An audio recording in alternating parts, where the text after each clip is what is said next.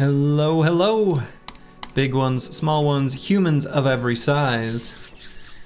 It is time to continue our adventures battling brothers in Battle Brothers. Last we left off, we did a little bit of a northern raiding. Make no mistake, Northern Raiders is next, but we are Oathtakers, and we just happen to know that, yeah, that was in the right screen. House Bartholin. They're housing those dirty, dirty oath bringers. We can't have that. We've got an oath of humility for 4 days, 10% more experience. So we definitely want to keep the fight density up over the next 4 days, fighting whatever we can to keep the experience train a-rolling, since we do have a few fresh recruits that we've brought on.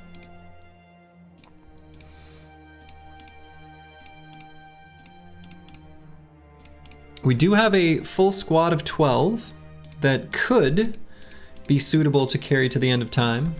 We'd maybe like to replace Jakuba, but maybe he's fine, actually. Right? 29 melee defense at level 7. Still pretty good, actually. Hey, Slurgy, silly question. Do you play anything else? Example, War Tales, Urtek, Battle Brothers clones? I have not played War Tales or Urtuk.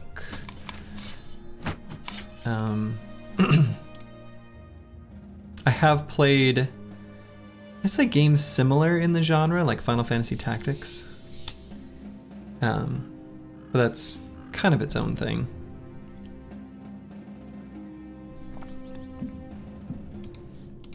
Actually, if you search Final Fantasy Tactics Heroes theme, guitar, you'll see me play that song. It exists on the internet.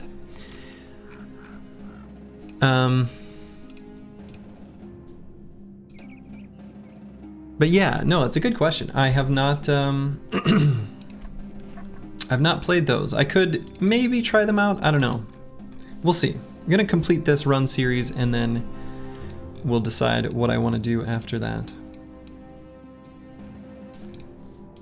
I kind of intended on recording this and then just like having it exist as a relic on the internet, but I have enjoyed streaming, so the streams could continue. Maybe they will, maybe they should, but I don't have a specific plan quite yet.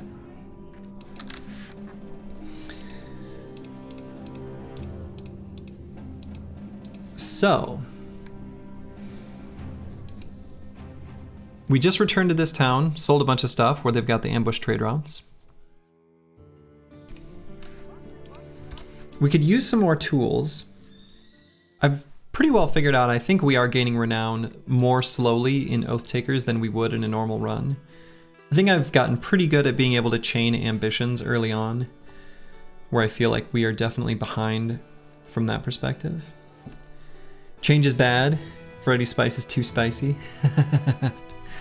Good, well hopefully, yeah, if you have any questions while I'm playing, feel free to ask. Can you talk about your philosophy in building a company? I realized I'm basically trying to fit every bro into one of Fat Newt, two-hand battle forge, backline polearm, tank, thrower, one banner. Do you think of the company in this way, or do you think of yours is well-rounded enough for endgame content? Well, you definitely do need a variety of different builds to be able to handle different things that the game throws at you. So, for example, the fatigue neutral, which is one of the most like maligned and misunderstood builds I think that exists, is one that is incredible defensively, and they're absolutely a rock in your formation. And there are enemies that it really excels against. It's incredible against Ancient Dead. It's gonna be a cornerstone for fighting orcs. It's good against all the human enemies. It's probably outright bad against goblins, because you're not gonna have the fatigue to break free from the nets in the same way as your nimble damage dealers. So if you had a team of all fatigue neutrals, you'd actually like get destroyed by goblins, for example. So I realize I'm sort of dancing around your question, but by that I mean you've got the right idea in that you want a variety of different things, and there are a variety of different endgame compositions that can all work. I do think you could look at each of the final videos of this Winstreak series. I go over sort of a send-off where I go through every single bro one by one and sort of talk about their accolades and what they did. I think you could kind of look at each of those company compositions as general guidelines that should work most of the time. I don't try too hard to fit into any specific ratios or archetypes, but I do have things that I'm going for. I'm just not going for one specific thing or specific ratios. And I do try to fit the build to the bro somewhat. And obviously, you know, there's a certain amount of experimentation that I'm doing in each individual run. You know, things that I'm sort of throwing out there either to demonstrate how they would work. I mean, demonstrating how they work both to the viewers, but also kind of to myself, just for a better understanding of when a build like this one on screen right now that I would normally not run, where I focus on, you know, I guess I talked about it in the initial video, the day 0 cooking, you know, where now I've got my exclamation mark builds command. But anyway, like this build is not something I would normally run, but I am in this particular series. So anyway, I didn't really answer your question, I don't think, except to say that there's a variety of different approaches that all can work. You don't have to be too dogmatic about it, but you do need to make sure you have a variety of different builds and bros to be able to handle all of the content that the game has efficiently, right? You need defensive bros, you need offensive bros, and whether those offensive bros are more ranged heavy or, you know, pole armor and reach weapon heavy, I mean, either one can work. Generally, like, throwing weapons are going to be great DPS that you're going to be hard pressed to go wrong with, and fatigue neutrals are going to be frontliners that it's going to be hard pressed to go wrong with. So, and also, you know, I build my fatigue neutrals quite differently depending on the brother and the company composition as well. So in this particular run, because I'm not building my spear bros, I'm gonna have less of a need for reach weapons, and I probably won't bother with quick hands, for example, on my fatigue neutrals, whereas I normally do, as one example.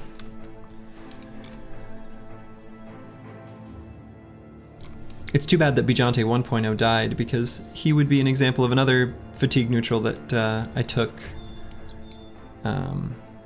Shit, what's that perk called? Shoot. Adrenaline. Yeah, took adrenaline on him, so. Being clear about what a brother does in fights is important. Absolutely. Exactly. And having the stats perks to support that. Precisely, right? So, yeah, to elaborate on, I mean, that's a great point that I should have said. When I say splitting roles into defensive bros and offensive bros, you also, like, when you recruit a bro, you kind of think about what your company needs and what their stats are and how they can fit into it, right? The fatigue neutral is a defensive bro that's, like, again, the cornerstone of your formation. It's sitting at the front.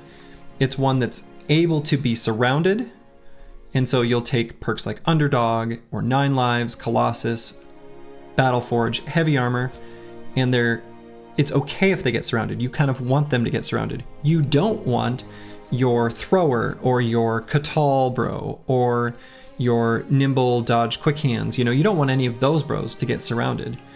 If you got like a Duelist or whatever, you know, all sorts of, basically any Nimble build. No, that's not even true. Shouldn't even say Nimble Battleforge. Just bros that you don't want surrounded, you can then perk accordingly by taking things like Berserk or Killing Frenzy or Weapon Masteries, you know, Duelist and, you know, whatever. Anyway, that's my spiel. So I think it is both a vague answer, but I think the best answer that a variety of approaches can work, but you do need it to be cohesive, and you want a balance of offense and defense. Yeah, trying to do everything on one bro is, I don't even know that I'd say like usually a misplay. Like I think it's always a misplay, right? There's a lot of builds that get posted on Reddit where someone will have both Underdog and Berserk, for example. And I'm not dogmatic about like this perk has to go with this perk or things like that. I don't think that's appropriate or even correct. But like that specific example, if I see a bro with Underdog and Berserk, I think that person probably made a mistake in that bro, and they should probably only have one of those two. Which one? I mean, that depends on a lot of different factors, but if you've got both of those, I think you probably made a mistake. So.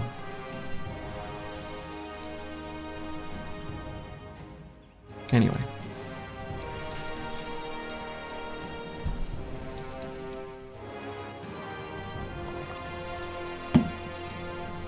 And things like a dagger/overwhelm tank are flat worse than Indom. I mean, sort of. I'll say that they are worse, except in niche situations like the arena and a few other things. They're really good, and they're still handy for like Ijirok or a few other things. So I wouldn't say that that's... I mean, it's a niche build, I guess.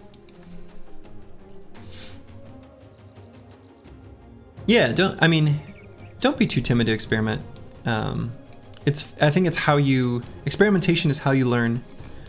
And I think that definitely helps. And honestly, builds matter less than battlefield tactics, but your battlefield tactics should be informed by your builds.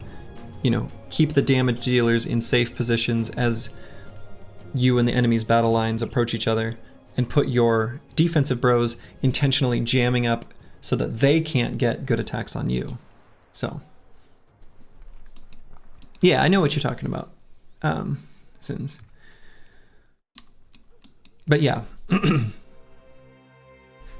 I don't do the, dagger/overwhelm tank for what it's worth. I don't endorse that build. I just at least I understand the rationale for it, even though it's not one you're going to see me run. Ever. I don't think. So, anyway, so current situation, we just returned from the north. We did a bunch of raiding. Might continue to do that. We've got a little more caravan room. We do need more tools. So they've got surface copper vein over here in Senftberg.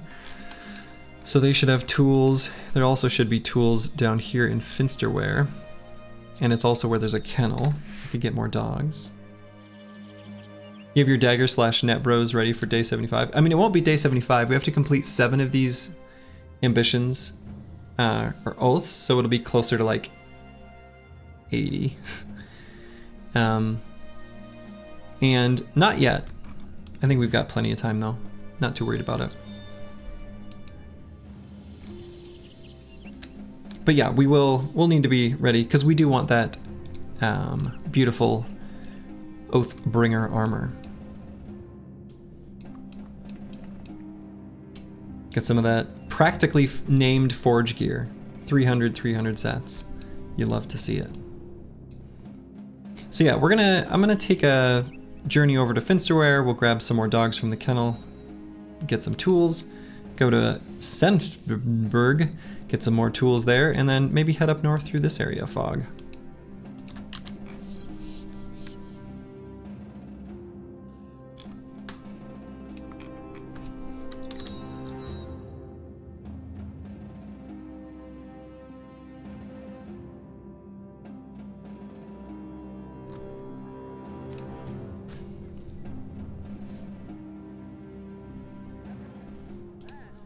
Okay, more dogs.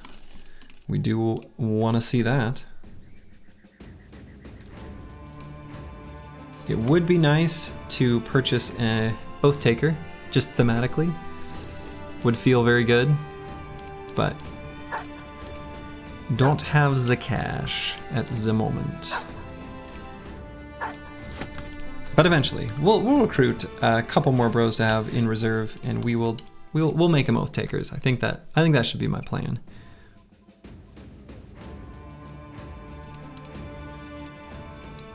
All right, and then let's head up to Senftenberg.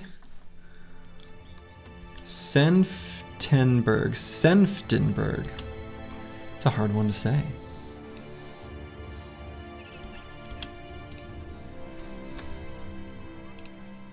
Take a look at the contract. They want to go to Noonride. See, that one we might do actually. Like some of these contracts where it's like go somewhere and it's a reasonable path for us to take in like uncovering fog. Those are the contracts that we can still, you know, sort of slot in to not only get just like a little bit of cash, even though it's less with this current oath. It's fine. We're not really doing it for the money. We're kind of doing it for the increases in both our renown and relationships with towns for sale prices and things.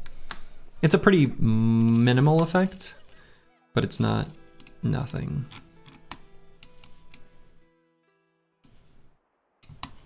I don't even think I'm gonna buy the trade goods to sell. Not even gonna bother. Plus sometimes the contracts have fun events associated with them. You know, twists that are battles. You take one of these armed courier contracts and suddenly you're ambushed by Ancient Dead, which I see as a free fight.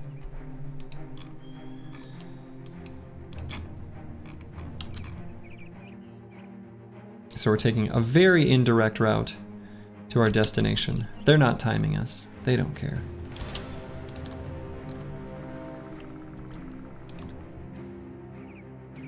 I realize that my chat does go over top the screen where it shows the contract, but realistically, it doesn't really matter much.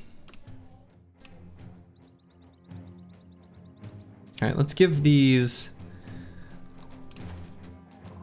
Briggies a target here in the first round of combat so that we can move forward with the rest. Excellent.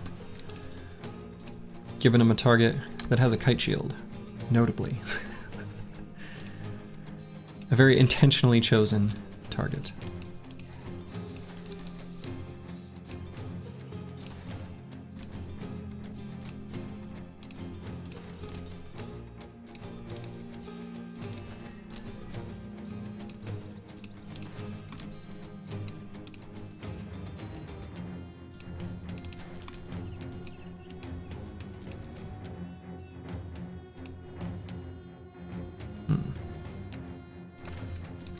What movie scene traumatized you?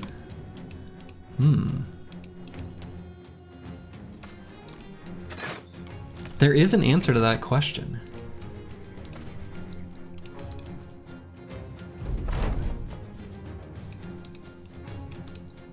I'm trying to think of...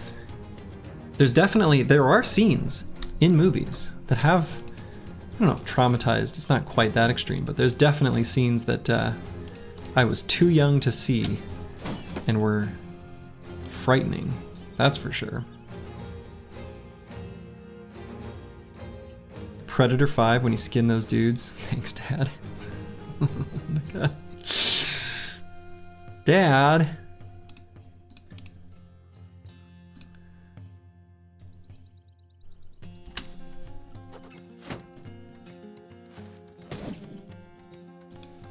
What about the scene in Neverending Story when the horse sinks into the swamp? I don't know if I know that one.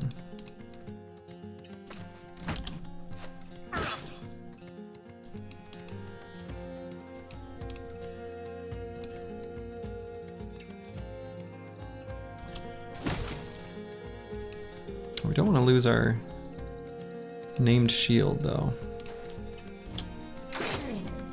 So we do want to be careful of that.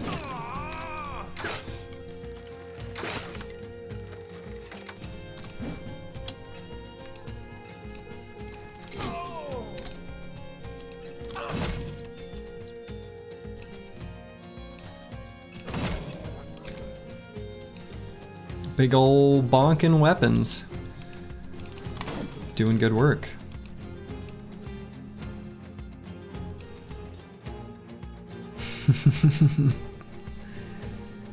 Oh man. That's crazy. I thought about the scene.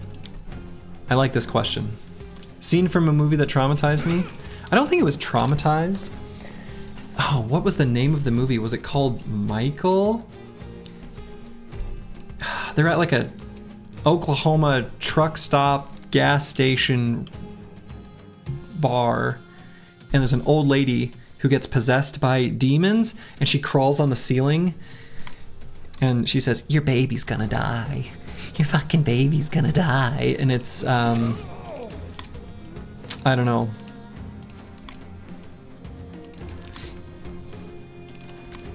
It left me a changed man. That scene was very scary for me. Can't remember the name of that movie though.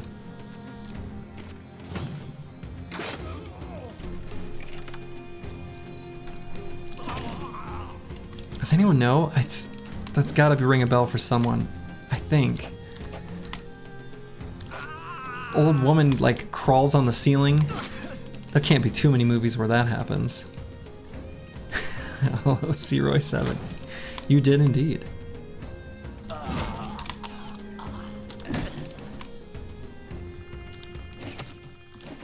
But it was a weird movie. It was a movie about like,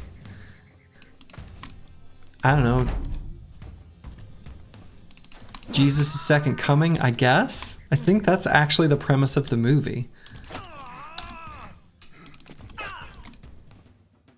Legion? Ooh, that sounds right. Yes. Yep. That is, in fact, the movie. Yes. God, that movie was horrifying. At least that one scene was. And I was like a little kid when I watched it. Like a tiny little kid. Not like tiny, well, I mean, I was young. I'll just put it that way. Young enough I should not have been watching it. Just Googled old lady crawls on ceiling, your baby's gonna die. I mean, okay. Yep. Glad that worked. Let's see, I should make use of these armor attachments actually, now that I see it. This lamellar harness is looking a little plain. Let's give it some nipple clamps. And then we'll put the mail patch on the male hauberk. Kind of a yo dog, I heard you got mail, so we gave it more mail kind of situation. We'll give Xerxes throwing mastery. Another +4 in range skill. Hell yeah, rally.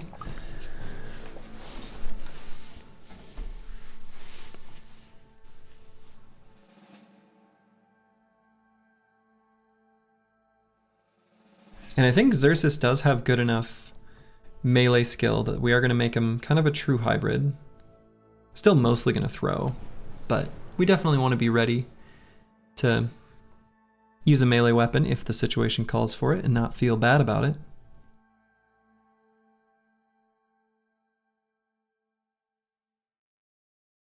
So, I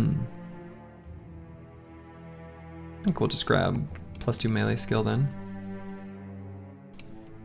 Mortimer Drock has leveled up. Another +3 in melee defense. You'll love to see it. And so I think on Mortimer Drock, I might go...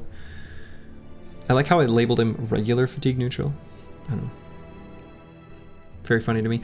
Probably just grab Mace Mastery. I think that's totally fine. I like putting a variety of different weapon masteries on my fatigue neutrals on the off chance that I find a named weapon later in the campaign, then I've got a home for it. You think this guy should have been a fencer?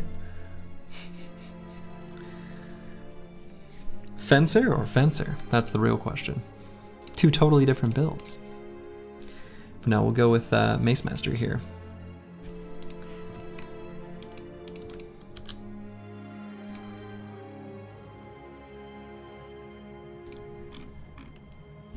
Alright, We're not gonna go through this mountain range, we'll go to the left. Hey, Akibio! The run's going pretty good. Pretty good. Live, laugh, bonk. That is a great set of emotes. It really is. I should get emotes that make a fun, I don't know, message. Though that's 3 whole emote slots. Just for one, you know, final result. I ran out of, Twitch only gives you 6? I think 6 emote slots. So when I made a new one, I had to move one to a different, I had to move one where it wasn't just available to everyone.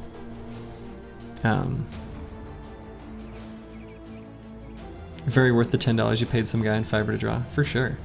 I'm too cheap to pay anyone to do anything. I do everything myself. Even when I do like contract work for customers for some consulting stuff, I always do it all myself. Everything about it.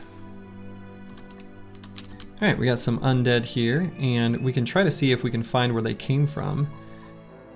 Oh, I think we may have just found it right before we found them. Is that subs only? That's fine. Yeah, I've got one subs only emote that had to get promoted.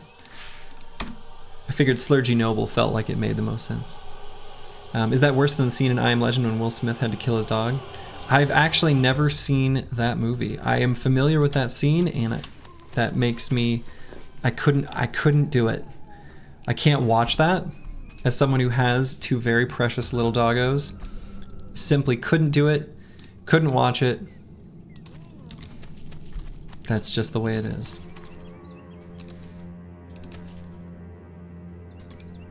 Hello, XJI7. How's it going?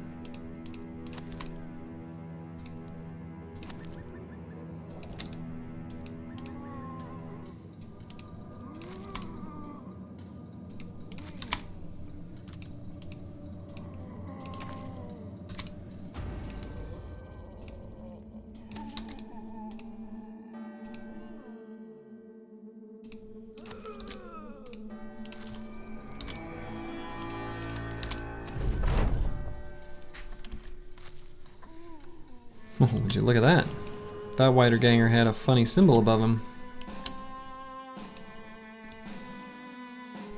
Is it worse than the scene Saving Private Ryan when Mellish had a knife wrestle through his heart? Ooh, I mean, or the scene in Saving Private Ryan where they run through the machine gun nest, and I can't remember the name of the character, but he gets a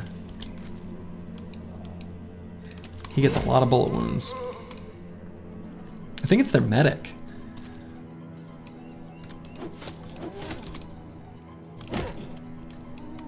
And then Tom Hanks' character disarms the situation by telling everyone that he was a school teacher back home, when they're nearly about to have mutiny or something like that.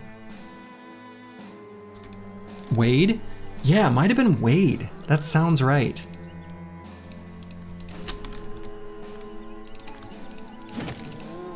Because he at one point says, "Are any of them looking worse than the others?" Or something like that. And I think when he dies, he shouts "Mama."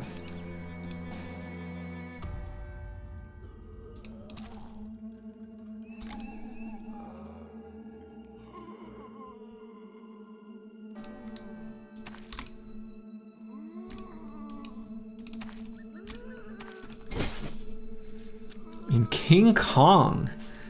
I don't know. I've not seen that one.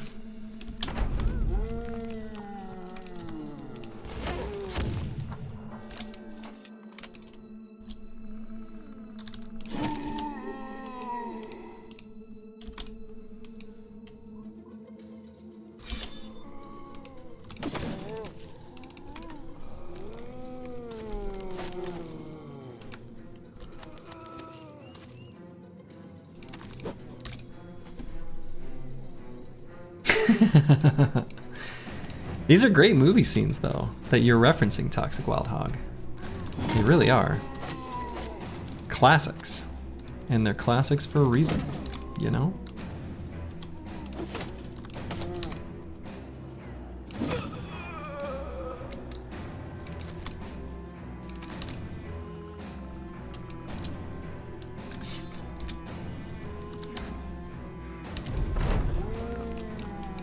And Who Framed Roger Rabbit, though? That's a movie I have not thought of in a long, long time.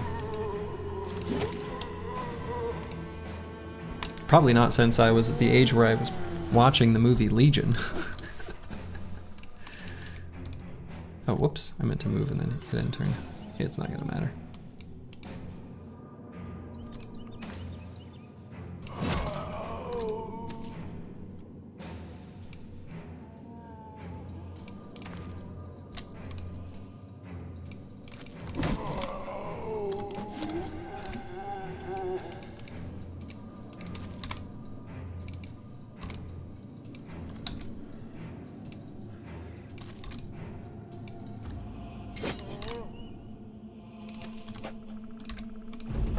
I am playing Battle Brothers, it's true. The classic Brothers of Battle. Overhyped Studios. Beautiful little game.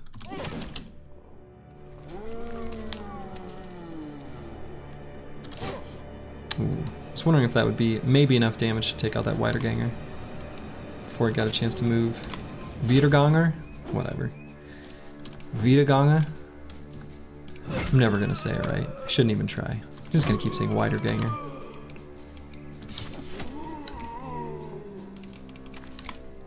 I don't think I can unsay it. I don't think I can erase that from my mind. When I was a little kid, I played games with, boy, and now I can never remember what's correct. Necromancers. But I said necromancer. Because, I don't know. I just did. I saw it written out, but had not heard it pronounced. So I put emphasis on the wrong syllable and never knew better. And I still, to this day, sometimes say necromancer. And I have to think before I say that word to know which one is correct. Are throwing axes any good? Yeah. So throwing axes are very useful for fighting ancient dead specifically, because while throwing axes are overall kind of the lesser of the throwing weapon types, with javelins being the overall superior choice, they do have their niche in fighting ancient dead because javelins have a damage penalty against them. Even if there were no option to do javelins and throwing axes were your only choice, you'd still have a good weapon and a good brother on your hands.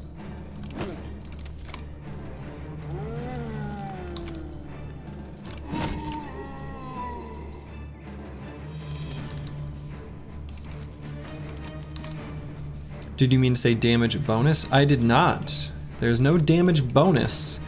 There's merely the absence of a damage penalty. Because regular javelins have a damage penalty against ancient dead. It is different from a lot of games where they give you a bonus in their damage. Battle Brothers, true to form, is brutal. It's like, nah, there's a damage penalty.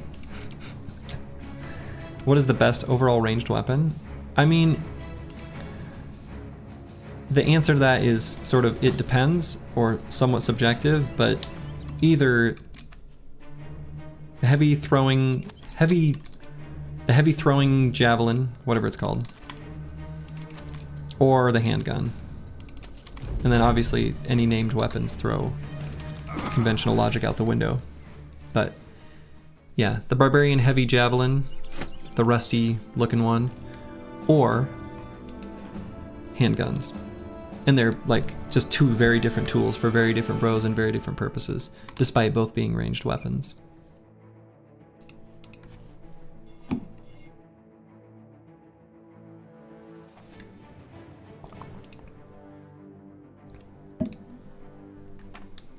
Alright, Catacomb of the Restless.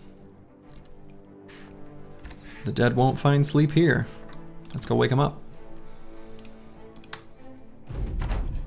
When you get to build a Psi Lab and train psionic units? Well, first you gotta build the barracks and then the factory and then the science facility. And then you get the Psi Lab, where then you can get ghosts. But you should get the nuclear add-on for sure. That way you can have some nukes on your command center. Little StarCraft reference for those not in the know. Really should move Manifest Destiny's Child closer to the banner.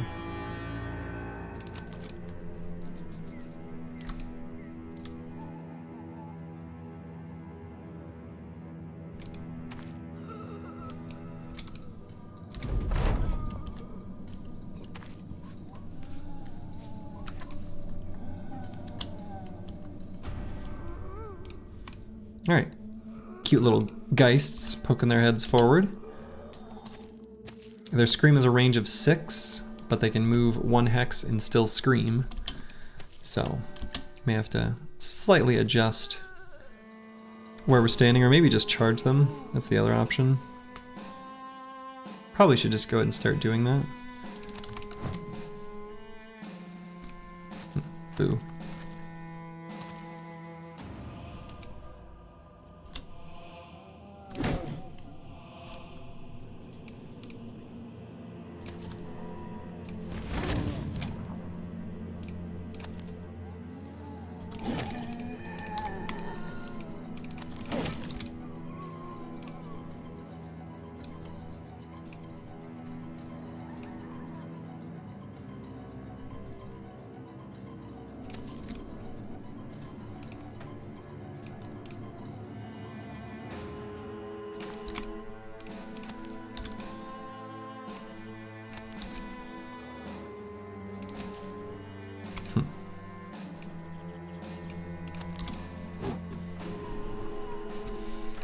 Alright.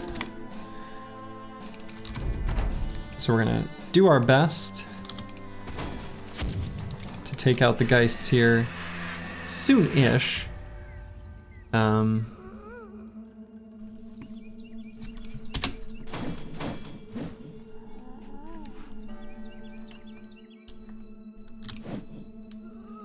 course we'll do, you know, the customary missing, as you do.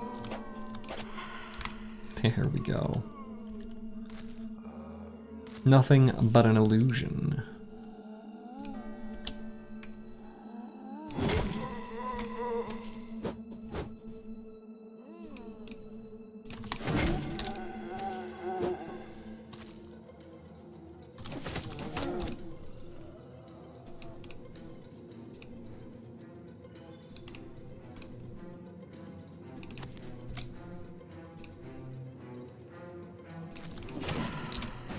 That one too. Nothing but a figment of our imagination.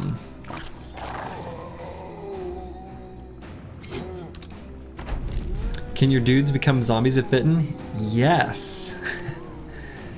The bloodthirsty bros clutching it up right now. I don't know that we have any bloodthirsty bros on this particular squad.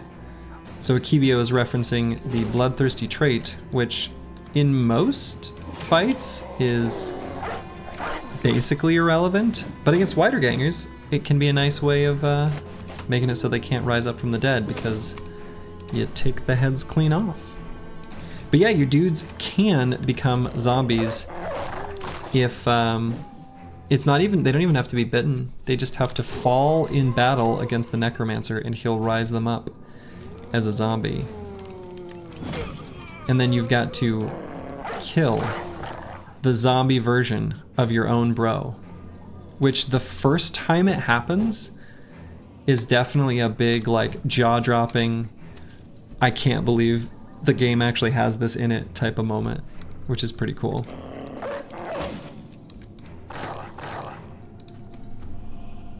Inner-trick, the same can happen if infected by vampires and werewolves. Cool. Yeah, it's a cool... I don't know, it just feels like, yep, that's what's supposed to happen, sort of thing.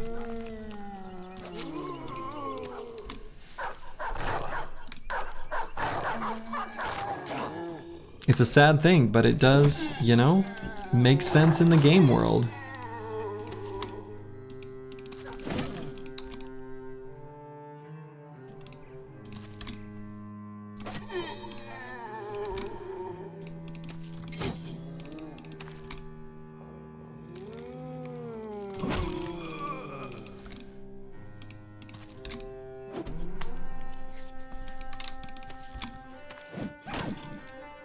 Imagine if there were some sort of, I don't know, ritual attack of some nature where necro savants could turn one of your bros into another necro savant. Boy, that'd make those fights suddenly very swingy. It would be fun though.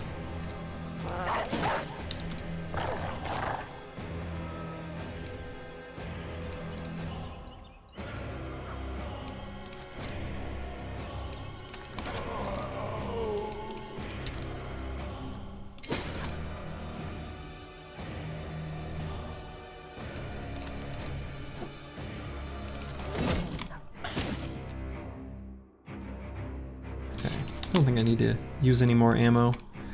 Can save, conserve.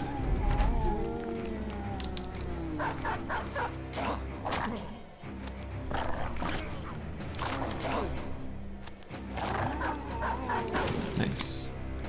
Got him.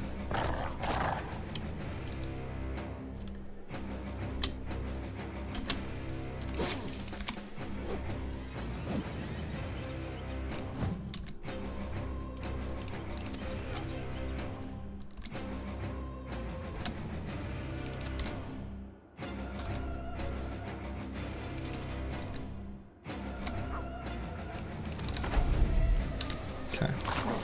All the zombies in the back are definitely done rising up. Just gotta finish off the necro. Cool. You love seeing these undead camps because they can have items like this ornate tome that sell for a pretty penny.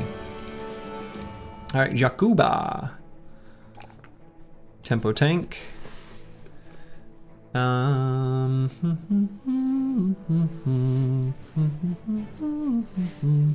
of disappointing that he got a +2 in hit points here.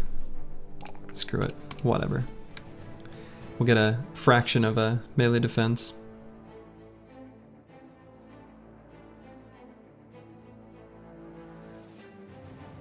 And he's got fatigue where he can do Indom just to be able to shock absorb like orc charges and things like that.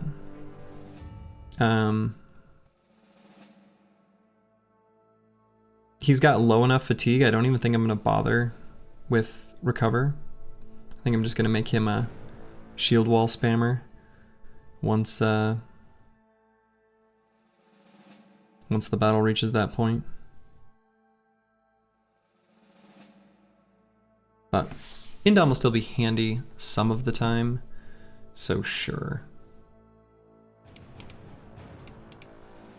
For when we want him to not be able to be moved.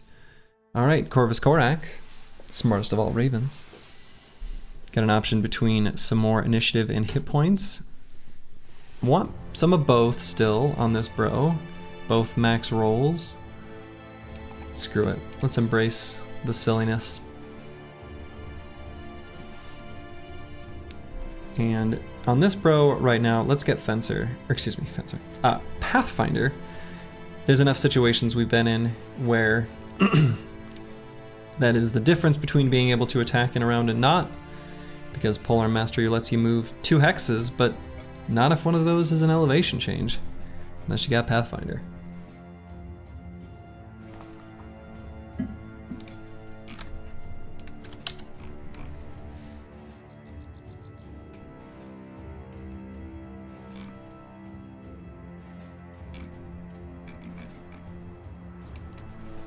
So we're gonna make our way towards Nunride. However, we're gonna path through a bunch more of unexplored land here. Love your content. Joining next stream with friends. Add you on Discord. No, no, no, no, sir. No, no, no, no, no, no, no. I can't believe I started reading that out loud. Banned.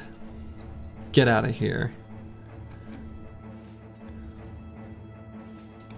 If that was a real person, then sorry. Don't talk like a bot, and don't be a scammer.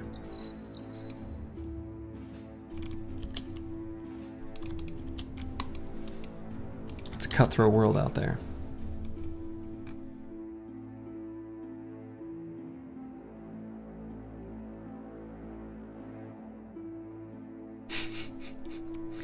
Add me on Discord.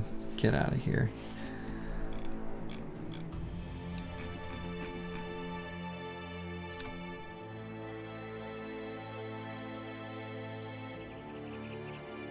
It's like all the scam bots that say best viewers.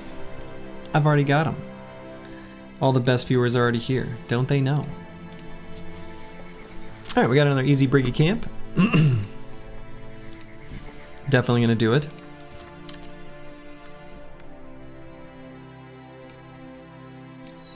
The Robber's Lair. Home with some Briggies. A raider with a big old sword.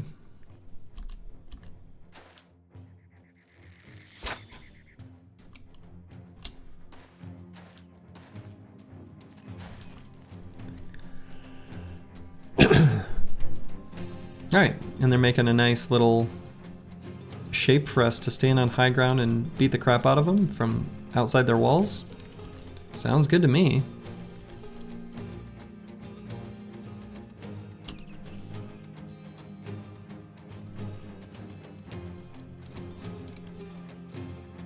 In fact, I can even get up here and have a decent shot right now.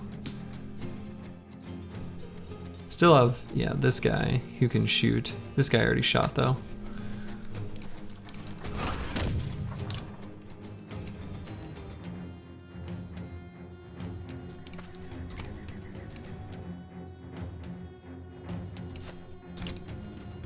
Okay. So now we just charge forward.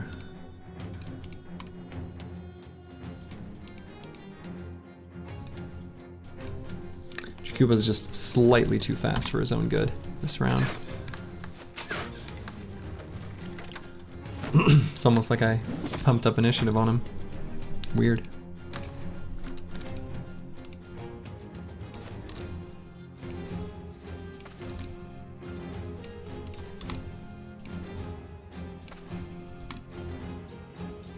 Unfortunately, some obnoxious terrain is going to stop Mortimer Drock from getting in a pristine position, but that'll be fine. Oh, and actually, maybe I shouldn't have moved. I need to remember that I've got this. I'm so used to playing with my spear bros that I don't jump up and make melee contact, that I am sitting with my gunner on the wrong spot in a lot of fights. If it's the tank with a kite shield, it's probably fine, but like, I don't want to shoot Blackfire. Like, it might even still be worth to do, purely for the overwhelm and hitting 3 versus 1, but I don't know. Might not be, though.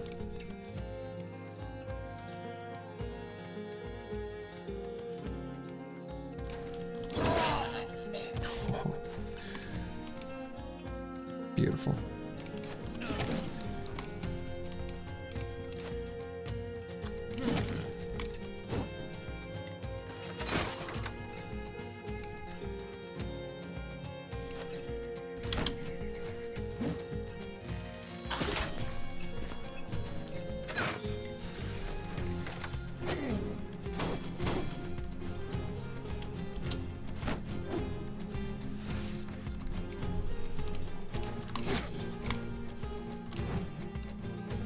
Should have put the dog down first.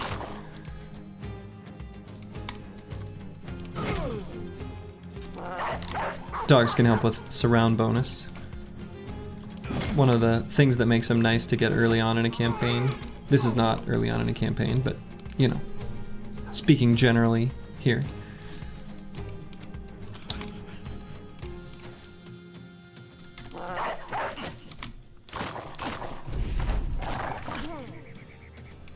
Dogs are handy.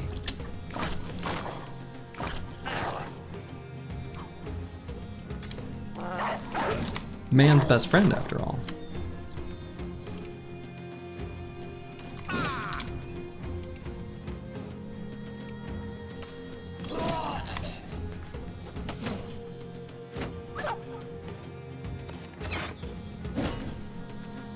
Cute. He did the shield bash.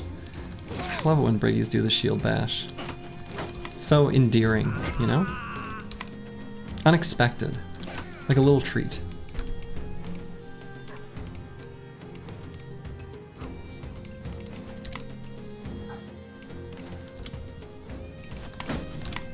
Of course, I can just move right back into melee range and attack him, but, you know.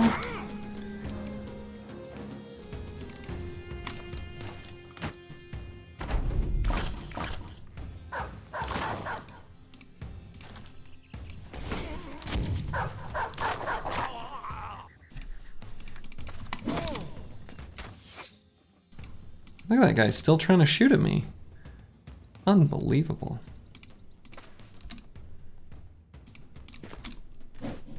The audacity.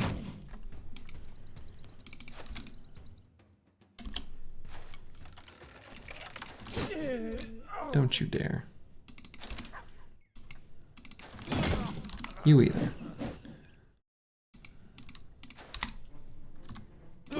Or you.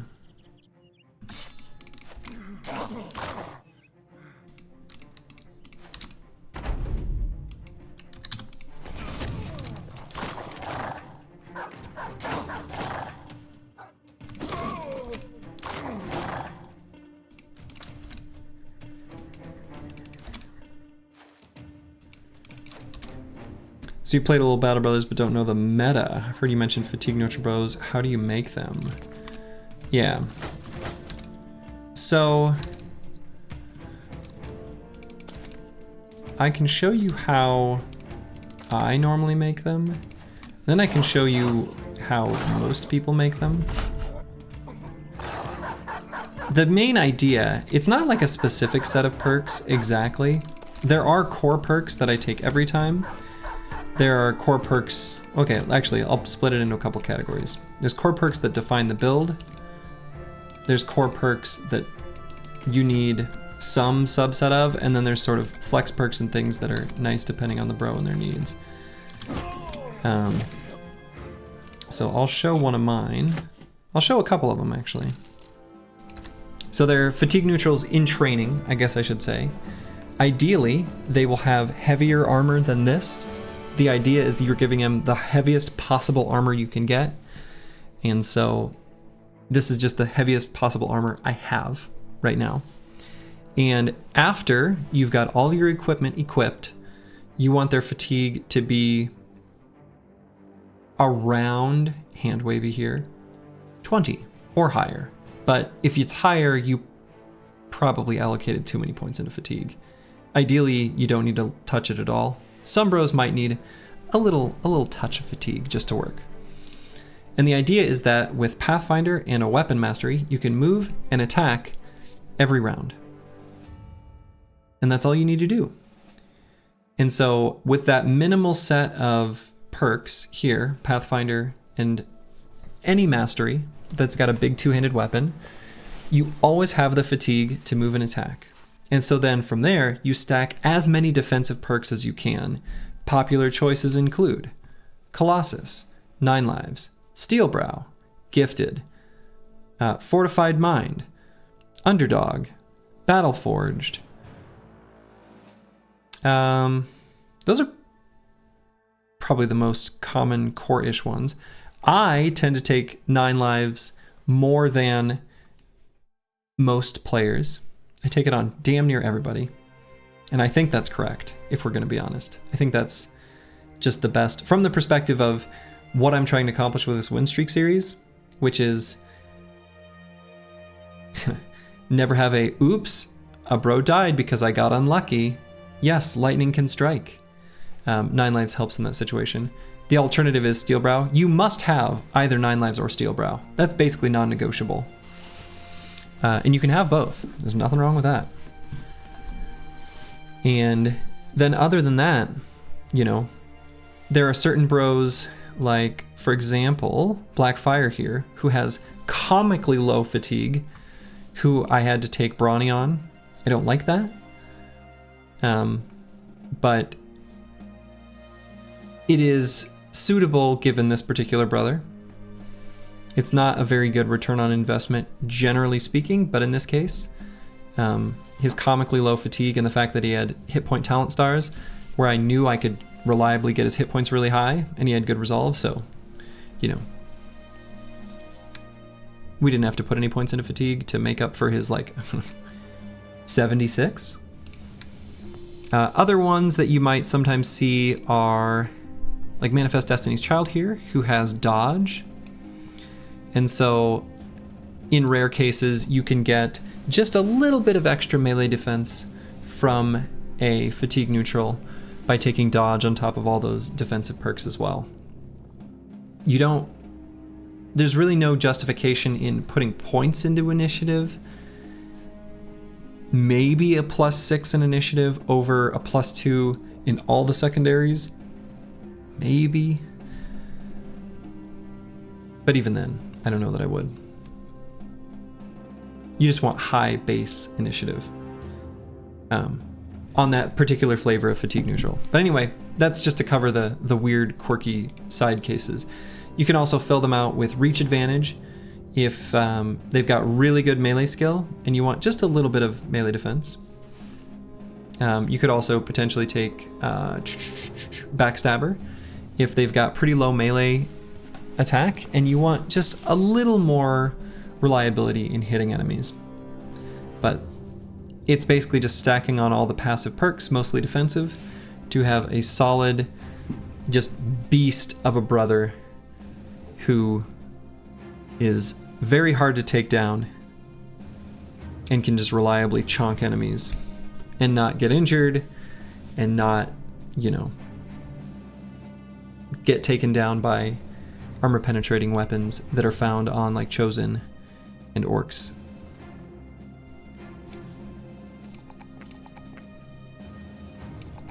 All right, another good level up from Blackfire here.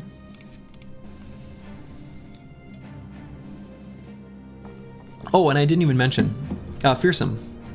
It's probably, I'm a little low on Fearsome's value on a fatigue neutral, just because, you know, 1 Fearsome proc per turn is kind of low, even though I love Fearsome as a perk. I am going to take it on Blackfire because I have Axe Mastery, where you can get 2 procs from it. I think that makes it good enough to be worth it, but you feel like Backstabber slept on a bit, especially if you're making consistent use of dogs. I agree. I should take Backstabber more often, both as a tempo perk on bros where, you know, I might take Colossus or 9 lives on their first level up, and then next level up I take Gifted, and I want to give them better hit chance. Especially if they've got like a 6 AP weapon already instead of a 4 AP weapon, I really should be giving them Backstabber instead of Fast Adaptation, like as tempo considerations. And even on, you know, well-established bros, I should be taking it more often. I actually think that's true. I agree that it is slept on and that it is better than some people might imagine. Anyway, here on Blackfire, you know, choices for this level up that I think are all reasonable would be Underdog, Battleforged, and Fearsome. I'm gonna get Fearsome. Let's get some of this Fearsome rolling, especially if we're gonna be traipsing into Orc and Barbarian territory here soon. That'll definitely help. Eagledub. Probably won't take the +1 in melee defense. I think we can take this opportunity to, well, Maybe I'll take the +4 in resolve. A little more resolve wouldn't be bad. Slowgy, what do you think the min base resolve should be for a banner? I don't know. That's a good question. I think more important is actually just getting a banner up and running as soon as you have the funds where you have it available. I'm curious, you were thinking 85. Yeah, you definitely want it to be like you're talking level 11 stats. 85 is a good number to shoot for. But if it ends up a little lower, I think my banner in the last run was probably lower than that. He was kind of bad. Yeah, and you can always, exactly, you can bump it up artificially with the sash and the arena buff, and then, of course, fortified mind. In this case, the Chaucer is like an absolute god tier. But yeah, I think 85 is a pretty good number. But again, it's sort of like respond to what the game throws at you. The best resolve you've got, especially base resolve, don't worry about talent stars as much, honestly. Just get something up and running. You can always, if you get a much better candidate, you could replace them. Yeah, you were thinking pre-fortified mind. Yeah. I agree with you. I think 85 is a good target pre-fortified mind, pre-sash, pre-arena, whatever. But that's like an ideal target, right? You may not have that, especially in early recruits. Good candidates for that could be gamblers. Make excellent potential banners as early recruits. What are some other good ones? I know gamblers are the one that, you know, sort of come to mind. Monks and cultists. Probably some others, but gamblers are just like a good pickup generally, so that's why I think of them more readily. Yeah, flagellants. Yep, that's another good one, for sure. the monk that went weird. All right, I'm gonna take Pathfinder on Eagle for the same logic as I did that other polearm bro. And final overdrive here.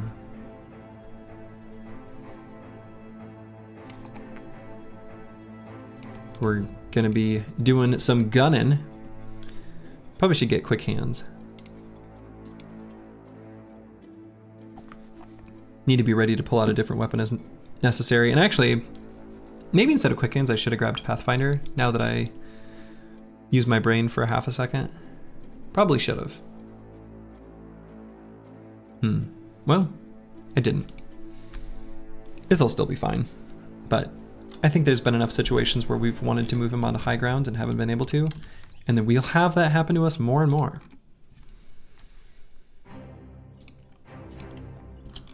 But yeah, there's plenty of early backgrounds that can end up being good banners, like Militia, a few others. I mean, it really could happen anywhere. Like you could get a brave, cocky farmhand.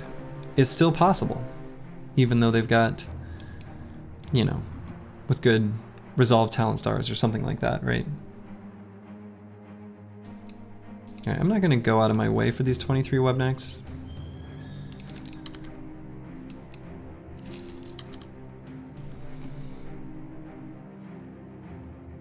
I think we'll just complete our contract here. The other thing about completing contracts during the Oath of Humility is that will gain us a little bit of extra renown. We've completed 0 of 7.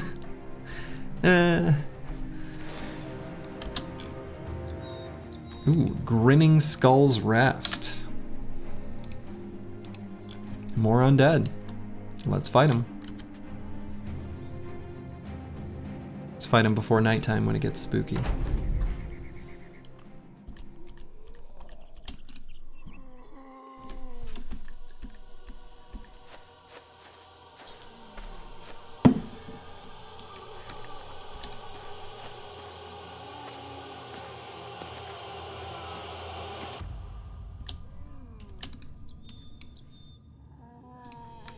Okay, should I get in blasting position now?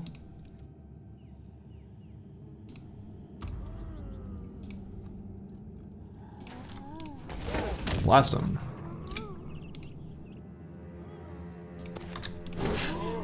There's our spooky geists.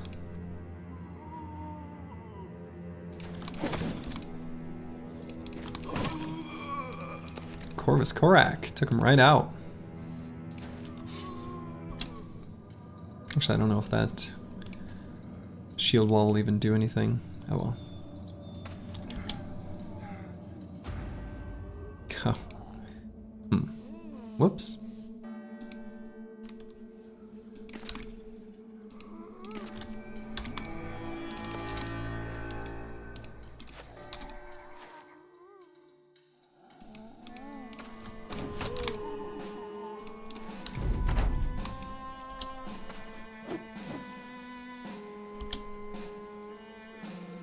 Ooh, I like that. I like where those geists went a lot. That's great.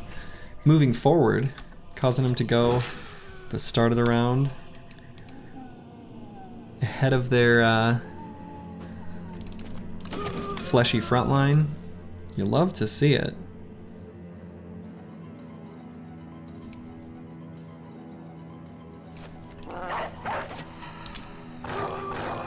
Good boy.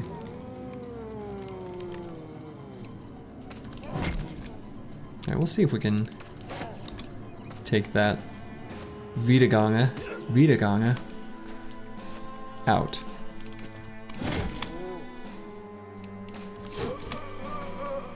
I'm gonna oscillate between saying it. I'm not gonna even use the word correctly. To say it differently. And then saying it other times a different way from that. Oh, and our gunner's in kind of a not great spot for a shot. I can hit 2 of them. Could just move to hit 4 next turn. It's probably better, actually.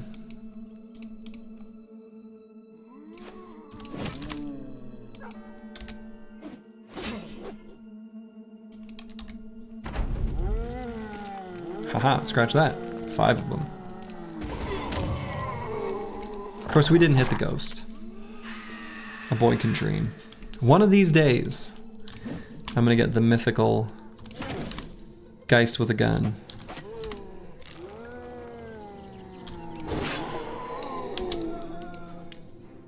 But for now, it's nothing more than a dream.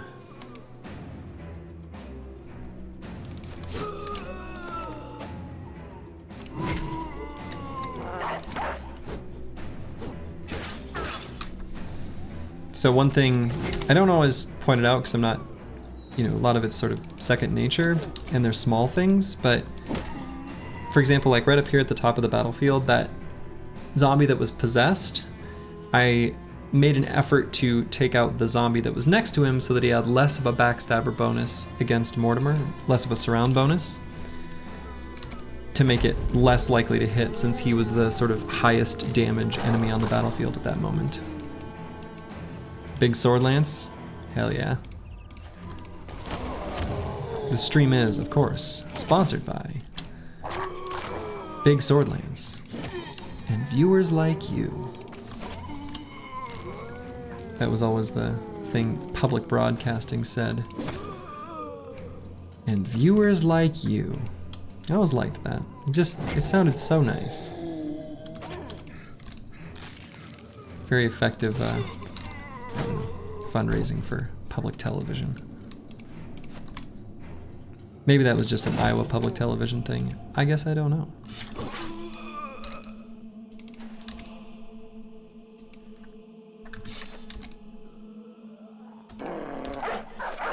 Feels like they probably got it from somewhere.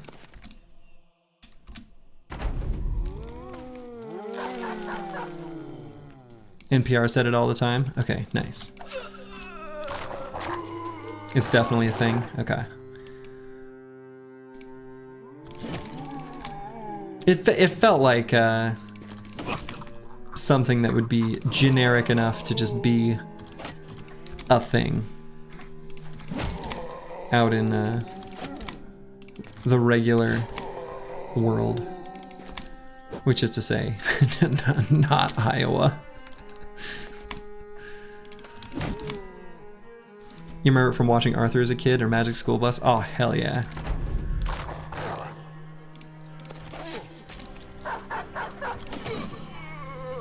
Shout out Ms. Frizzle. Hell yeah. And watching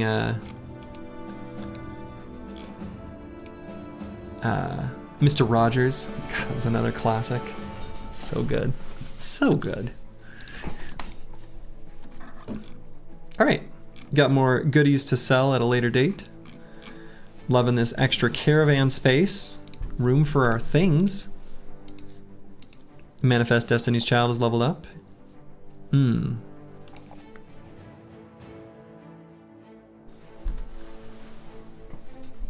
Interesting. So we have Dastard. So we're always going to start with bad resolve. Which sort of makes me think I can probably also avoid taking Fort Mine on this character and taking a different perk, maybe Backstabber, if I just pump his resolve a bit. Right? I mean, we make these perks in response to the stat lines on a fatigue neutral. If we're able to pump this resolve with these insane talent stars and rolls like +5 and is already super high, it can let us not take Fort Mind and instead take, for example, Backstabber. Maybe. I don't have to pick it this level. I think we'll kind of wait and see how his melee skill ends up in the end, but it's an option. And we do want to get him closer to the banner, so I'm going to move him over.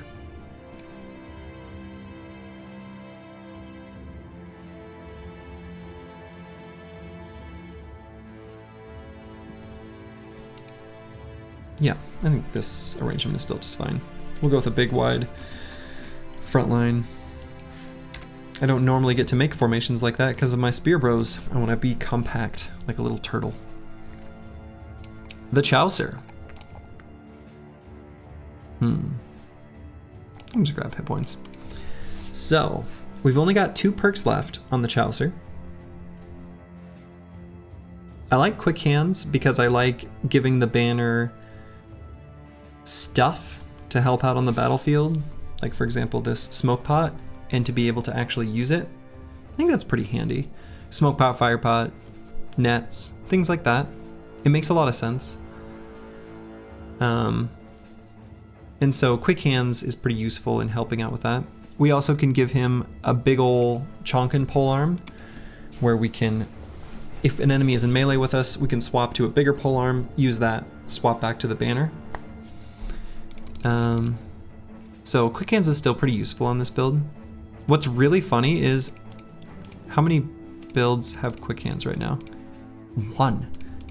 That is uncommonly low, but at least for me at this point in the run, to only have 1 bro with Quick Hands is very surprising. Usually it would be much higher.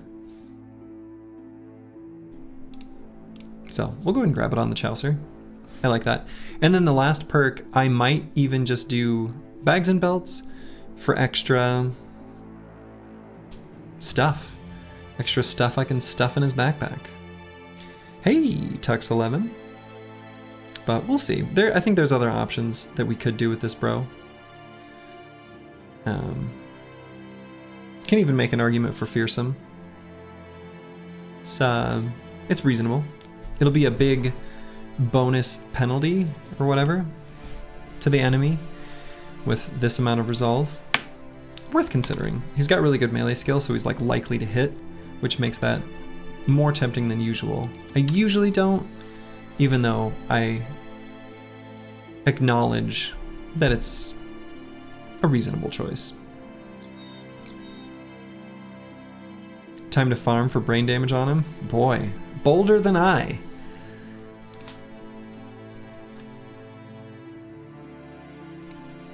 Knowing my luck, I'd farm for brain damage, and he'd lose the whole head. Can't come back from that one.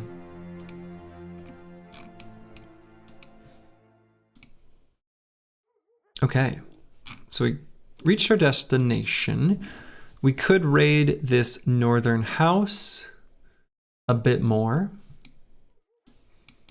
I think that is a okay option. We also could explore this bit of fog and then head to Himmelstadt with our coffers full by that point. Things like the quivers we can kind of just ignore and pretend they're not there because we can replace them easily enough. But we've got a bunch of weapons here that we can sell for a decent amount of money, as well as all these, you know, good, valuable, ornate tomes and such. So, we do also want to find the icy cave at some point. It would be nice. We also do want to, for the sake of, you know, sort of completion, proper completion on our builds, we want to get some sword lances. Don't tell Someward Sins, keep it a secret from them. And so we can get those from this southern city that we are, you know, opposed to. So we'll go ahead and we'll traipse through the fog here. We'll head to whatever the name of that city is, Himmelstadt. Sell a bunch of stuff, and then we'll go picking on El Hadet or whatever. Yeah, El Hadet.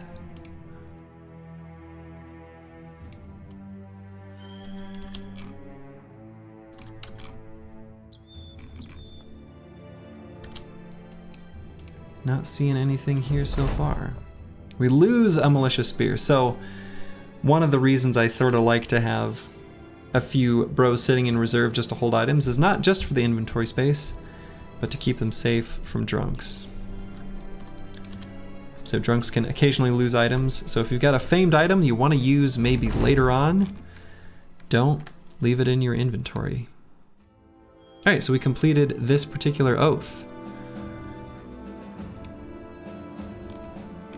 Oath of humility, whatever that was. On to the next one.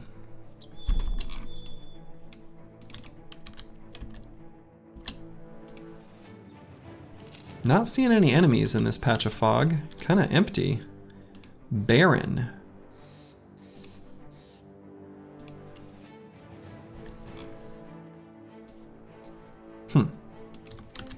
Alright, I guess we'll just head to Himmelstadt. Maybe I'll take a peek through this section of fog, since I think if we do a straight line path, it'll probably be nighttime. This'll at least let us potentially find a fight. Some birds chirped just to mock me. Okay, wow. All right.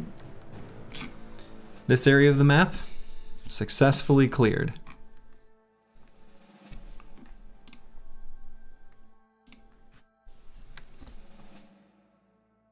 Ooh, excellent. Their warehouse burned down. Not that an Oathtaker would celebrate such a thing. However, these people are in need of supplies, so we better help them out.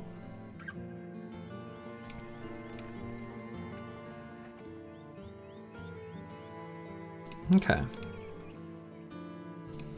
So we're gonna sell most of the stuff sitting in our inventory. We might hang on to this set of bundle of throwing axes.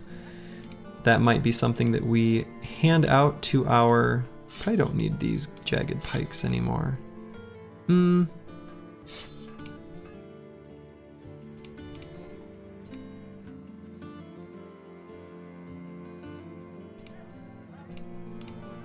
Probably definitely don't need this crossbow. Oh yeah, and that's right. Xerxes could have had the crossbow out. A viewer on YouTube pointed that out. And I did forget.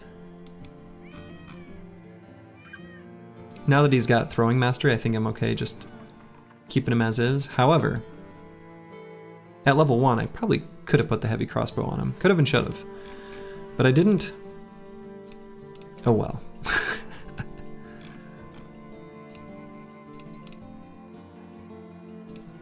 Yeah, I think the other things we're gonna hang on to, we're gonna keep them. You never know. So we'll sell these jagged pikes and this crossbow as well.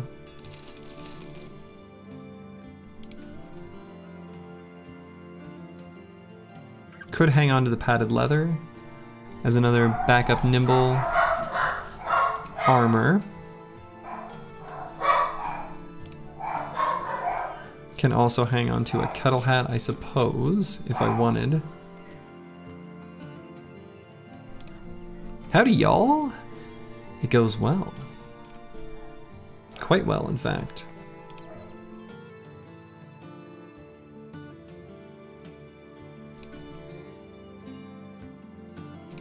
Yeah, I think I've got enough nimble backup sets of armor. I think I'm okay just getting rid of it. I think the four full nimble sets I think is realistically more than I'm likely to need. It's possible maybe we'd run into a situation where I churn through them but still want to take fights. Usually by the time you've got that many nimble armor sets you've gone through, you're probably hurt enough. You might have to dodge fights for a bit. So. All right, let's take a look at the tavern rumors. I think we've got enough money in the bank. We can see if, you know, maybe there's famed items nearby.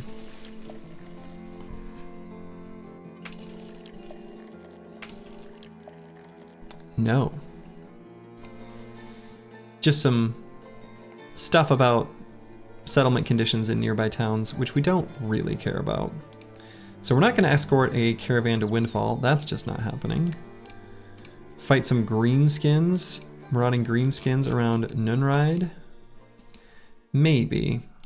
This one here, deliver cargo to Schneefels. No, I'm not gonna head over there either.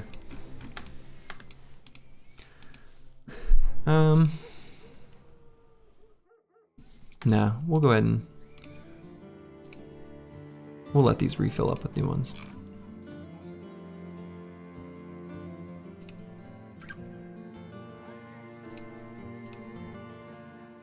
Could purchase a couple bros just to keep these nets. We will want them eventually.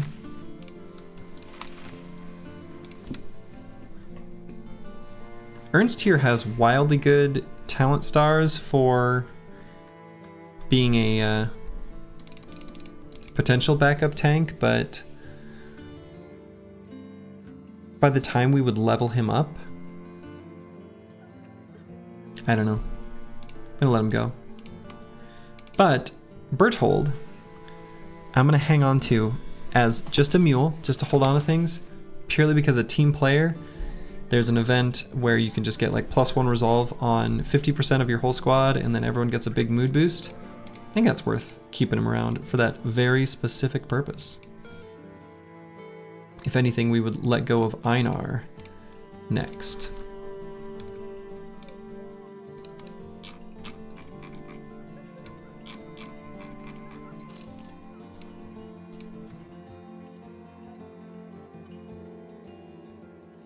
All right, so we're gonna head south. We're gonna stop by Zugfest and make our way south and maybe beat up on some nomads, which I think I like the idea of calling them free range briggies. I think that's very good. Anyway, we might beat on some free range briggies and also pick on El Hadet a little bit. Fight a southern army. Live a little, you know? It's a fun fight. Fighting southern armies is it's fun. I like it.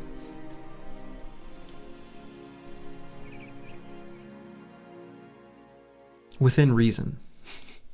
If the Holy War breaks out, you kinda gotta be careful in how much you fight them. All right. New oath. Let's see what our options are. Oath of sacrifice. None of your men take any crowns as wage. However, your men do not heal injuries. Are there different wars that break out, or is it always the same? Yeah, so there's 4 different crises that can happen. Either Holy War, Noble War. Holy War is North versus South. Noble War is 2 factions against each other.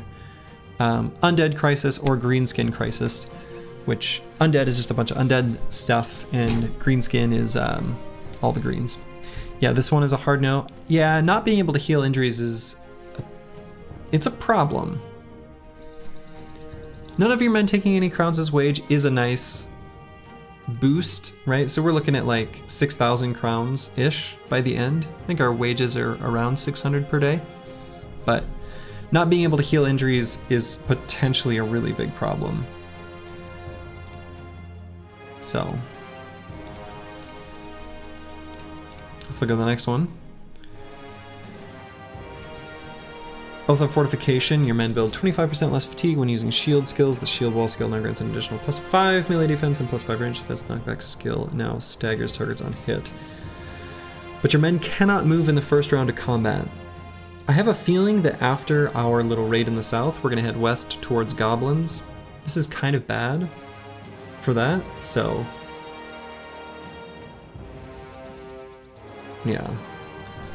Alright, let's look at the next one. Oh yeah, and this is just a bonus versus beasts, but a burden against everything else. This one is like a hard pass. This one sucks. There's just not enough beast fights on the map, realistically. So it's gonna have to be one of these two. Ah shit, this sucks.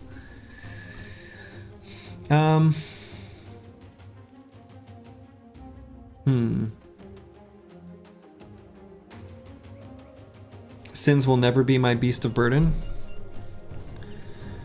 Not yet.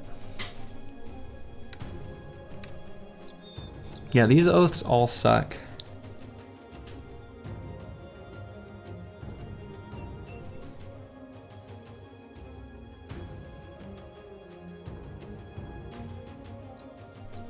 Just don't get injured. I mean, let's be realistic. Most of the squad is either in heavy-ish armor with a lot of hit points, or they have nimble. They're a lot harder to injure than they were at one time, that's for sure. Use iron will pots if you find a hard fight. Yeah, that's a good point. That is an option. We are heading south where we could pick one or two up as needed for hard fights. I really don't like not being able to move on the first turn of combat. We've only got like 2 shield bros, and probably would just leave it like that. And they don't, it's not that much of a boon for them. So, all right, let's, I guess, suffer no injuries. But hey, free money. Hard to go wrong with that, I guess. And yeah, that's a really good point. The iron will pots can be used as necessary.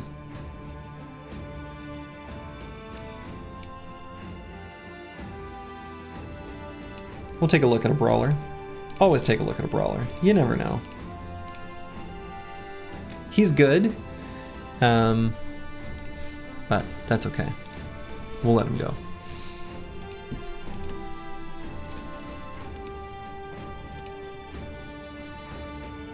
Could pick up a Rondell. That would be really nice. We will at some point be fighting some Oathbringers in big ol' armor, and it'd be awfully nice to have Rondells for that fight to potentially get that armor. So let's go ahead and purchase that. We have a Saleh for sale. It's a nice nimble helmet that you can get only for purchase here. Let's go ahead and grab one of those.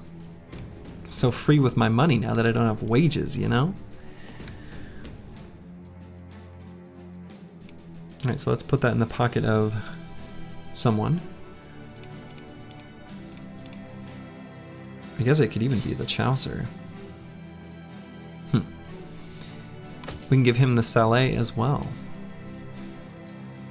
can hand this heavy mail coif over to someone.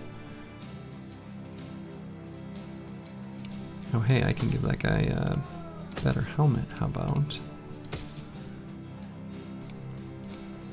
Heavy mail coif. Let's do this.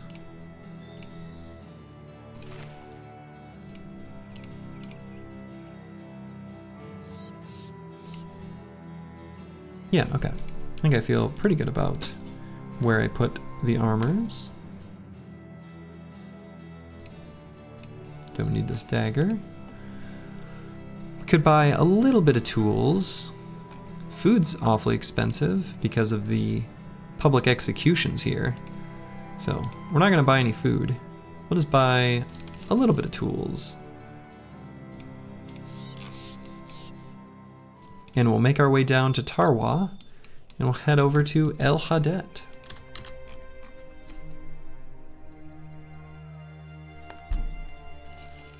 It'd be pretty easy to get some injuries fighting southern armies.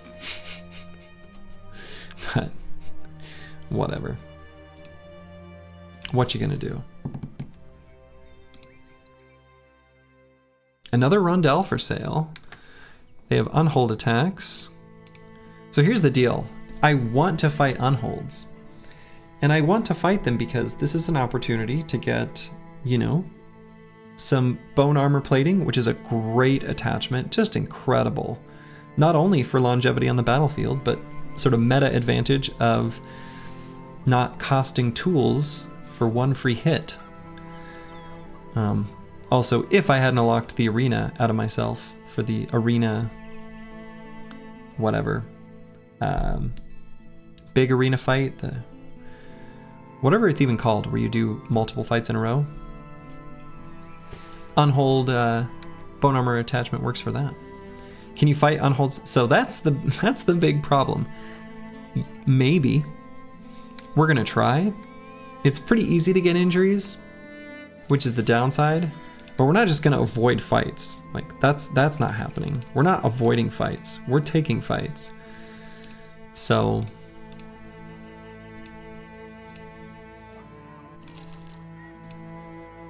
if we get injured, we get injured. And that's just the way it is.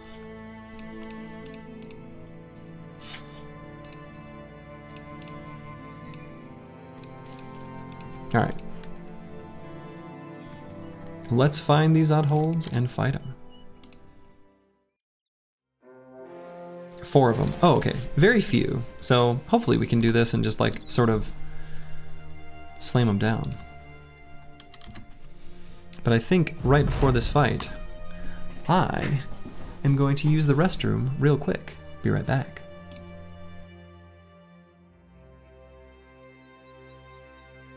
Feel free to take a moment to, you know, stretch your legs, get a drink of water, because this will be a slightly longer bathroom trip. I've got a little unsavory business to do. So, be back in a moment.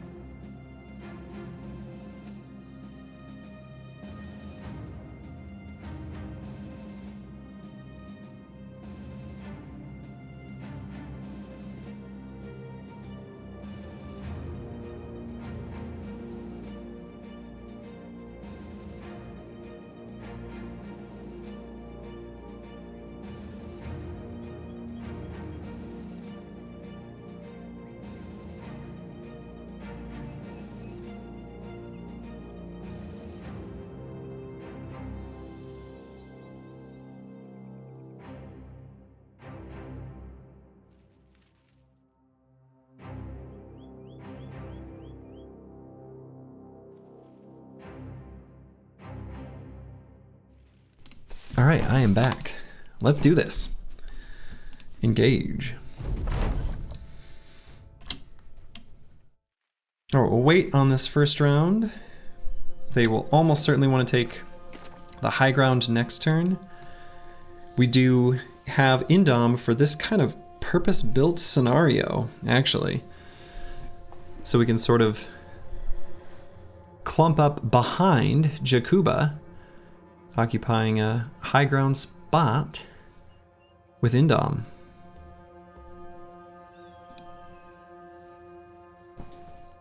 That seems like a pretty good idea to me.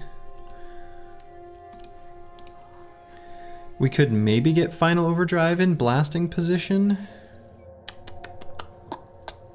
That's probably kind of good.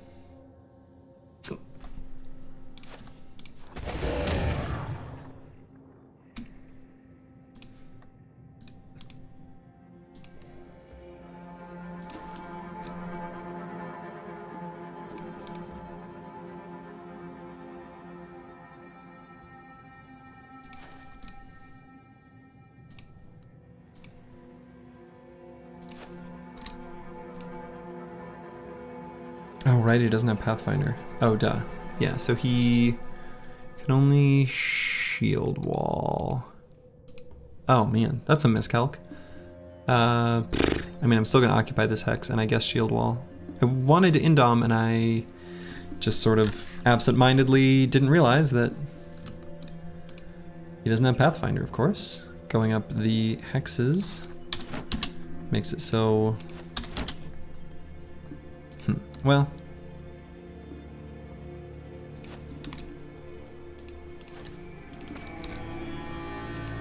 we'll be fine.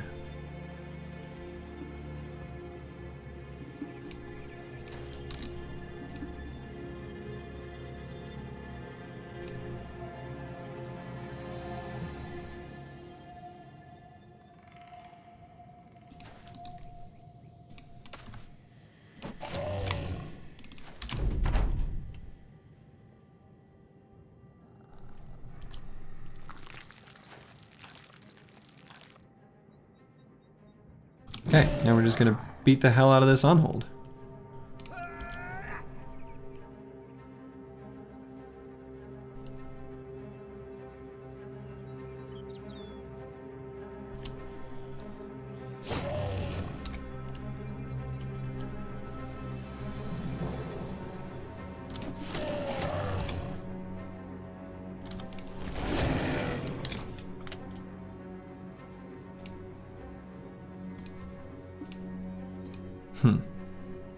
Guess I don't really have an attack with Nixlarfs at all here, huh? I guess I mean, I'm not going to send him forward.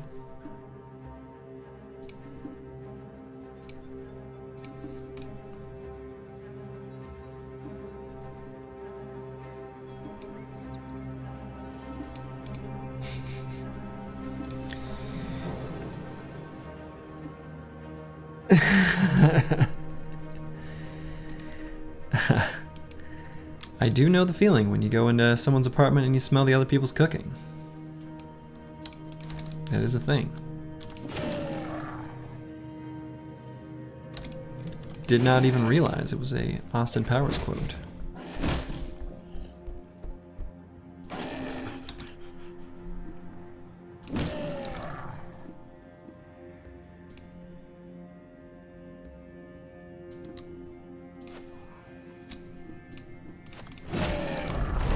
Alright, now it is a mad dash.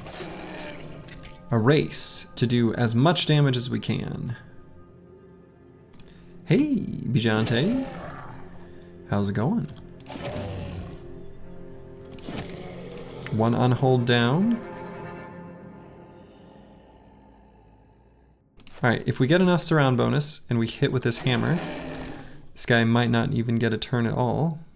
This guy probably just will. Oh, maybe. Yeah.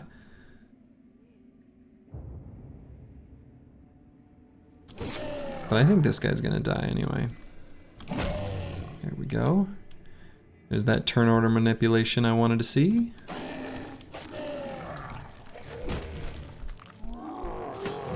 Okay, good. The only person I was worried about him hitting was Final Overdrive for potential injuries there, but collecting unholds for the Kraken makes sense. Something like that.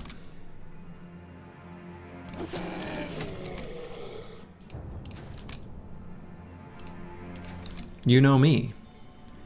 The Kraken is my favorite fight in this game. I rave about how wonderful it is every chance I get. Everybody knows that. So what's your ultimate goal for the campaign?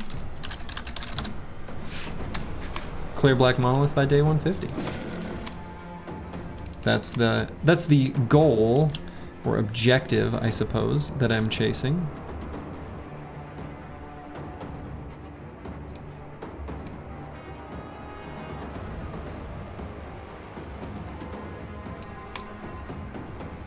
So. Alright, that's a pretty fine series of tosses for me. I bet we can take them out.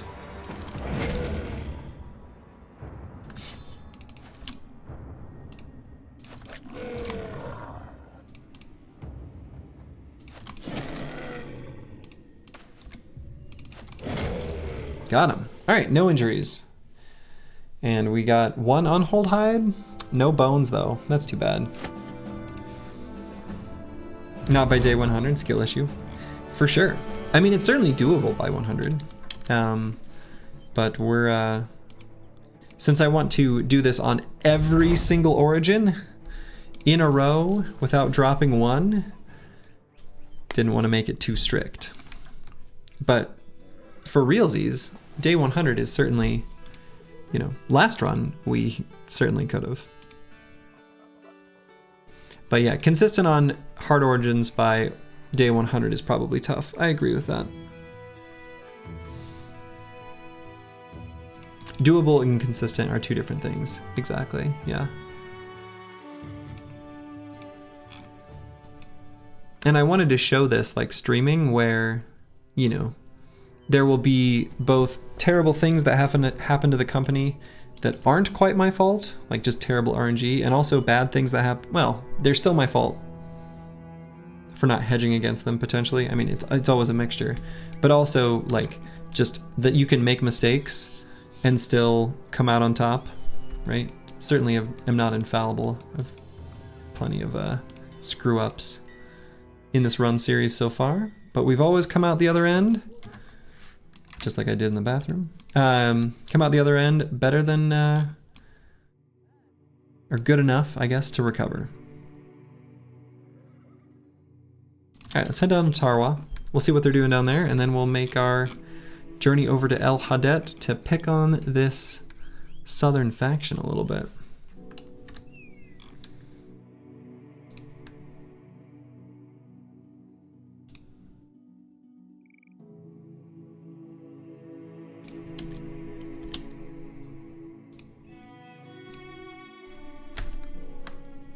It is dawn. I want to deliver cargo to Ninride, probably not. Escort caravan to Gelbstadt. I don't even know where that is. Just gonna say no. Probably gonna say no to this. We're gonna head west from here. There's a series on YouTube of a guy that did it on day 49. There's another that did it in day 19. Okay. We need to make the distinction between I mean, these are great things to point out, but there's can do, and then there's, you know, think of it this way. I could, on a set seed, beat Slay the Spire 1,000,000 times in a row because I would just get the seed memorized. But that's kind of dumb. Or if you don't play Slay the Spire, basically anything that is done on a scouted seed is a change in the game. It's no longer the same game as Battle Brothers in the exploratory sense. It's a puzzle game instead of a strategy game. At least that's my mindset. So those things are cool accomplishments. We should celebrate them. We should see them. We should enjoy them. But they are a very different thing from hey, let's do something consistently showing strategy with unknown circumstances, an unknown seed. Yeah, there's nothing wrong with what you said. I just mean that is a different accomplishment.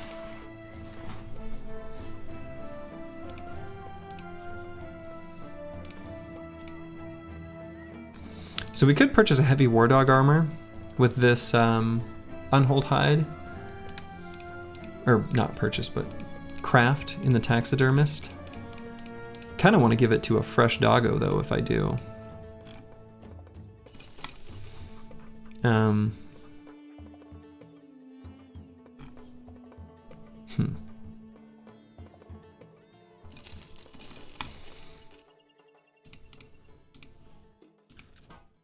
Might hang on to it just in case I fight I guess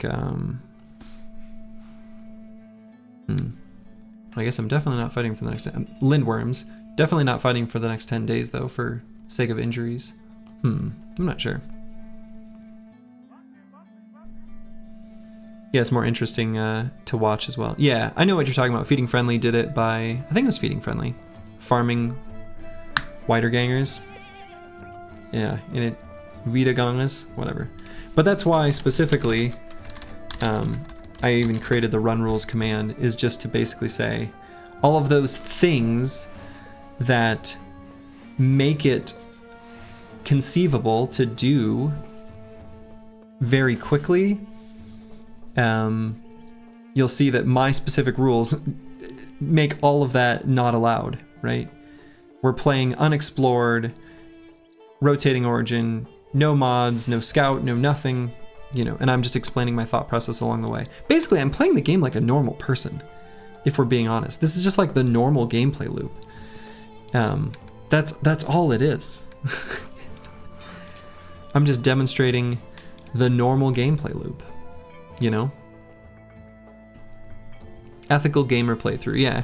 And there's nothing unethical about like doing a scouted seed for a speed run and saying this is a speed run, like, but this is like normal Battle Brothers, really, you know. This is how most people are playing the game. Maybe not on these specific settings, but you know what I mean. Yeah, you're not supposed to spend 8 hours in a single zombie fight, and you should, like, you know. Anyway. If you don't, you know, it's not, to me, it's not fun to know what's a scouted seed. Like, if I know where all the named items are, that's dumb. I don't know. It's cool. I mean, I shouldn't say it's dumb. I'm not interested in it. I'll say that. I don't want to disparage other people who do find that fun and entertaining, because like that's a valid thing. All right, I'm going to purchase all of these potions. I normally don't buy Iron Will potions, but here we are with our current oath, and I'm thinking it'd be nice to have 2 of these for hard fights.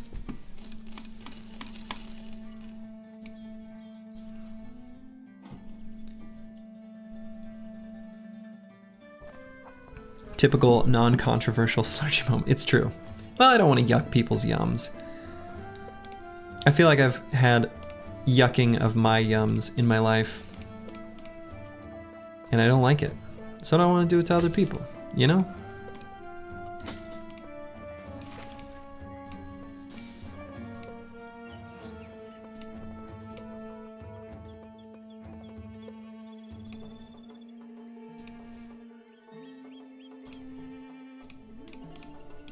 Let people enjoy things, you know? Okay.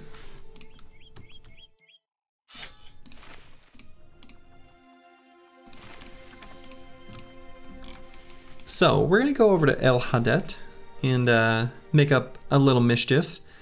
I might just explore this little region of desert on our journey there. You know, see if there's any free-range briggies to do battle with. But what if they want to enjoy the wrong thing? Well, I guess. Not to steep into the murky waters of, you know, where this conversation could go. But, you know, if it doesn't hurt other people or themselves, basically everything should be, you know, should be good. To me, in those cases, there is no wrong thing. But there are a lot of things that can hurt yourself or others that maybe are the wrong thing. But playing a video game wrong is gonna be hard to be convinced. It's going for pineapple on pizza. You were trying to trick me. I can't be fooled.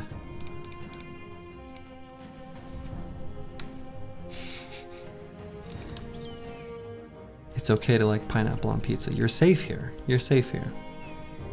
It's not my preference, but I'll eat it. If I'm at, you know, the local pizza ranch, I'm having a little buffet.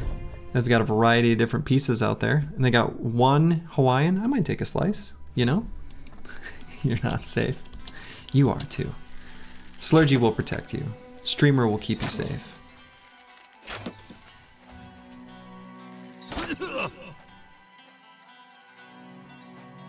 Alright, so all 4 archers shot their initial volley at our expected location here at Yakuba.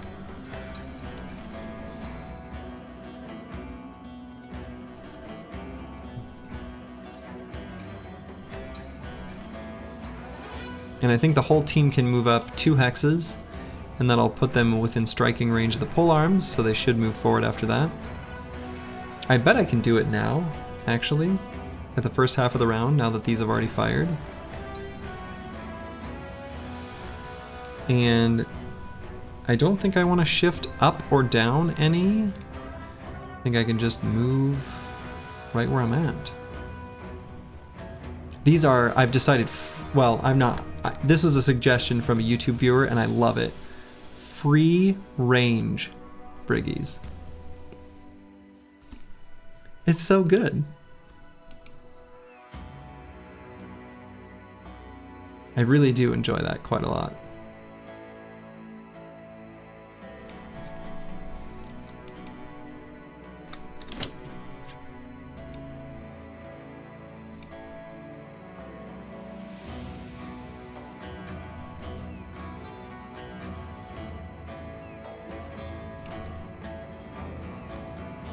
Oh, Corvus Korak actually could have attacked this turn even.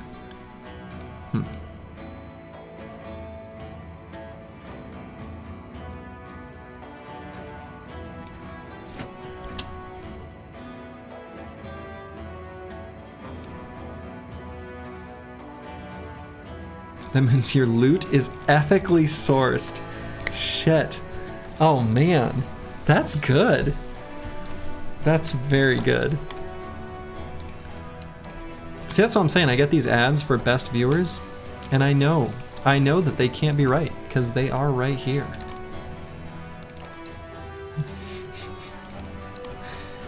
Shit, that's good.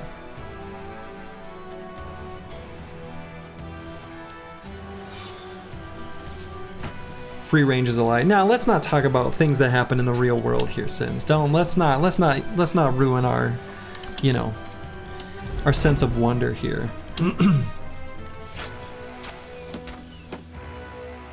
We're enjoying some Battle Brothers, and these are our free range briggies. Let us have this moment. Don't be a fun hater.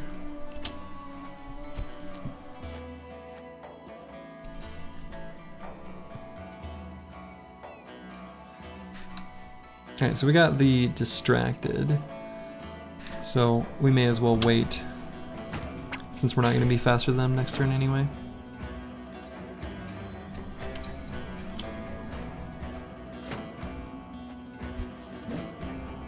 This guy can attack though. Nice.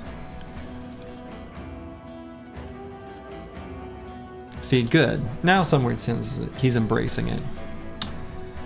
He's got the pineapple. He's ready. Ready for a slice of pizza.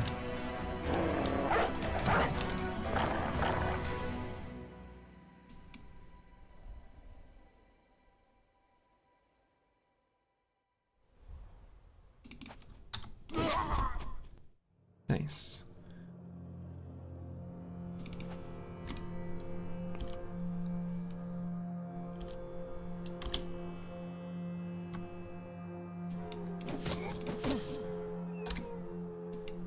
Feeling pretty good about how this fight is starting. I think we're in a pretty good spot.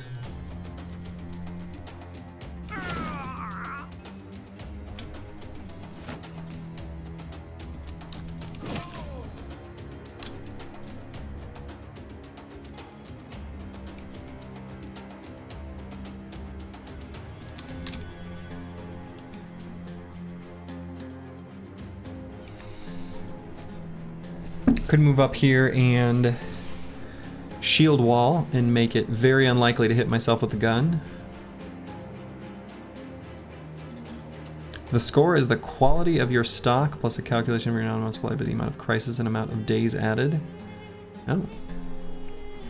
I don't pay attention to this score at the end in any meaningful capacity. It is an irrelevant number to me. I never see it because I don't actually retire the squad. I leave the save in its current state. So yeah, let's move up here. We'll shield wall. I think, you know, look at these defensive stats. No, ain't nobody hitting Jakuba.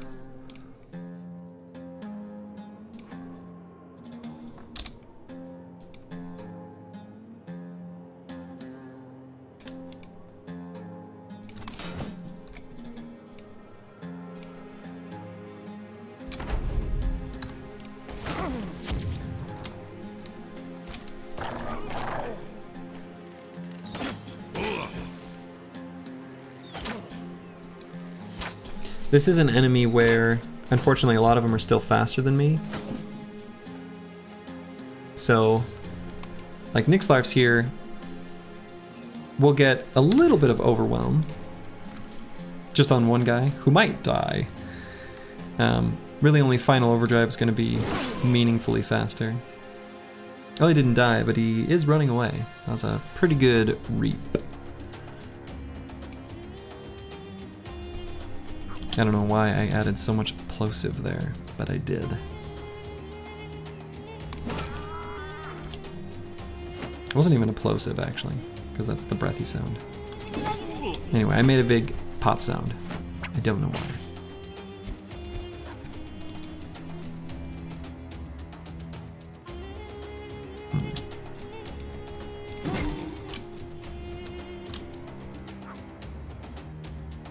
Yeah, let's just attack here, I guess.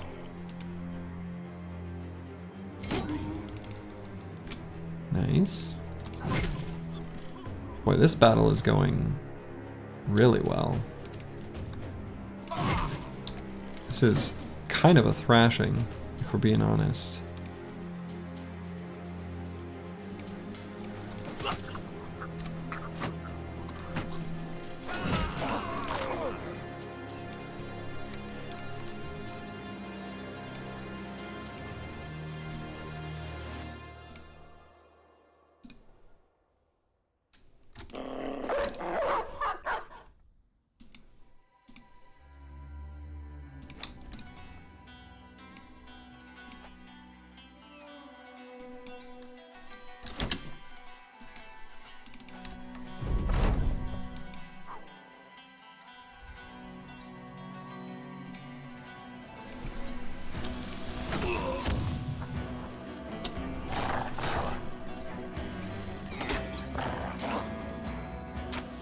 Which is good that it was a thrashing because we don't want to take any injuries, you know?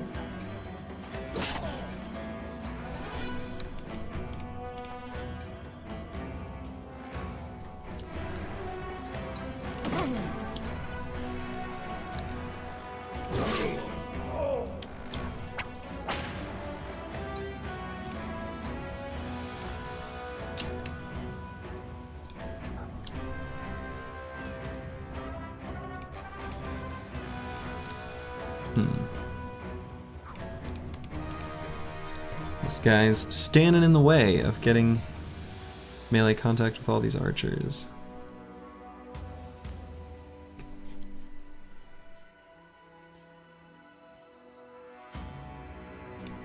I want to stop this guy from running if I can. Basically, I've got the mindset already of like, no survivors. Let's get them all. I think we should be able to do that, actually. Probably.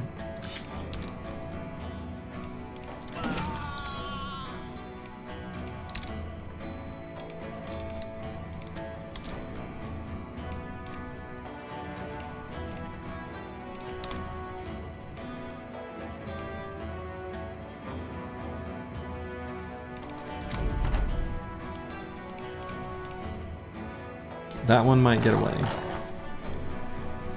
We'll see. We'll see. We might be able to chase him down with dogs.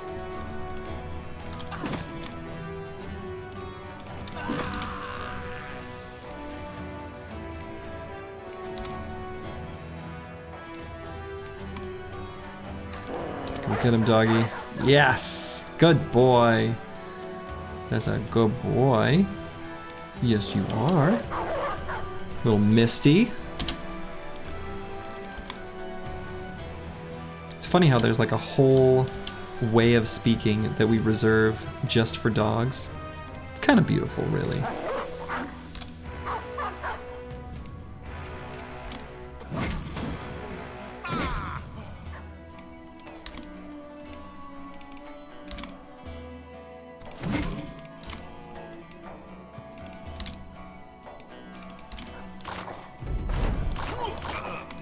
Do other languages have that same thing?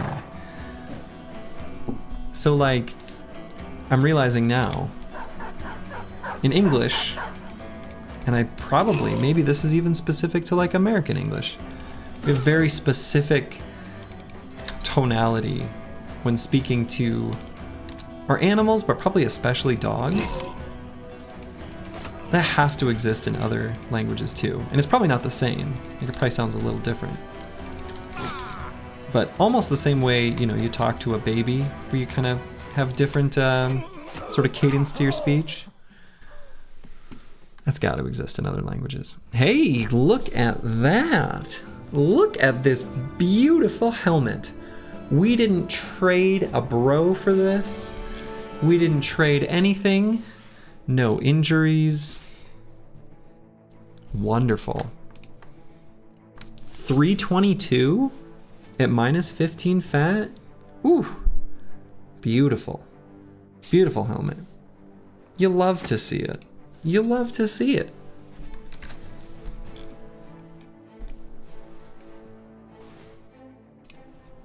We also get a backup nimble armor we can hang on to later.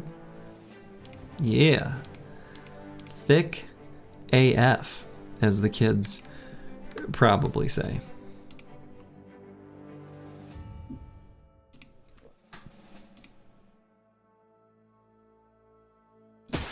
Go ahead and toss that on Bajante 2.0, who actually has a terrible armor on, now that I look at this.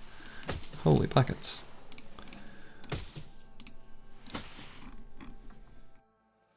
Great helmet for Slurgy's favorite archetype, BF Berserkers. Where's that band button again? Man. The Cell Swords bassinet with mail. Look at this. Sellsword. It was meant to be. They would say that helmet be bussin'. Oh, damn, you're right. Nothing is lit anymore. It's all bussin'. It's confusing.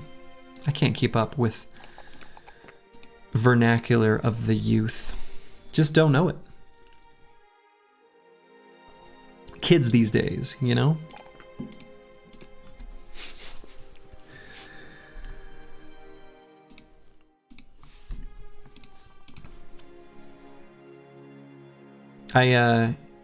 Every winter I volunteer at a children's robotics tournament called First Lego League. Anyway, I have like little National Honor Society volunteers that I get to boss around.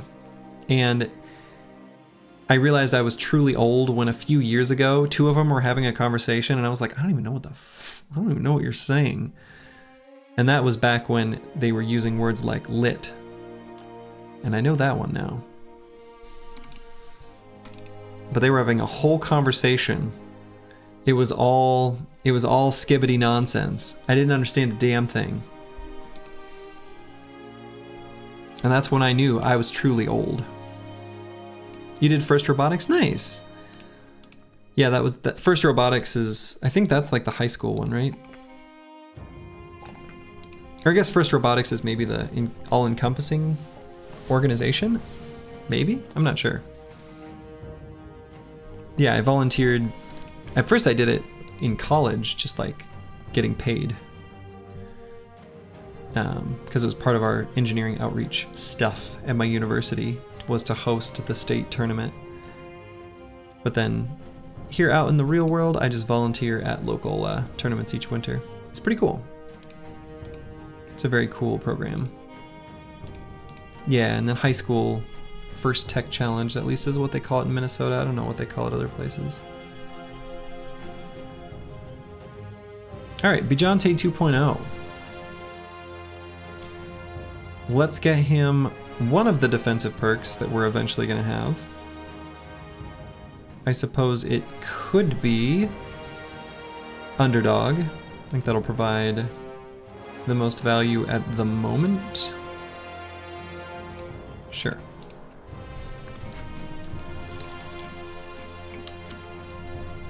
Oh yeah, there is this sand-covered ruins up there that I like accidentally scrolled towards. Could do that at some point too. Maybe I'll sweep back from El Hadet and go there. Underdog at 31 melee defense. Yeah, I was gonna say 31 melee defense at level 7. That's pretty damn sweet. Gonna be hard to hit. Knock on wood, I guess. Shouldn't say things like that. Shouldn't tempt fate. So brash, you know?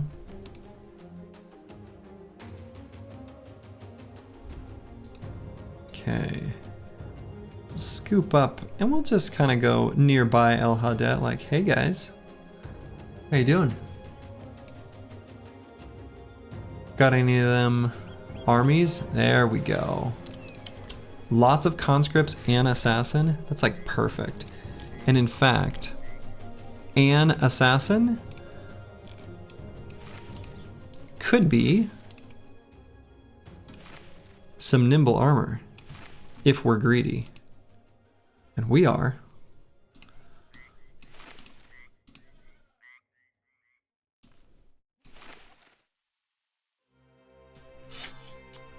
That's right.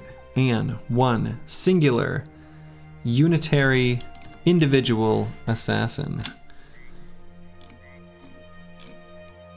Which is still a very frightening enemy, if we're being honest. Assassins are brutal. Okay. So this is good though, because we want some sword lances, and we want this assassin.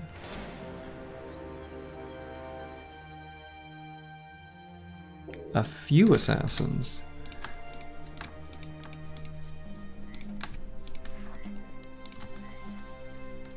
Okay. Okay.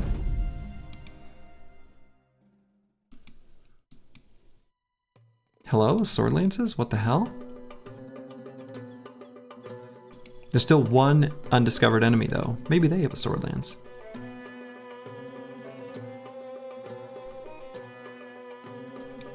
This is the best music track. It's so good. Actually, it's not the best music track, but it's a very good one. But yeah, he's got both the helmet and the armor.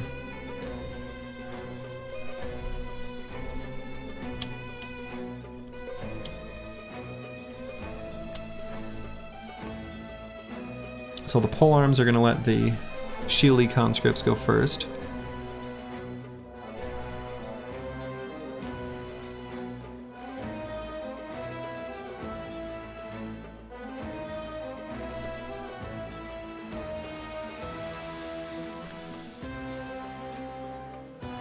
We'll see. We may end up tying up bros in melee where Gisselhair can run past at a better angle, so we're going to wait on him.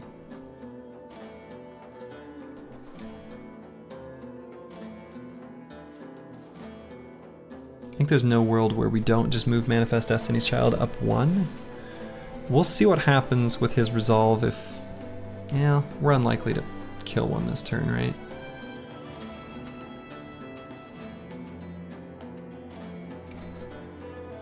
we'll still move up. Just joined, why are we fighting the south?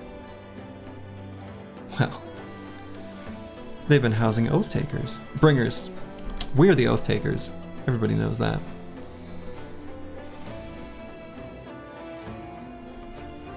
And because we want sword lances. And assassin nimble armor. And for fun. The old triple play, you know?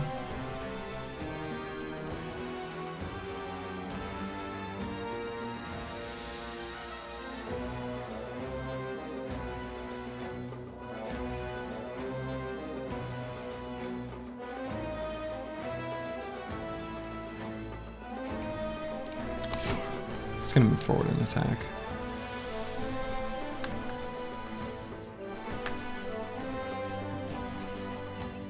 We figured the south could rise again, we'd beat him down.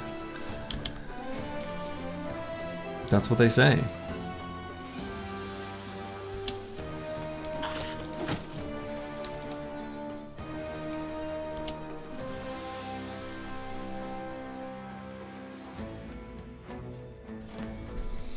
So I could blast just these two and then reload to be ready for next turn.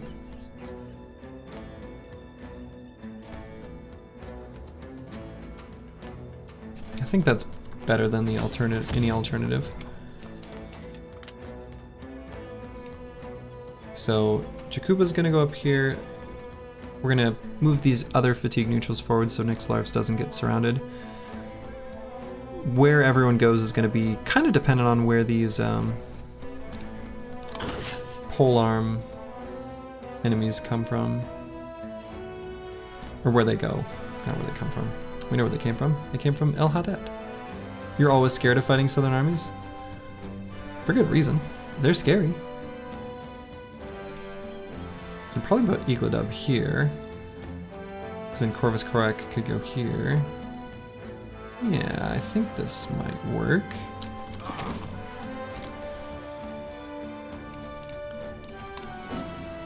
Dang, almost got a kill. Actually, still potentially could. But maybe I want to get Jakuba in range of this assassin to tie him up. That seems like a good idea. They do have footwork. But if I just don't give him an option to do a just single footwork move somewhere better.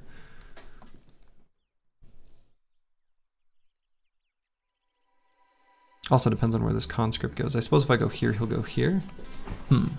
Which is probably fine.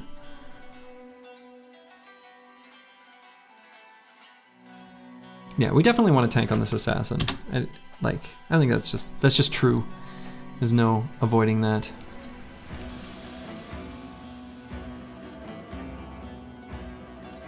So we'll get Bijante back here with the Mansplitter. So we'll put Gisselher here, just to basically be a hex to jump over. Or I guess I could put him here.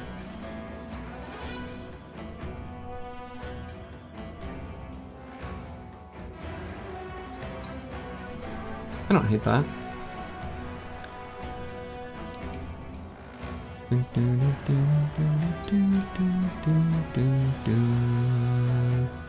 But maybe I'll put one of my fatigue neutrals there, like Blackfire. Yeah, let's do that. That's kind of a dud spot a little bit. But hey.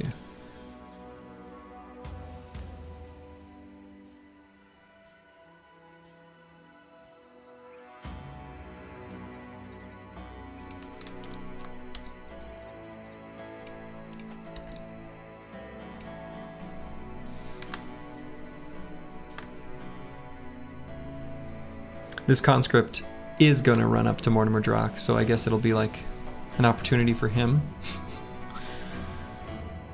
And I suppose if the assassin footworks and goes in range of Mortimer Drak, that's also fine. So we can move him up there. As for this turn, I'm thinking this is definitely the play. Can go ahead and throw a net on the assassin now just to slow him down. We do have more. I kind of like the idea of just lowering his damage output while we take care of the rest of the enemies on the map. Kind of success. I don't want to damage this armor, so I'm not going to reap here. We're full greed in this. So we're just going to attack this conscript here. Pretty good. We're just going to focus on all the pole maces as much as we can.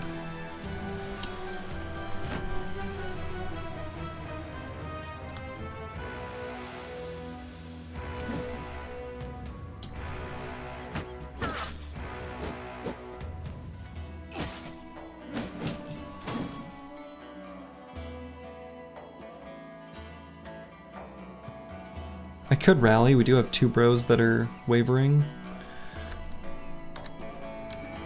Well, it worked. This is a very tempting stab. Just one. Alright.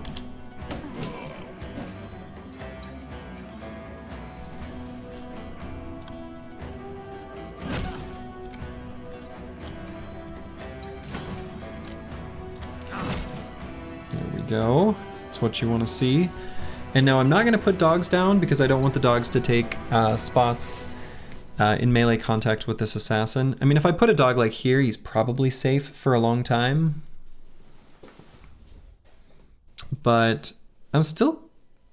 You never know. Dogs move weird sometimes. And then it's sad.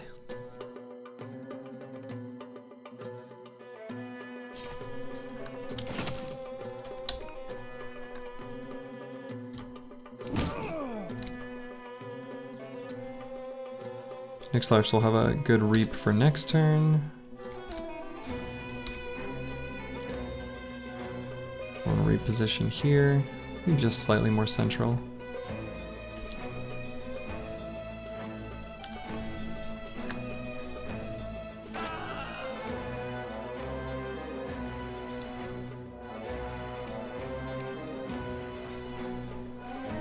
Boy, a dog here though. Man, is that helpful for surround bonuses. All over the place.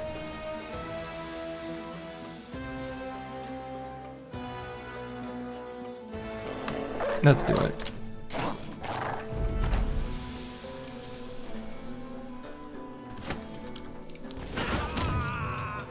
All right. 1 conscript. Bites the dust.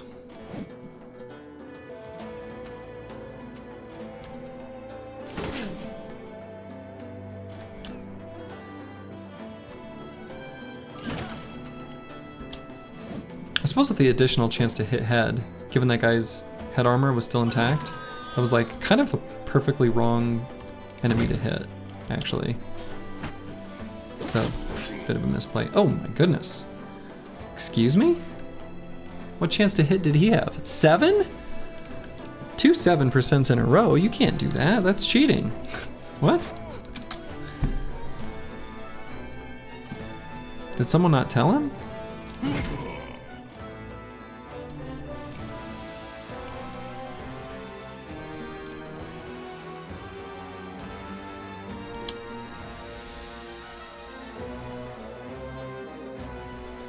Jakuba is in danger.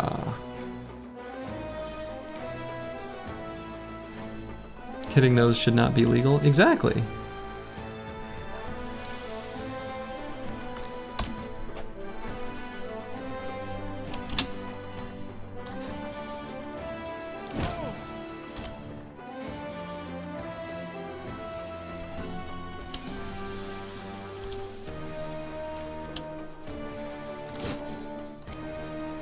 Alright, we do have a lot of enemies fleeing.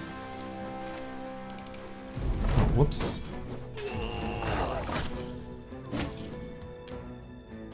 Jakuba might die. And if we trade Jakuba for some assassin's armor, that's fine.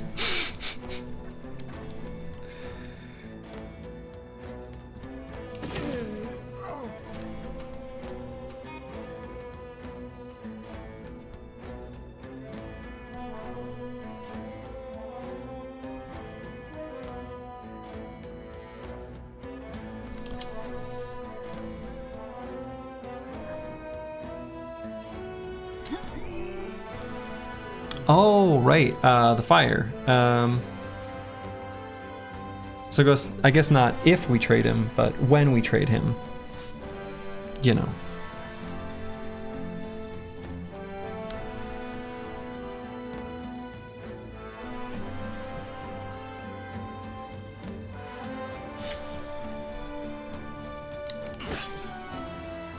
Oh, there's an enemy there. God, stupid banner in the way.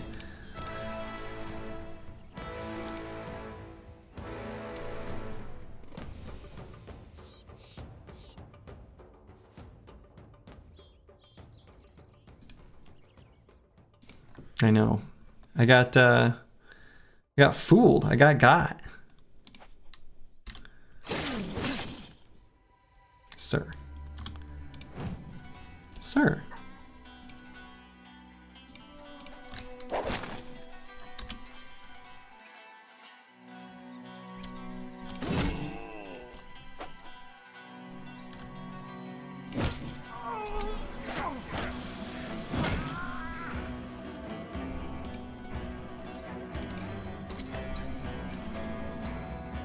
Okay.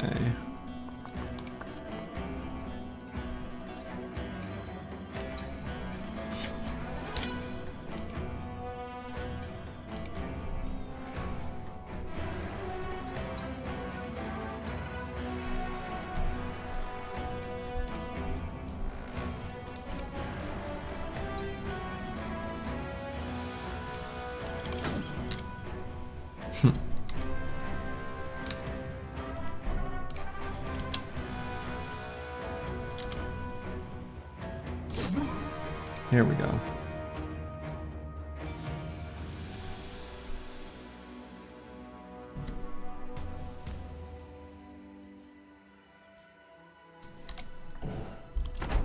Okay, now unfortunately this assassin is confident, and if there's one thing that a lesson I've learned over and over again is that a confident assassin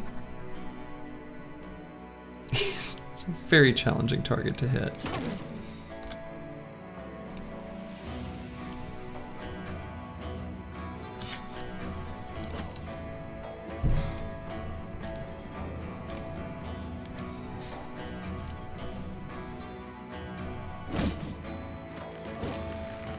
Okay, we're fine with that bonk. We'll let that guy go.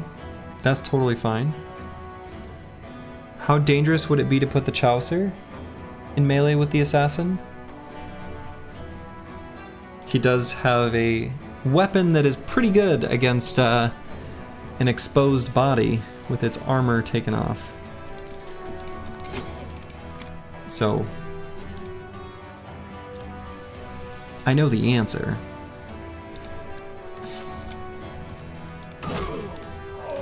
Good, good. Fear me.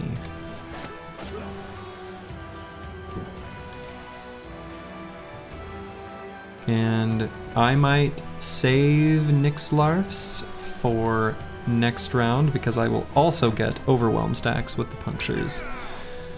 And I'm still kind of afraid of this singular assassin. It's not an overreaction, I promise. He's very scary. I'm not going to put Final Overdrive in range of him.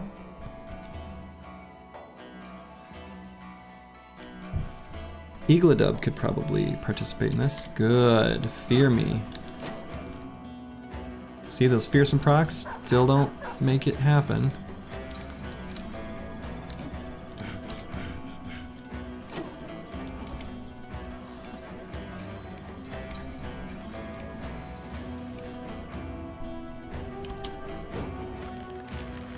Haha, couldn't break free. You love to see it.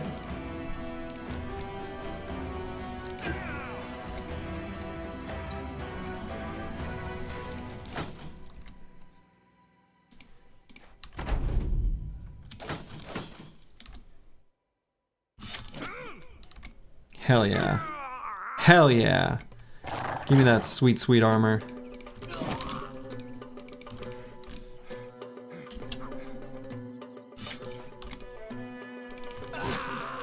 All right, and nothing of value was lost.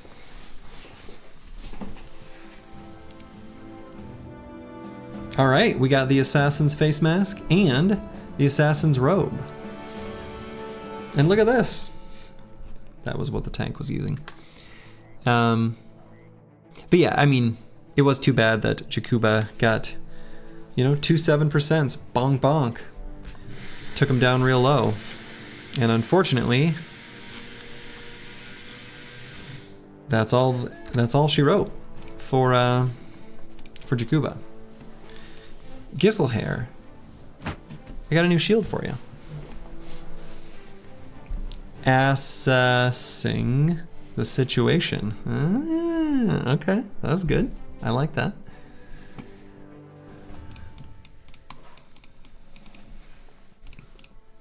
But yeah, we love getting this particular full nimble setup. It's very good. In fact, let's just put it right on Nixlarv's. He's something of a slayer of enemies. Makes sense.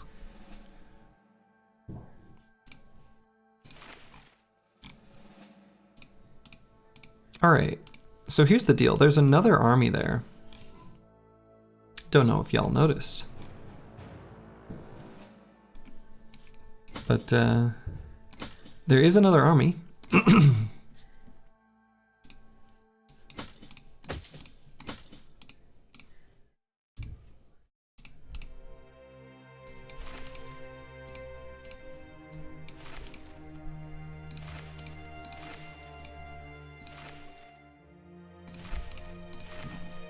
Okay.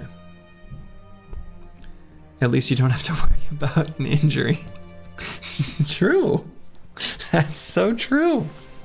That's a good point. We're not concerned about injuries at all here. Look at that. It's all upside.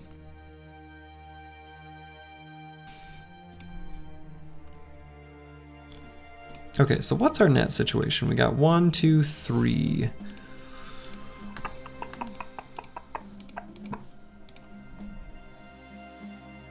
A few assassins.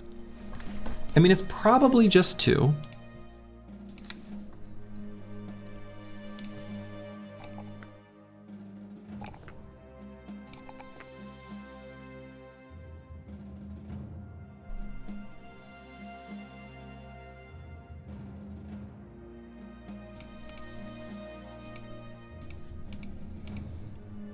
It's probably just 2, right? So, like, how bad could it be, you know?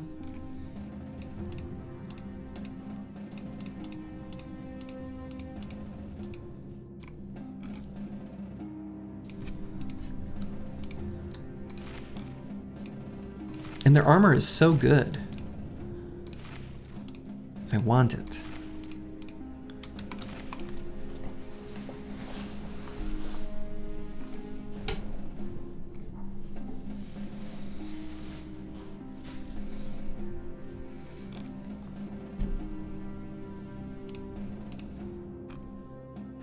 So I want the armors, but we're also still on the lookout, hoping for sword lances. All right, Xerxes, another +4 in ranged attack. He's nailing them now.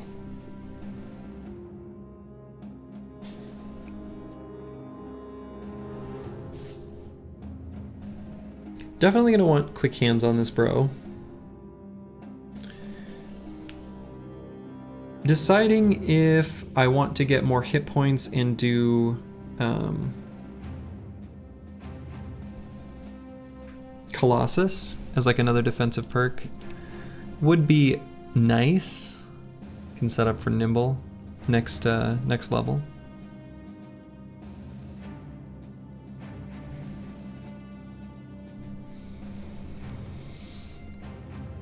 So we want quick hands, but we also want Colossus. That's our current sort of situation.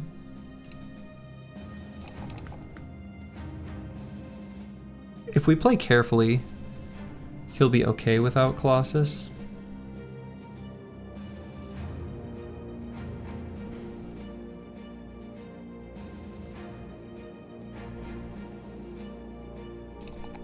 Let's just do this anyway.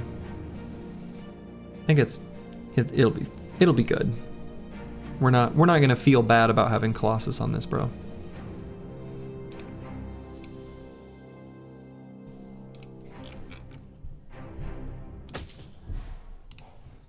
All right, we're gonna keep swapping armors around,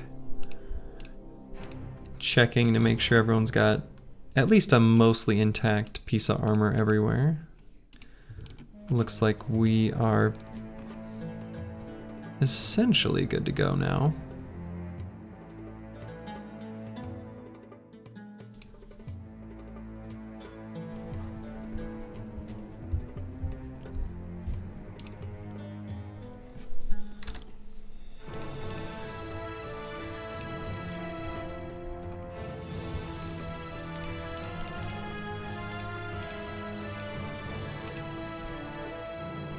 Deciding whether I want the smoke pot here or just to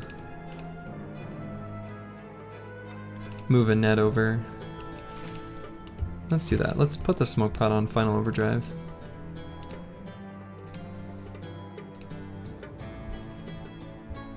Or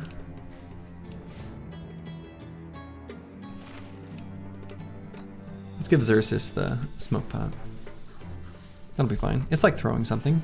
You throw smoke.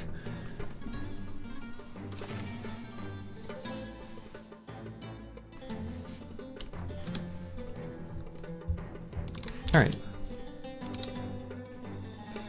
How many assassins will it be? Looks like just 2, because I'm gonna guess there's an assassin right there, or a conscript right there, based on the fact that there's a guy here. So just 2 assassins. This guy's got the body armor, but not the mask. And if we end up needing to only dagger down 1 assassin, that's okay. We don't have to ultra greed. Maybe. We are only fielding 11 bros after all.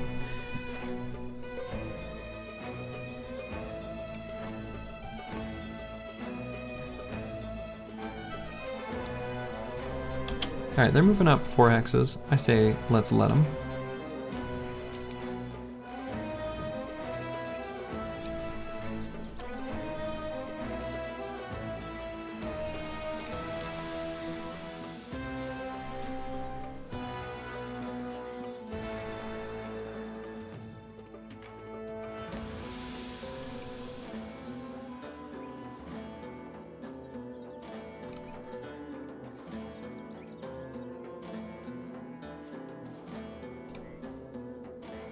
I might just send Bijante 2.0 all the way up here. Yeah, there's an enemy there too. I suppose the other assassin, yeah, he's right there.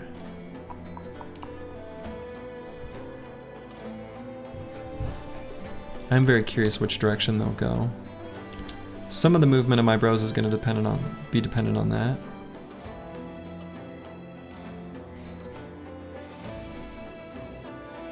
Oh, I did that same damn thing as I did last time. I moved Manifest Destiny's Child forward and shouldn't have.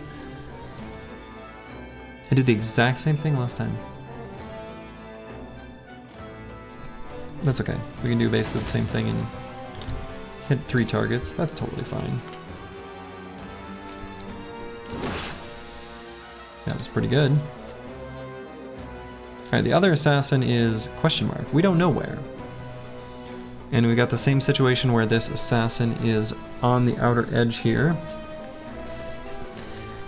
And sort of making it so it's difficult for us to find a specific hex for our fatigue neutrals that we want. And I guess, similarly to last time, we'll move 1 in here.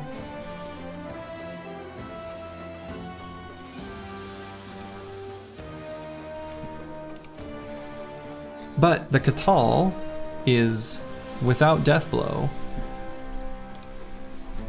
unlikely to do too much to Mortimer Drock or Blackfire. It'll take a while to work through that big chunk in armor. Hey, Brenly, thanks for the raid. How goes the stream? How did the stream go? My brain struggled to make that one materialize.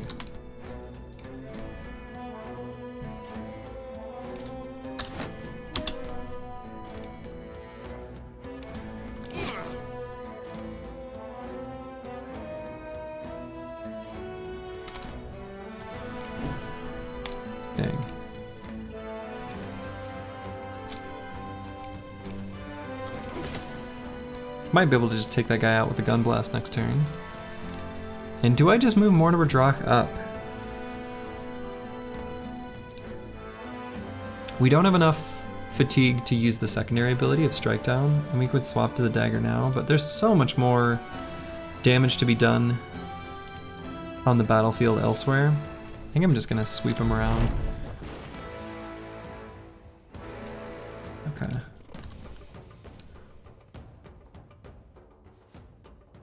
I think we'll blast here.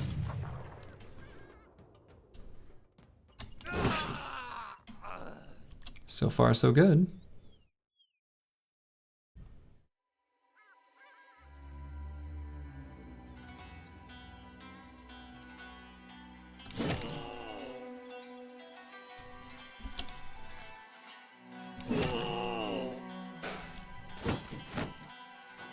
Really want to know where that other assassin is. We're down here fighting some southern armies. Ill-advised? Maybe. But we're doing it anyway.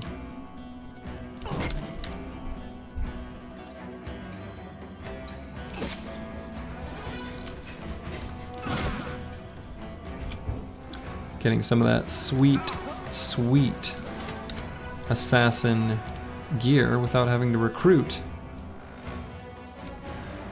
Oh, so that's where the other assassin is. Sort of. Yeah, that's where he is. I know, because I was like, why is the pathing being weird? Could probably put Mortimer Drock in melee contact with him. We don't even know what his weapon is. Another Catal. This one's got the face mask that we do definitely want. Jerk.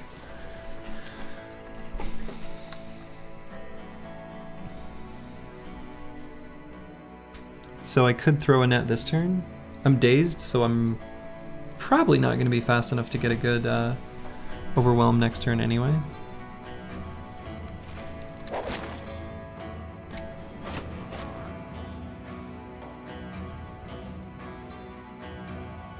And do I want to prepare a net for next turn for this assassin?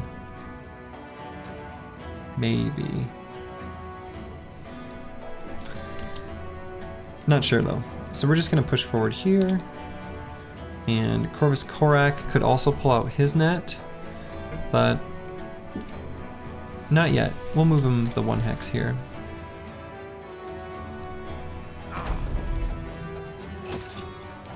Okay.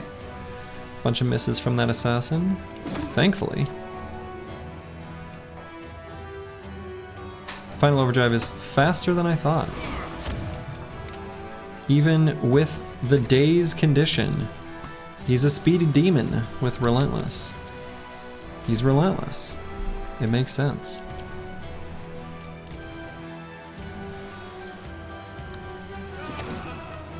Nice.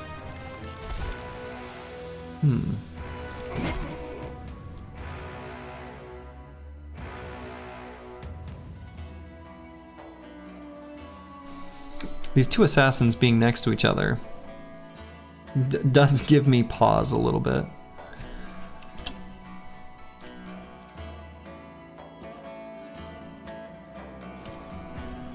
That was frightening to do. And maybe a bad idea, but we'll see.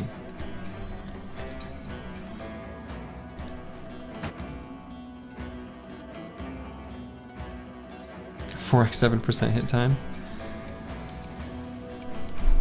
If the trend holds, it could happen.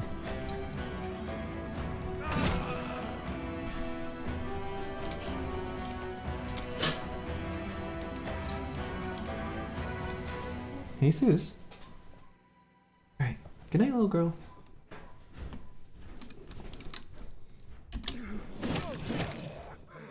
Little dog came up to say goodnight.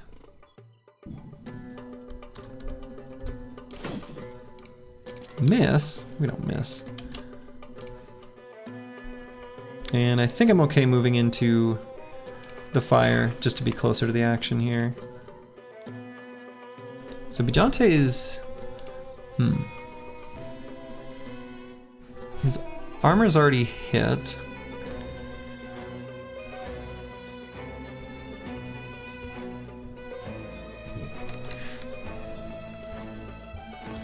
It's got pretty good melee defense.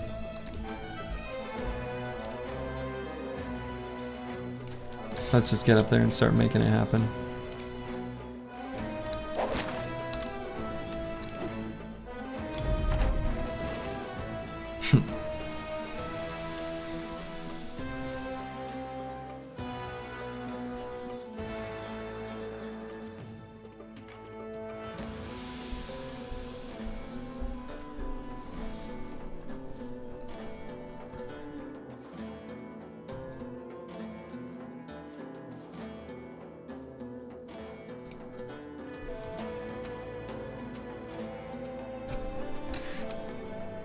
Corvus Corax got pretty insane defense.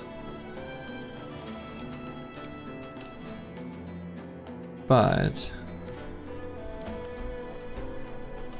he's also one of the bros that has a net.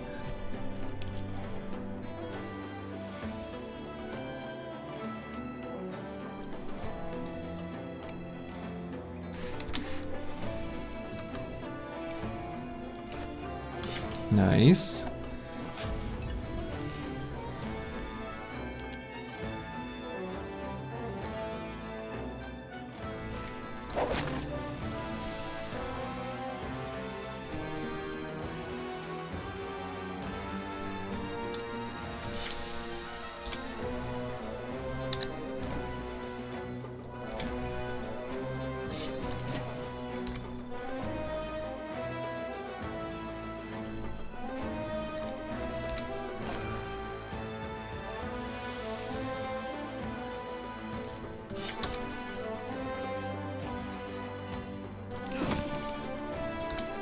Okay. I guess let's put Nixlarfs here in melee as well. Adrenaline? Can't do that, that's cheating.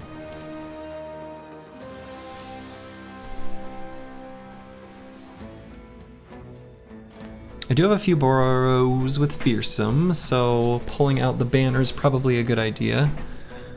But the other option is, of course, to go here, and then next turn I can get in range to participate in the daggering. Manifest Destiny's Child, I think, is probably just not going to be able to. It'll be Corvus Corak and the Chaucer.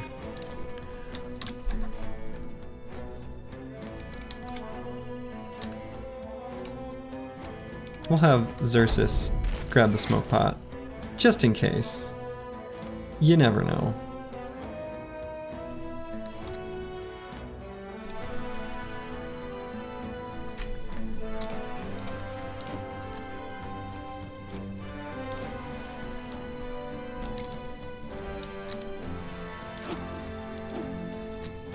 Okay. Overwhelm lowers his ability to break out of the net. He still succeeded, of course.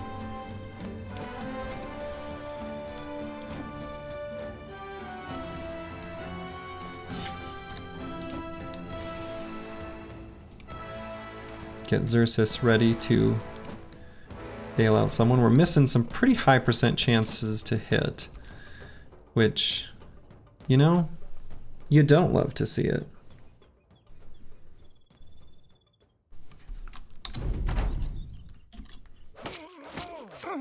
Jesus. Okay, so Corvus Corak could pull out the net, and Nixlarfs has one too, actually.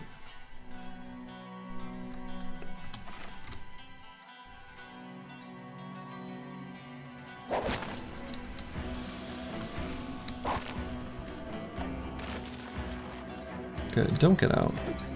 Stay right in there.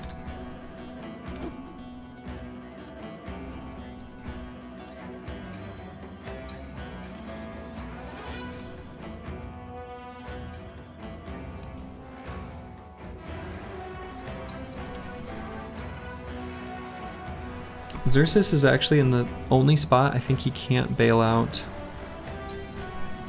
the Chaucer. 49% hit chance.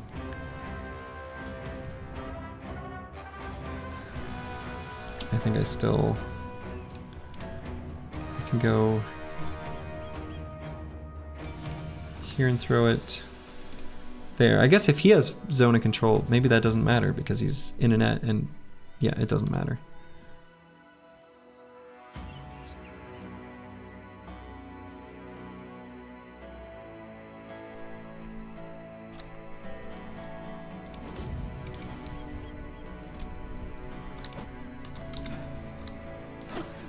We are missing all these, and that is bad. I don't know if anyone else is noticing this missing and how bad it is. And how fast are we though? 35? Wow, that's really slow. Alright, I guess we have to take advantage of this smoke cloud while we've got it, huh? We'll let Manifest Destiny's Child get in there.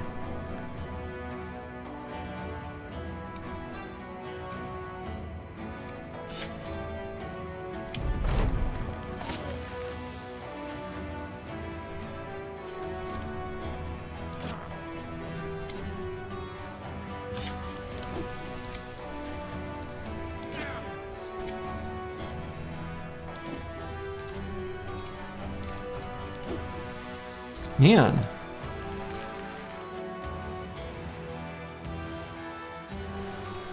My bros are all confident.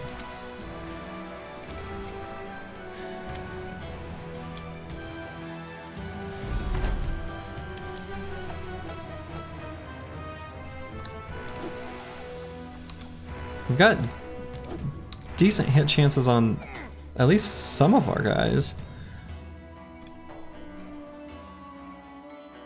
Eagledub's probably higher risk. It's getting ridiculous. There we go. All right, that one's breaking. Excellent. Jesus. Fuck me. Now we just need to work on the other one. Corvus Corax still got a decent chunk of hit points to be worked through, so that's good.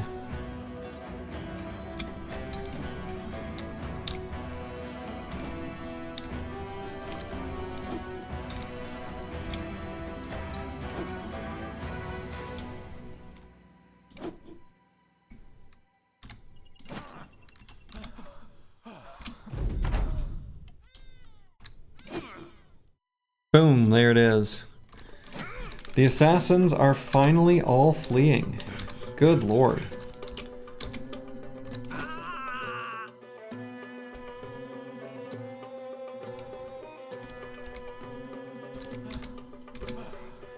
Run them down. Some 10 staggering? Yeah, no kidding. Also, hello, Aperio RL. How's it going? Hope you get the face mask. Me too. Me too.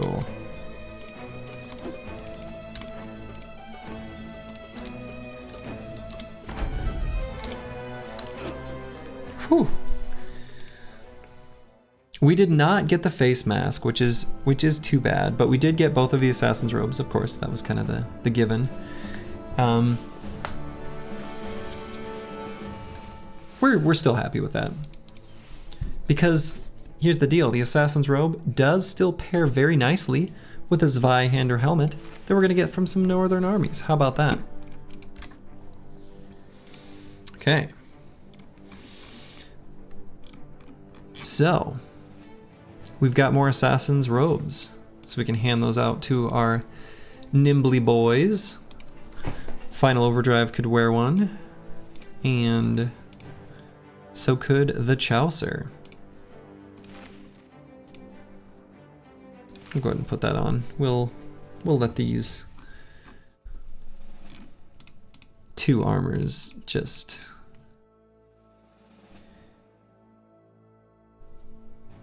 disappear. Whew. We got a kettle hat and a sallet to pair with them. Still works pretty well. So yeah, we've got basically like famed nimble armor. That's basically how I look at it.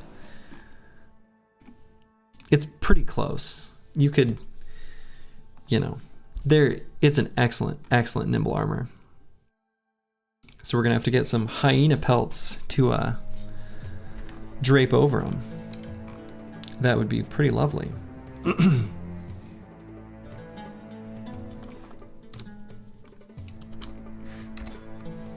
And still no injuries, which is good, because, you know, we've got the oath where we cannot heal injuries. So injuries are particularly bad for us right now. Didn't get one that fight, which is good. We're still looking, you know, amazingly fighting these southern armies. Not a single sword lance to be found. What's the deal? Should I call up the cartel? Get my, you know, sword lance sponsor on the line? Alright, let's see what these footprints are.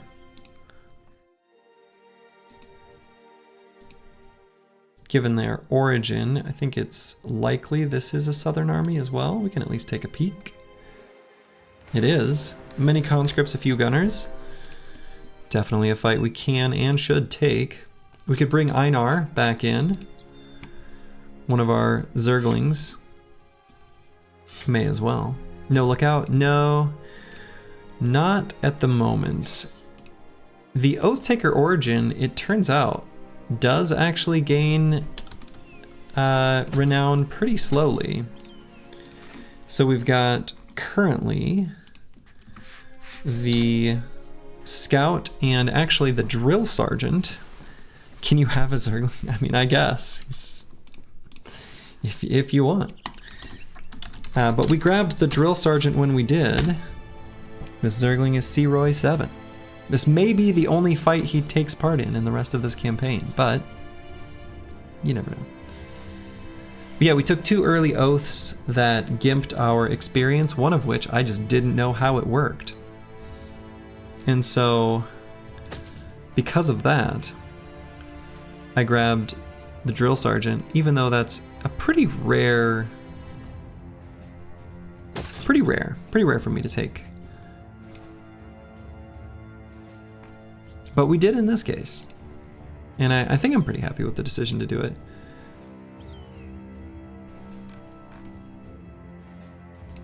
Alright, so we're hoping that at least a couple of these conscripts, are they running from me?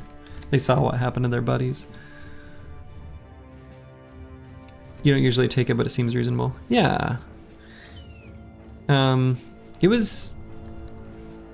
It felt like the right decision in the time, and I think it was.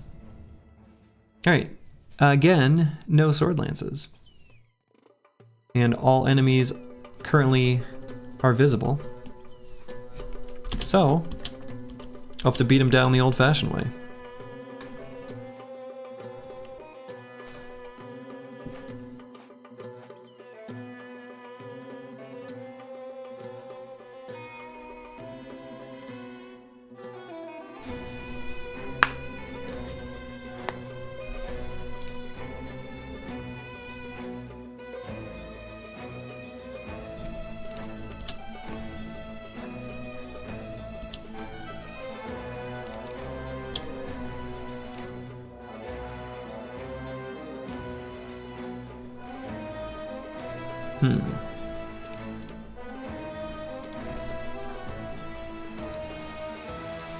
Probably throw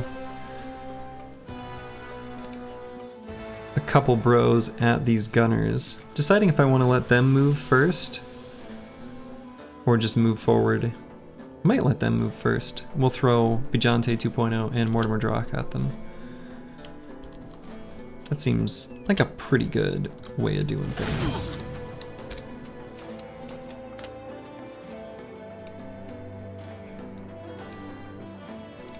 Oh, right.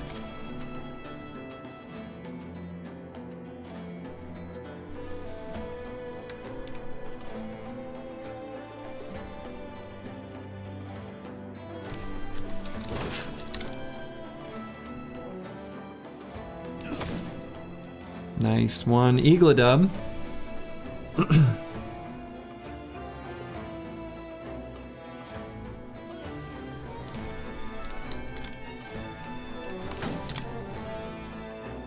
Excellent. Excellent, you fools! You fools!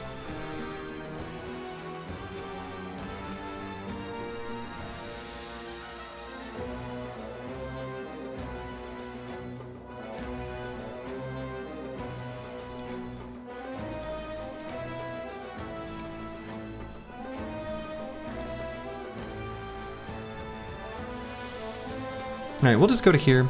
We'll push up next round, or...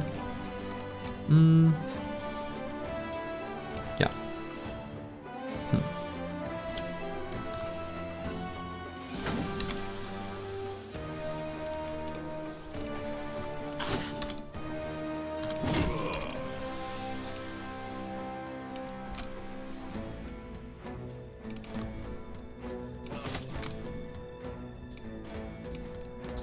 One of the gunners already cannot fire.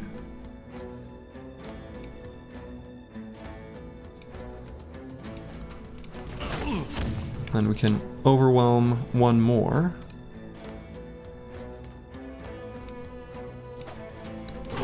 Super greedy move, but I just wanted it.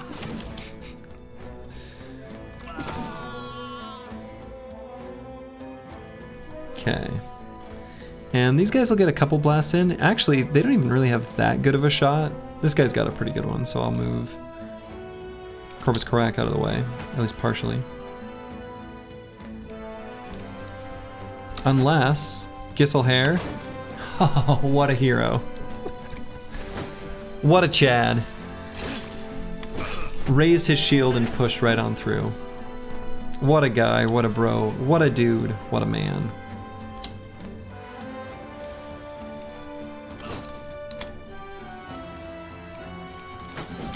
What a bro indeed. Oh, here I should have put the dog down before I attacked. First surround bonus.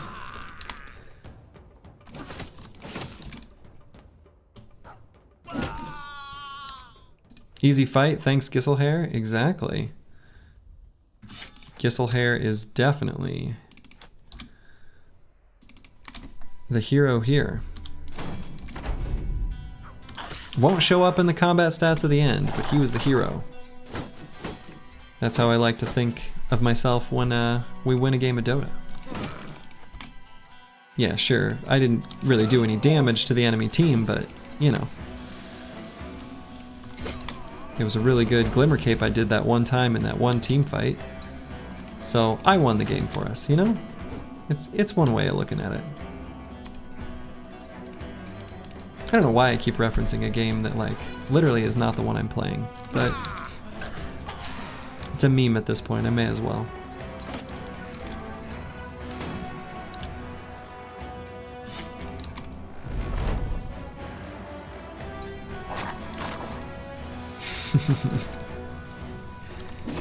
Also, Aperio RL, how goes Reforged? Aren't you playing that? Is that correct? Curious your thoughts. It's fun? Good. Yeah, I have to imagine just the refreshing, maybe, is what I would guess. Just like kind of a new take on things. Yeah, playing Reforged in the little time you have to play anything. I know that feeling. Cool. Yeah, I still do plan on checking it out at some point.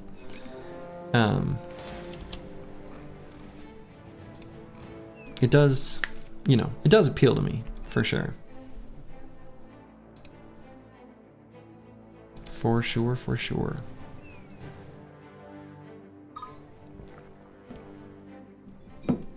All right, ambush trade routes here. Wonderful.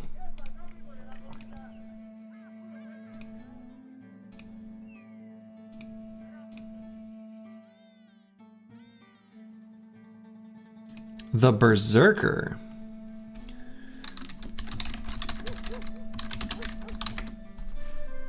What does that title mean? Oh, that's just a title that can be affixed to sellswords.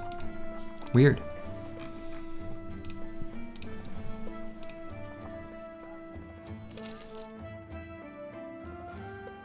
All right, we're gonna sell a lot of stuff here. We're not gonna need these powder bags. We've actually already got an extra, like a spare gun. This is like normally the, you know, alternative way for me to get handguns, but I kind of don't need them. Like I've got one extra handgun. Can maybe hang on to like one more handgun, I guess.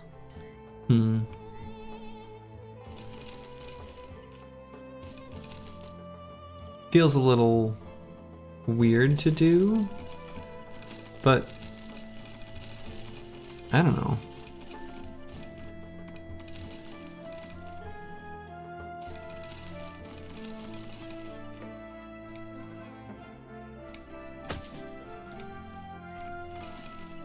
Okay. So we've got 10,000. We could use... All right, so we've only got the one tank. Is that enough? Might be. He's gonna be a weird one, and he's not, a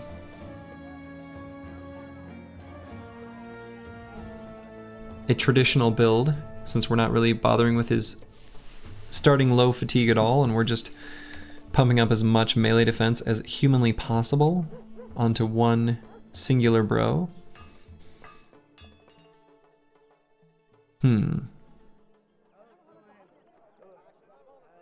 So, given that, we're kind of open for kind of a whatever. No indom. We might spec indom just so he can absorb like orc charges or things like that, or hold unholds in place like for clutch turns, but I might not. I'm not sure yet. Or just rotate indom and recover. Oof. Yeah, but then recover with what amount of fatigue, right? Because we're gonna be giving him much heavier armor than this. We're gonna make him forge. He's kind of a roll the dice. Shield walling brother, I think is the plan. Is it a good plan? We'll see.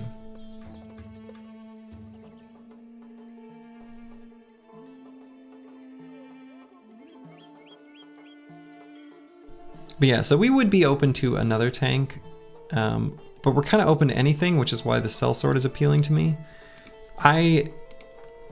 This is an Oathtaker run, but damn near half our bros are sellswords. But we would take another hybrid. We would take another fatigue neutral. We'd take another nimble damaged bro. So I guess if you're looking for kind of anything, sellsword's about as good as you're gonna get. So let's hire him. And he's great. He's great. You'd want an indom tank to complement? I mean, I would like one. But yeah, here, good old Leonard, he got pretty good rolls here. I could still make him a hybrid if I wanted.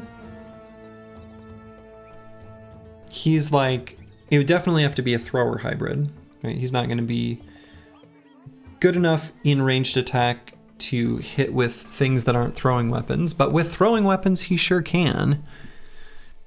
And he's got really good melee defense and melee skill, good hit point roll, low fatigue, but who cares about low fatigue because we got Iron Lungs. He's an optimist. Lovely.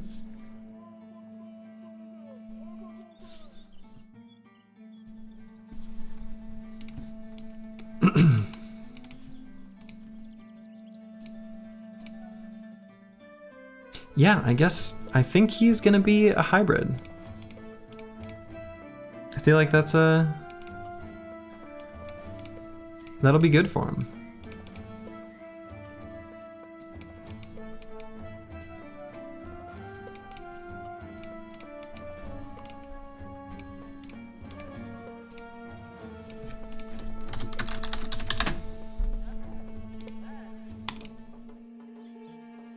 Yeah, So, and then we'll be able to give him, you know, any one-handed named items that we find later in the run. I'm already just gonna throw that out there in the universe, that if we got it, that'd be fine.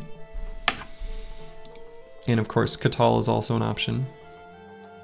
Many options for melee weapons that he could wield, and wield effectively.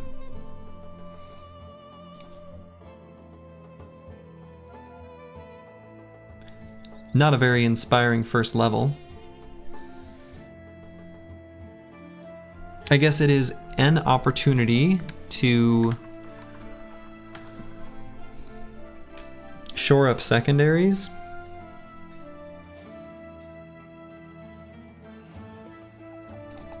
Sure.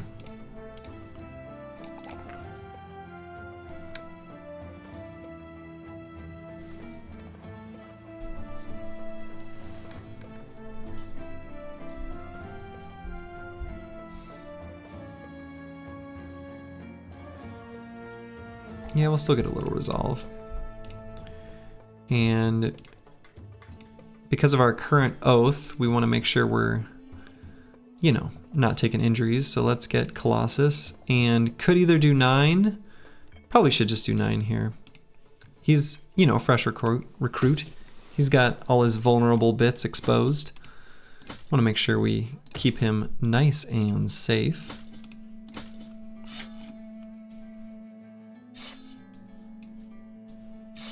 In fact, we'll even give him a Sipar, because why not? Even in the back line. Nothing wrong with that. We'll keep him safe. He's very good. Excellent, in fact. So, man, you do not use much spare armor. Well, my spare armors are down here. So, make no mistake, this guy is holding spare armor. This guy is holding spare armor. This guy's holding spare armor. This guy's holding spare armor. They're just sitting on the mules. And so some of these are actually ones that I did have equipped that I'm just repairing up. I do sometimes still keep extra sets in the stash as well. But 4 sets of spare nimble armor. And maybe I don't know. Maybe because I'm used to playing pretty different team comps from this. I'm used to where the easy fights I don't take much damage at all because of the spears and the way I use them to screen enemies. So maybe I've built bad habits instead of holding on to more nimble armors than I should when I'm building companies that don't do that. That's probably true.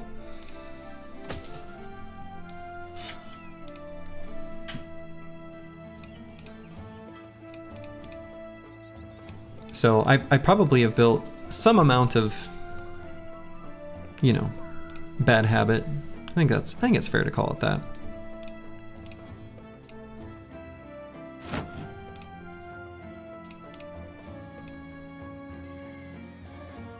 All right, I think we can get rid of these. I think just 1 extra gun is fine. I don't think we're gonna make Leonard a gunner. Xerxes is not gonna be a gunner.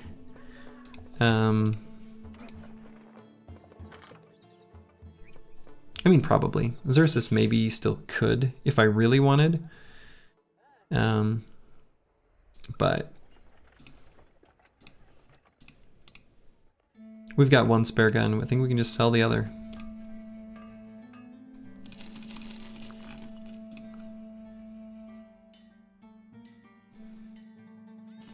Buy a couple nets to replace the ones that we lost daggering down assassins. Take a look at the contract quick. Nope, I don't feel the need to just fight Ifrits for no reason. If we're fighting Ifrits, we're probably trying to fight nomads and the Ifrits just showed up.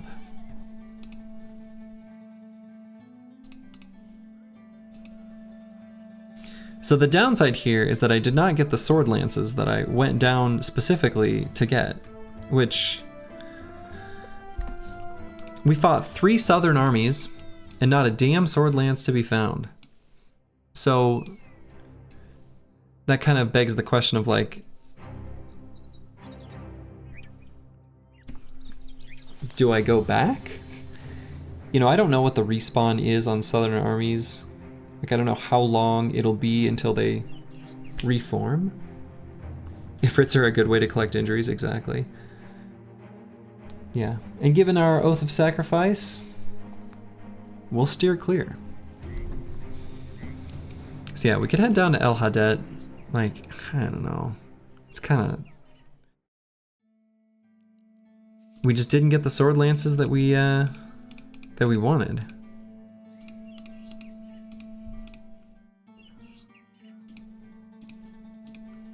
So I guess I could make a journey out into this whole section of unexplored territory.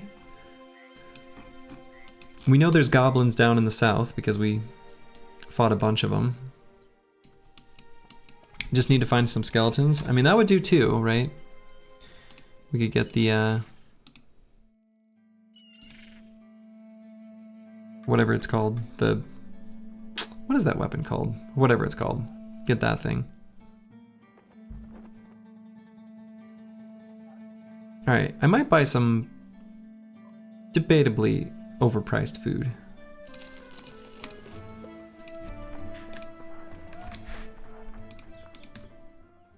Yeah, we'll do that and just wander off into the unknown. When are we gonna get this seat? 1400? Okay. Pretty soon-ish. The spooky sword lance, yeah. Unexplored run for famed, yay? Yeah. Well, and we could, I mean, at some point, you know, we've got enough experience on our bros, we could replace this follower with, I mean, we could just get the bounty hunter now. Do you have bounty hunter before going? Yeah, so we're just, yeah, right. I mean, should I just, we're not paying wages right now, so we don't have to worry about hanging on to spare cash.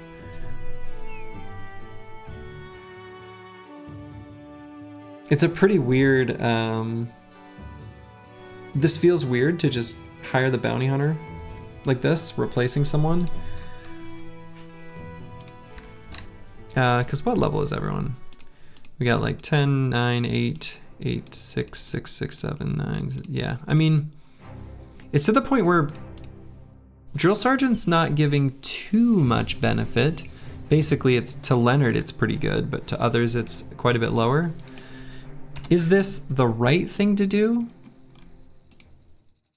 Probably not. But is it fun? Yes.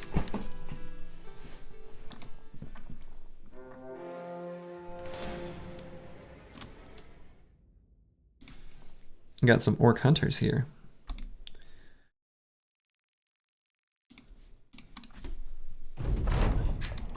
So let's take these orc hunters out. You like the bounty hunter a lot. One time you got pretty disappointed by hiring him on day 40 and still not meeting a champion before day 90. Ooh, that is disappointing. You watched my poacher Monolith fight and run recap on YouTube. Almost flawless. That was a good run. Hey, thanks Deep Space Cowboy. That was indeed a good run.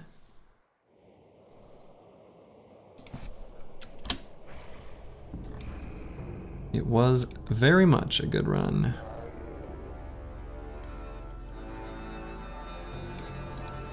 Bounty is 4K, but the potential famed and reward from bounty could quickly make it back. Yeah, that's the other thing too, is it's not pure greed.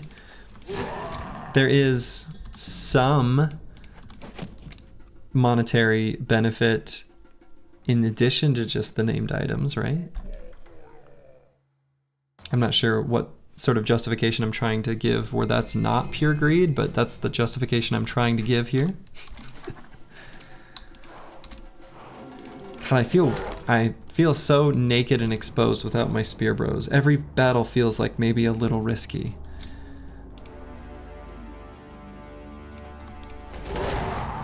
We'll be able to get an overwhelm on this Zerk chain.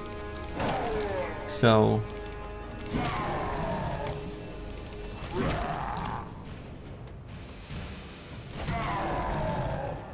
It's not purely out of greed you can make money too.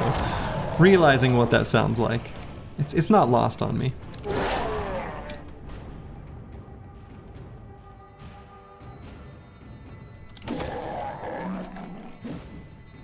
Good. He just chose to miss.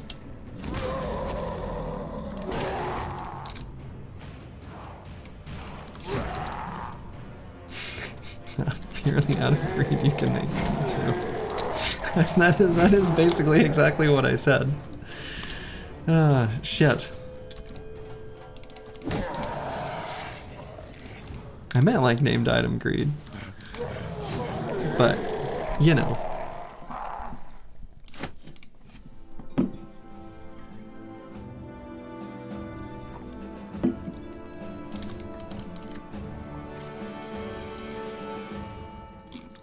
All right. Off into the unknown. And we've got a decent amount of food, so should kind of be able to go out as far as we want, really. Oof. Random peninsula.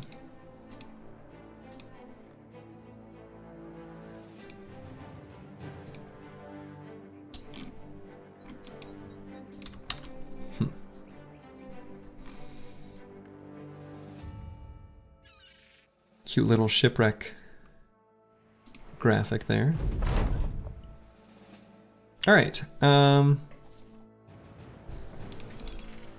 let's teach him to fight man on man. All right, so these are all well, with the exception of, so our new hire here, Leonard, was among them. Hey, Final Overdrive.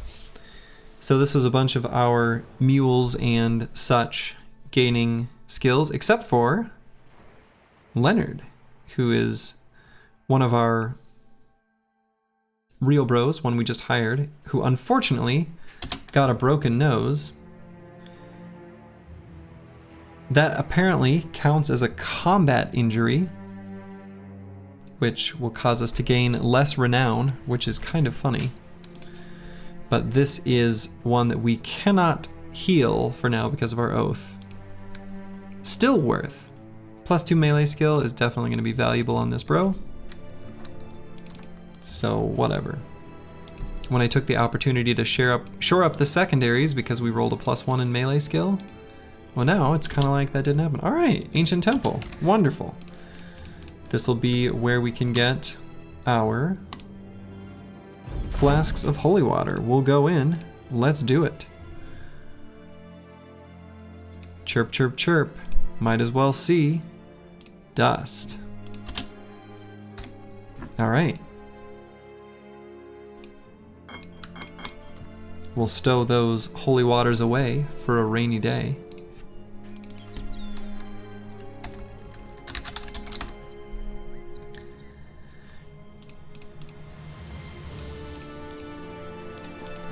Probably won't use them in any fight until Black Monolith itself, just because they're so incredibly valuable for that one specific fight. It's kind of insane. So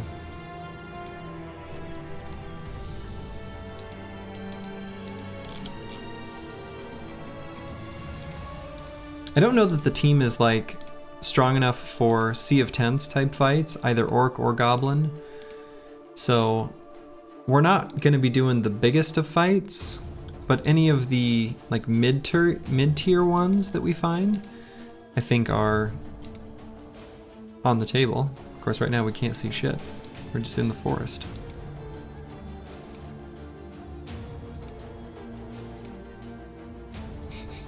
A very big forest, apparently.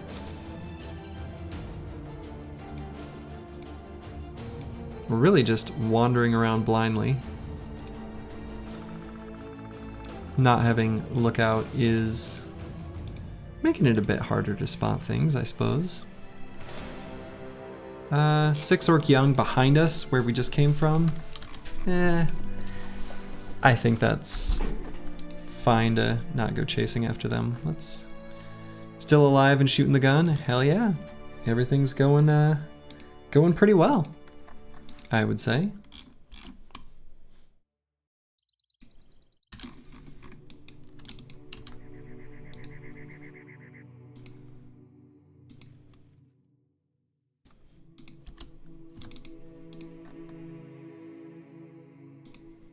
Currently exploring and finding a whole lot of nothing.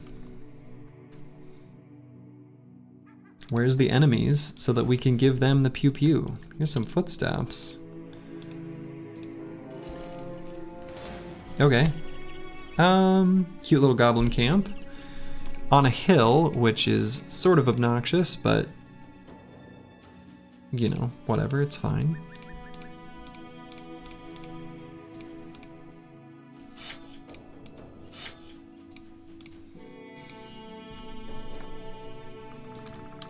Sometimes I'll wait for nighttime for some goblin fights, but this one should hopefully be fine. Wow, what a hill.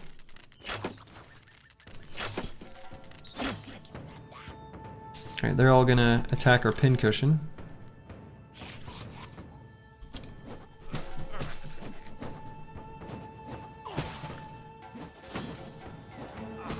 Yeah, Goblin Hills.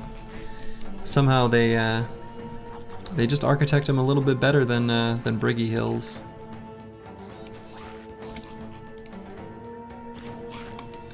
Gisselhair does not have Pathfinder. Ow. Pierced Hand on Bijante 2.0. Minus 20% melee skill is unfortunately going to stick around for the next however many days. So that sucks.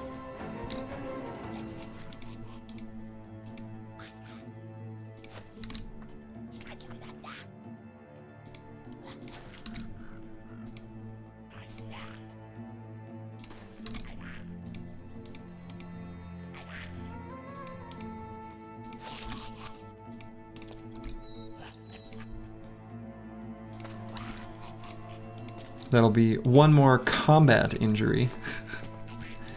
That one I'm confident will count. I didn't know about the one from the event, but it counts.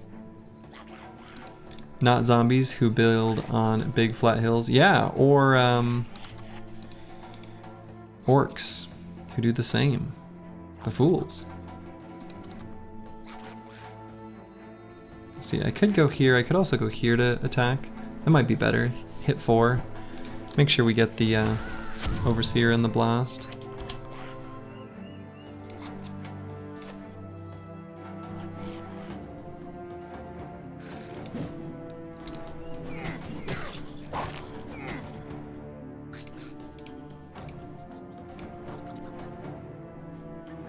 Oh, there's an obstacle. Oh, there's an enemy there. That's not an obstacle. See? Not an obstacle.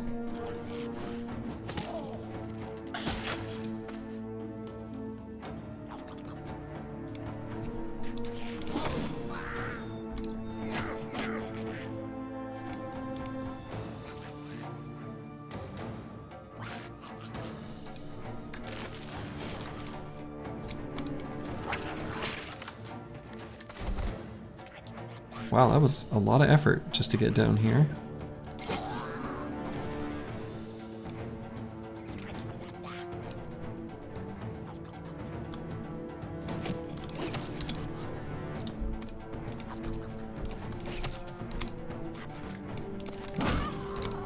Dang, not quite lethal there.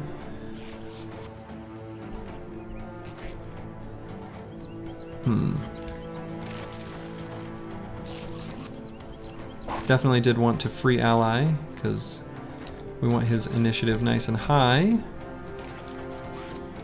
So we can give these goblins a good blasting. Still slower than several of them though. The scout gives movement speed on the map, right? Like, how does it work with the poacher origin? It's just another multiplier. So it works well with the poacher origin. You just go even faster. Oof. Eagledub, pierced arm muscles.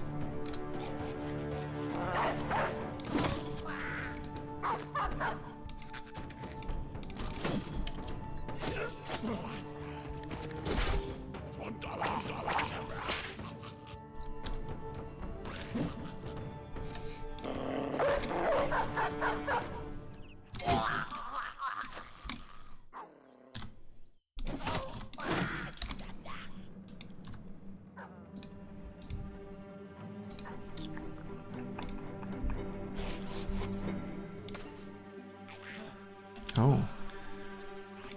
Doesn't have enough fatigue.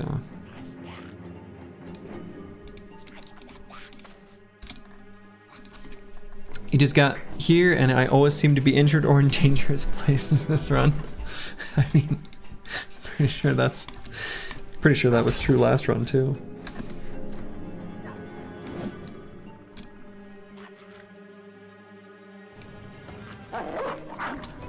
Mercenary work is dangerous, you know, what can I say?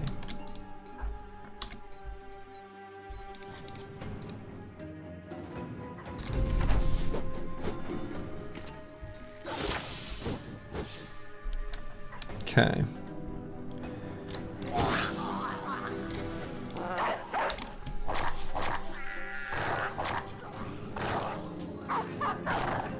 Doggies to the rescue, that's for sure. They're doing work.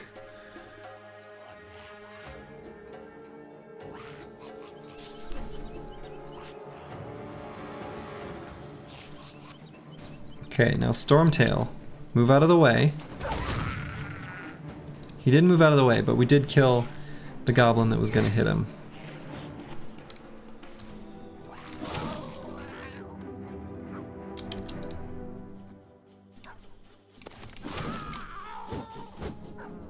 Nice. Good work, Stormtail. Dodge those attacks.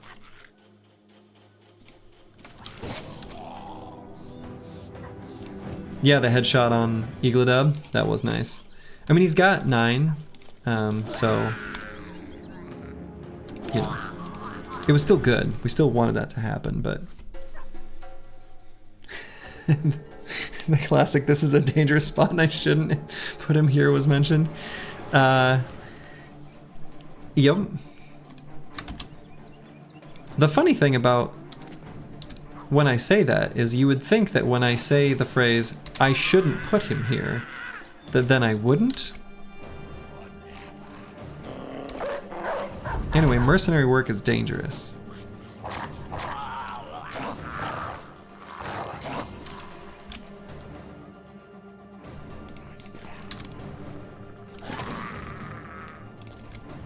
Sometimes you gotta go to the dangerous spots. So this fight gave us some injuries that are gonna make the rest of this oath a bit of a pain.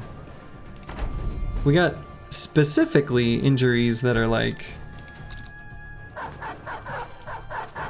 kind of a problem. Not as bad as it could be, I suppose. The worst is like the ones where they lower your ability to move. Those are just the worst. Pretty annoying fight. Yeah.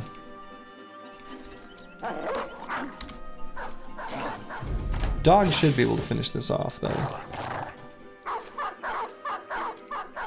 There we go. I trust them. They'll do good work. Look at them go.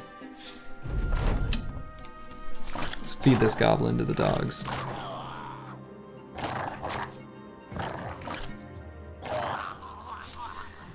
GG! Alright, so let's take a tally on our injuries. So we got pierced arm muscles on EELI. Sorta sucks. And pierced hand on Bijante 2.0. Both of them are just gonna have a bit of a hard time hitting stuff. Now we did get a couple Iron Will potions that I picked up at one of those southern cities. So if we're gonna take a dangerous fight, we can give them the Iron Will potions beforehand and hopefully get a sufficient reward to justify using them. But that is why I got them. So we at least have that to fall back on. And then Leonard, who got a broken nose, just, you know, because it happened from an event. That's fine. It's like, you know, he's just got a slight downside to his fatigue recovery because he's an Iron Lung boy.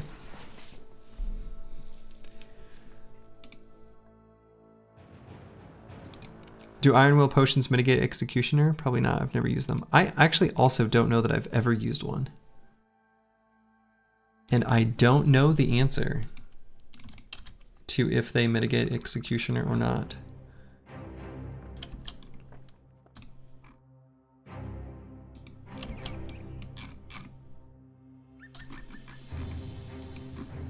Okay.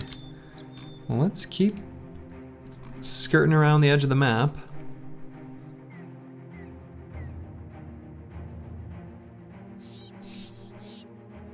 I think eventually what we'll do is we'll pop back out and go to Himmelstadt. So we'll make a big ring here. I would have anticipated, you know, at least some fight density. Better than we have had. Hasn't been particularly fruitful out here in the wilds.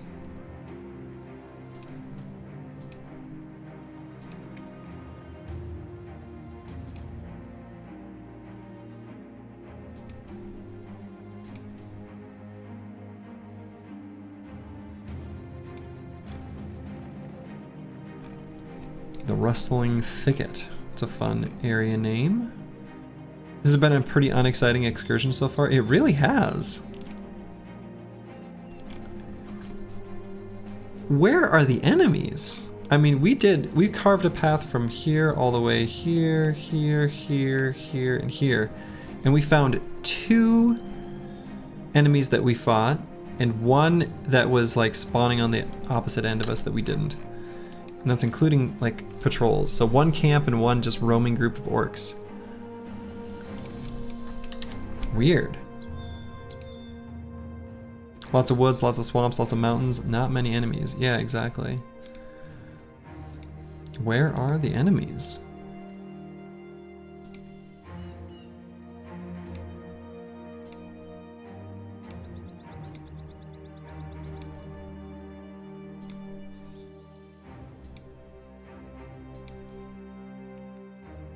What is happening?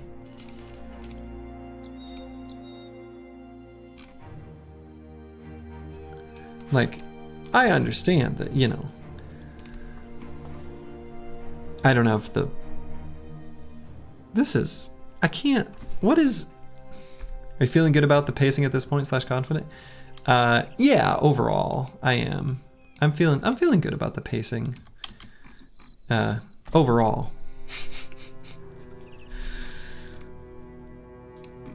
This particular journey out into the wilds has been remarkable in its disappointment.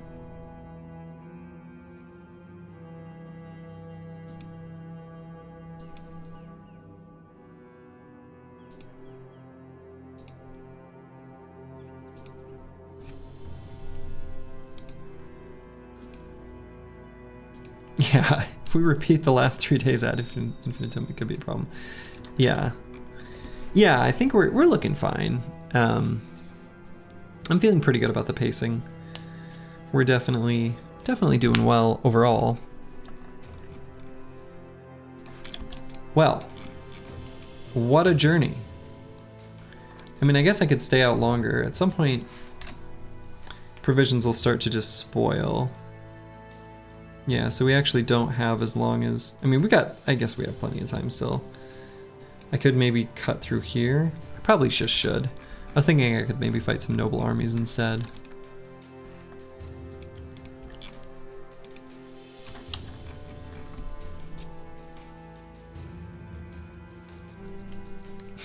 Sharp rocks. Okay, well, here's a fight. That's good. A fallen hero could be an opportunity for a decayed coat of plates. We can hope. I guess I should have looked at armor condition. I think, whatever. I'm not too concerned about this fight.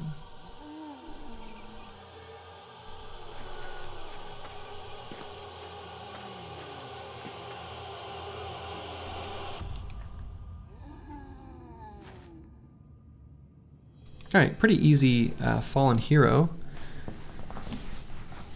flail and shield. Seems good.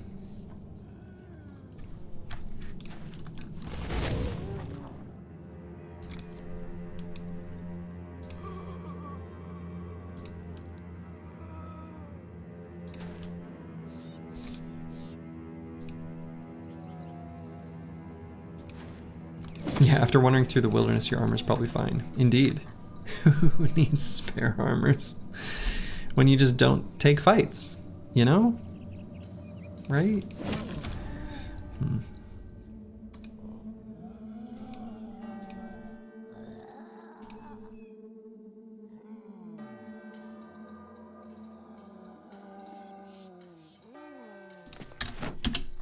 Alright, we'll get up there to be ready for that fallen hero.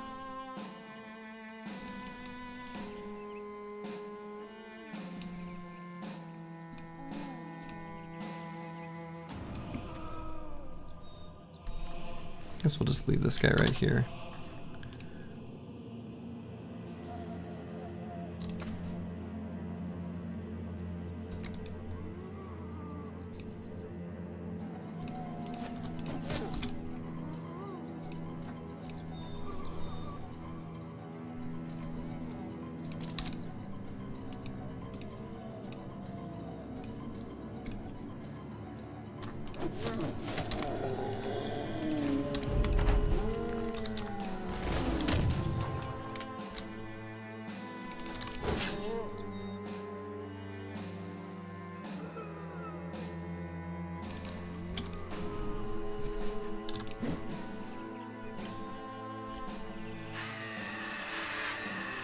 Okay. Not too bad of a scream.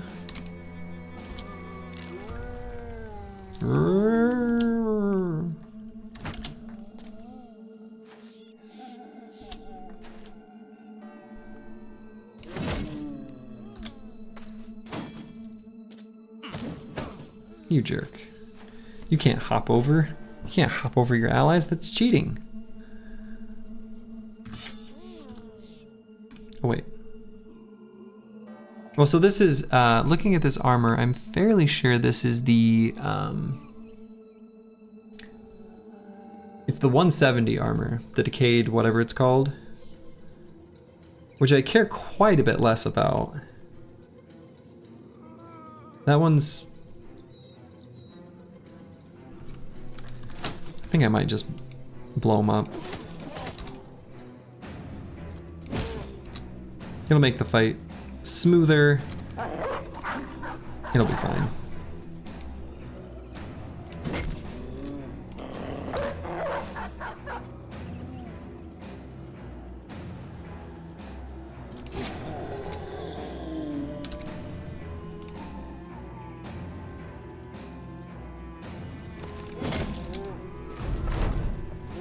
Yeah, too bad indeed.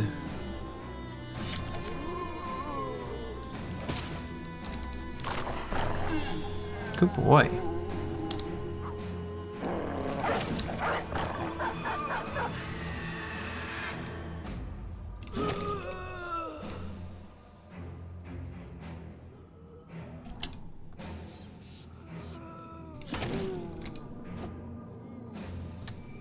Go ahead and rally to bring the tank back to his senses.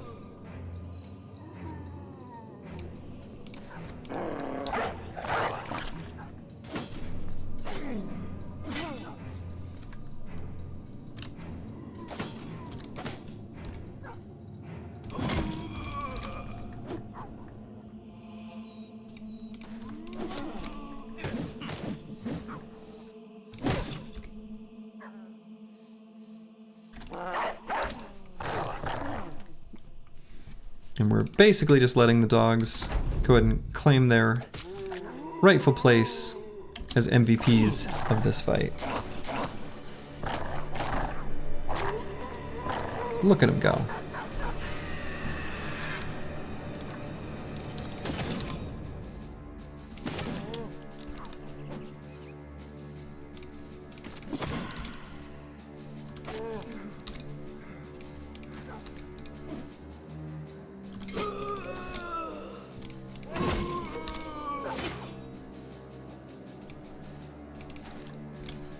Alright, let's get in melee range and save that dog.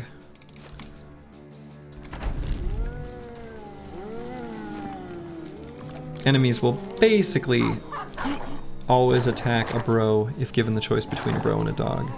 Maybe not even basically always, it might actually be always. I'm not sure if there's some sort of fringe condition where that's not true. There isn't one that I know of.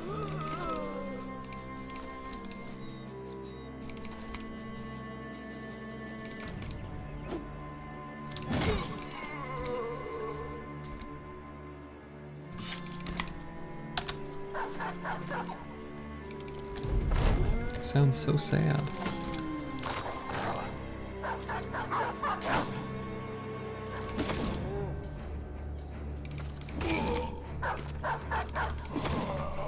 Alright. Enemies down, and all we got was some silverware. But at least it's a fight. It's something. We didn't collect any more injuries. Mortimer Drock got a level up. You love to see it. We'll just go ahead and take hit points and attack and defense. Yep.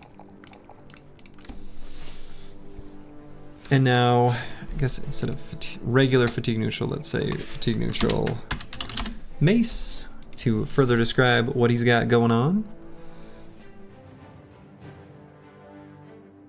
He's pretty open right now as far as perks are concerned. As previously mentioned, I don't think I'm going to bother with my reach weapon quick hands, given that I'm not doing spear builds this time. I think it lowers the value, relatively speaking. So he's kind of an open book. We got 2 more perks after this one even. Fearsome is fine. It's kind of not so exciting with a mace. I could grab Steelbrow. I could grab Fort Mind. Those are 2 that stick out to me as being pretty good right now.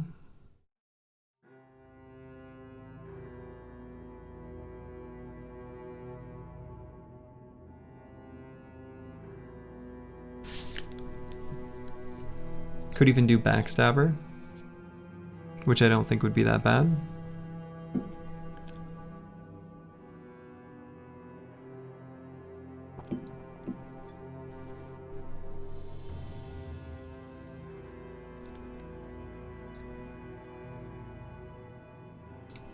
Let's do Fort Mine. Let's just get it now. It's a very good perk. It's been done.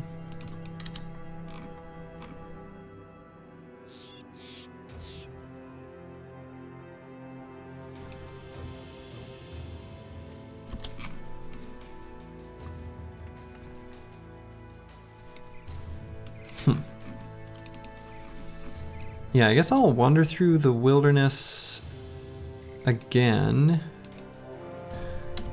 You especially like it on the bros that can stand in really exposed positions? Yeah, agreed. Alright, we got another necro fight. So I guess we'll take it. 50 resolve is plenty if you're not facing multiple opponents very often, but not for a fat newt. Yeah, agreed. I like 50 or so resolve on like nimble damage dealers. I think is a good amount that you're safe. There won't be, you know, resolve cascades or anything like that. But on a fatigue neutral where they're gonna get surrounded fairly frequently, yeah, I definitely like having more than that.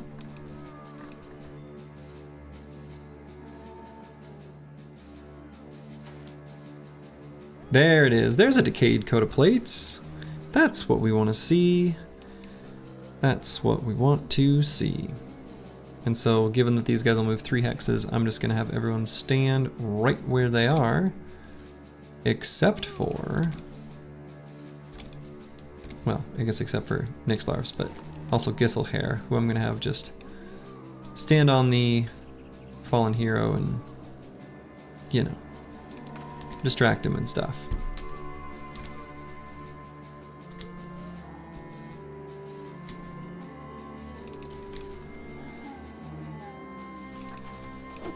Yoink.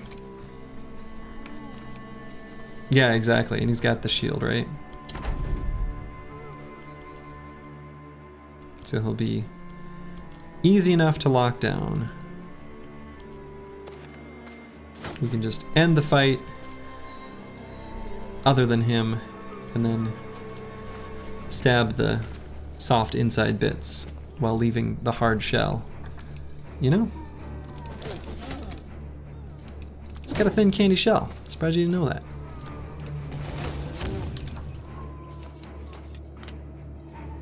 Not a big fan of the resolve break though.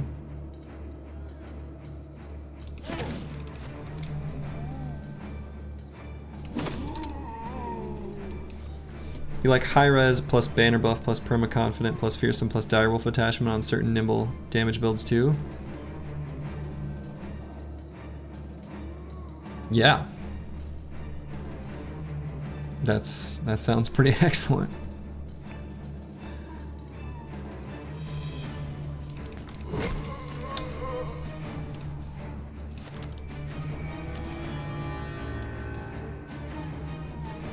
Yeah, I was gonna say, yeah. Facing off with a possessed great axe hero for 5 rounds trying to save his armor. That's definitely harrowing, to put it lightly. We were almost in a position where we could have done the round swing. That would have been cool. But we're just shy of the necessary stats.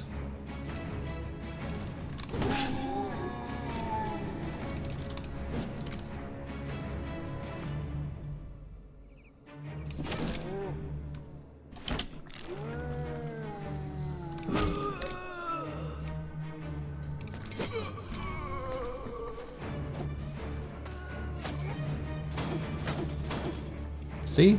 That fallen hero can't hit a thing. 5%. Easy peasy.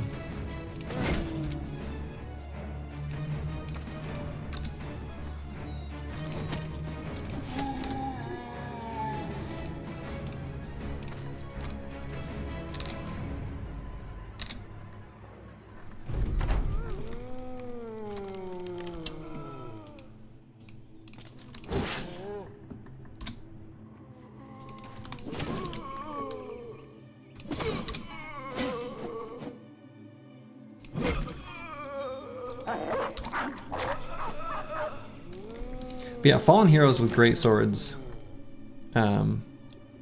Great swords, great axes, flails. Any of the two-handed weapons, really. That's scary. So do you think 1.2 fight density is terrible for a full 150 full clear run? No, I don't. I think fight density is one of those things that it's a good metric.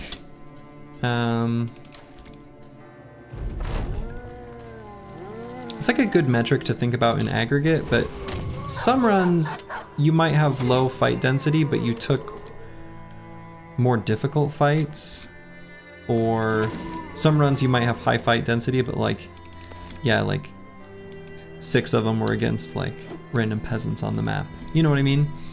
So, oh, 1.2 at day 50? Oh, no, I'd say you're off to a pretty good start.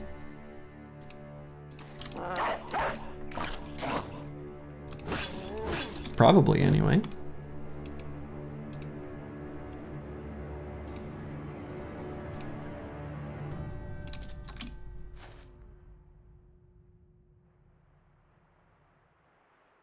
Let's see, I suppose I can leave some bros back to start the daggering.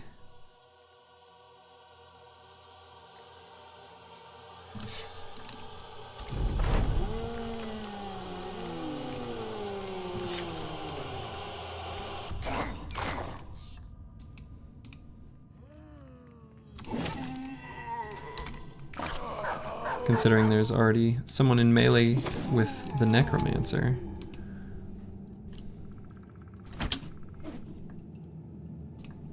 And by someone, I mean a Hello, doggy.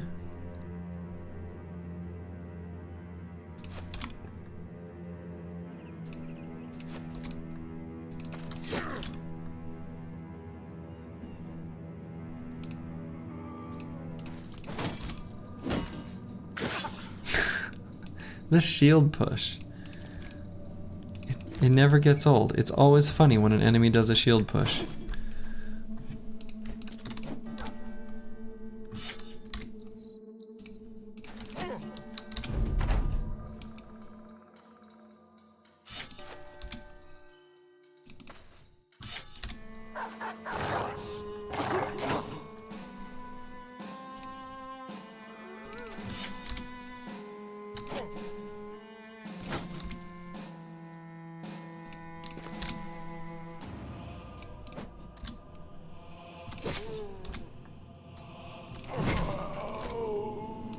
Took off that poor little wiederganger's head.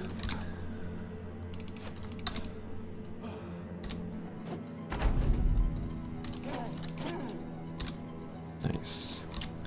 Excellent. Saving little doggies by putting bros adjacent to enemies. Exactly. It's like, you have fulfilled your role, small doge. Allow me to protect you for once.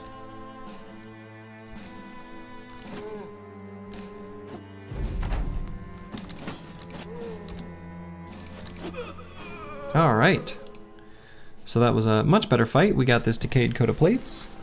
We also got the rare but delightful covered decayed closed flat top with mail. Make no mistake, this is no simple cultist head garb. It's a whole armor beneath that, I don't know, spooky hole poked nonsense. Alright, and we can give Bijante a much better armor, but we're gonna have to maybe give him a... Oh my goodness, Manifest Destiny's Child. Yeah, we need better forge armors, huh? Like, really bad.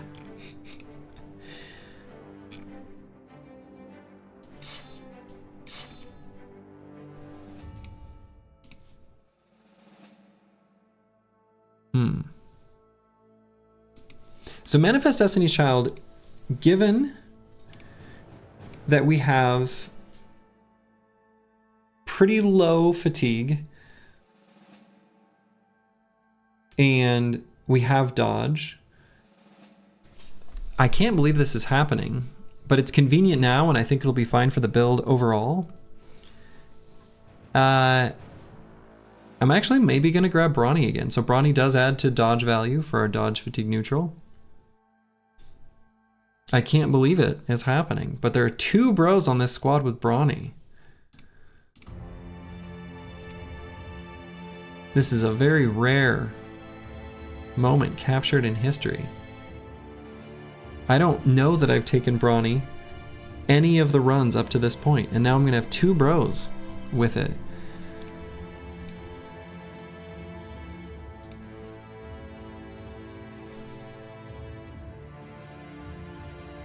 One of the differences between Reforged and Vanilla is that high-tier enemies show up much early in Reforged, like Knights, Executioners, etc. So it's much easier to get good equipment. Interesting. I don't think I hate that.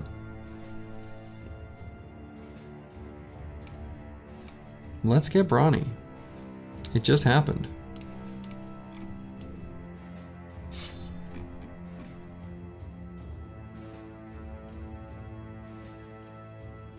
It's not the main difference, but it is something. Yeah, I mean,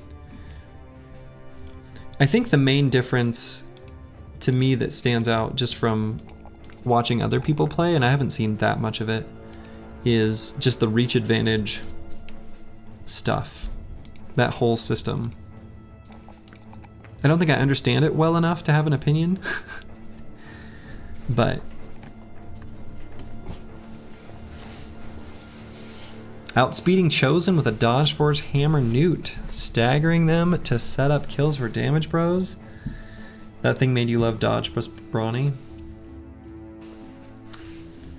Yeah, I mean that's cool when it happens.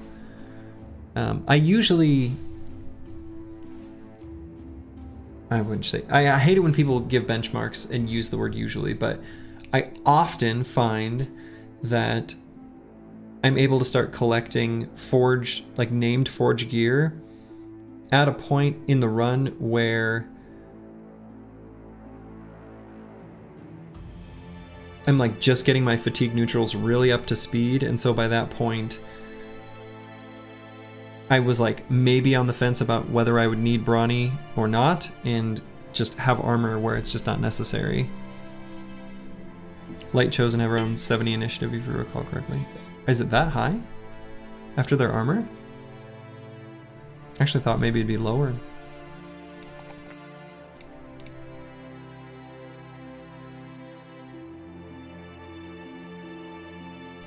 Alright, Black Fire here.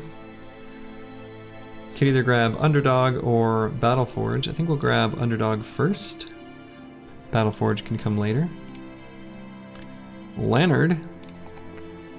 More +1s.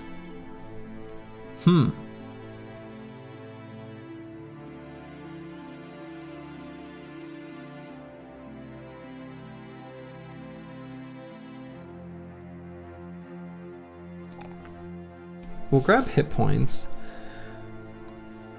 I mean, I suppose for this particular bro, melee attack is going to be more important. So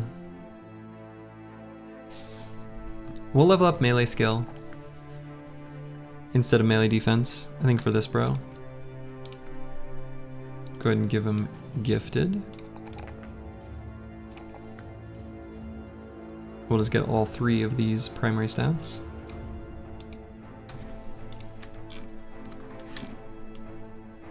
And we'll continue our adventure. Maybe we'll actually find a few fights. I got some briggies wandering around. What are they up to?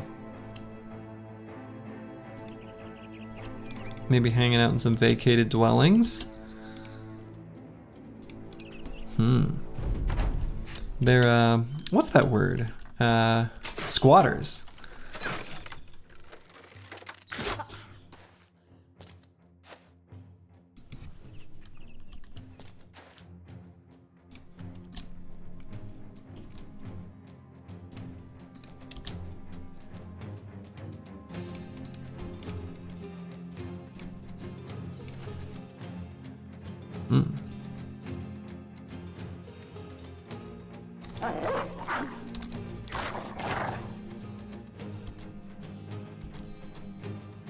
That Briggy's got a big ol' whack-a-mole weapon.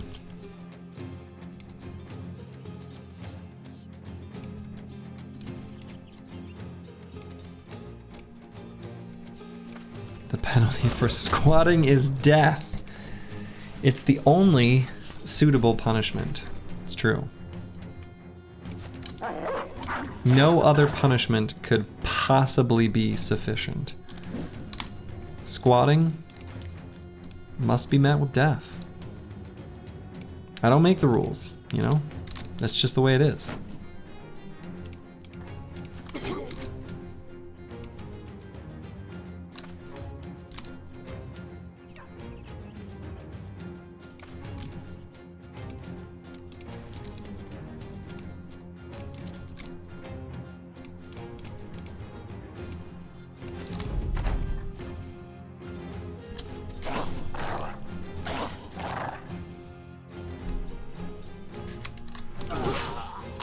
Goodbye, Briggies.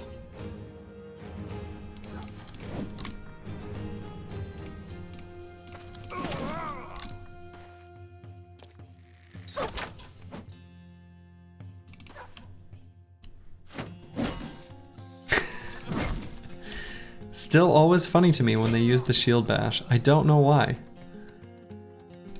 You just calculated it via wiki for me. So 115 initiative minus the lightest possible gear is exactly 70. Wow. To guess that it's around 70 and then to calculate that it comes out to exactly 70, that's a good feeling.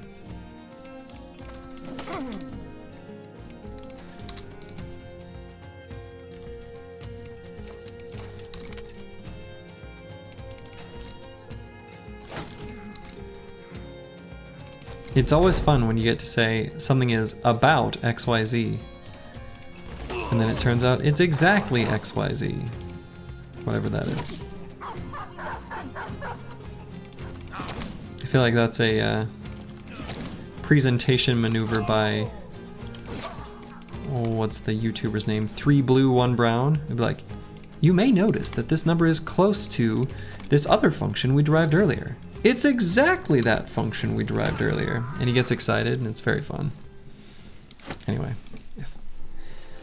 I suppose to anyone else following a very niche math YouTuber.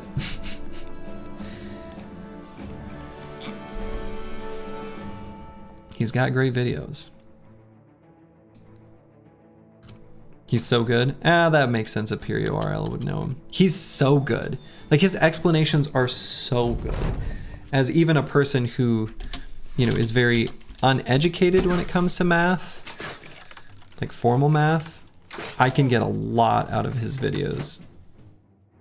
And it's incredible. There are very few very good explanations of a particular mathematical transformation called a Fourier transform, except for his, which are so good. I think he does like illustrations of Mario to demonstrate aliasing and frequency domain calculations, like pixel art Mario. I hope I'm not mixing up videos. It doesn't matter if I am in any case, but they're delightful. 3 Blue 1 Brown. Pretty sure that's his YouTube handle.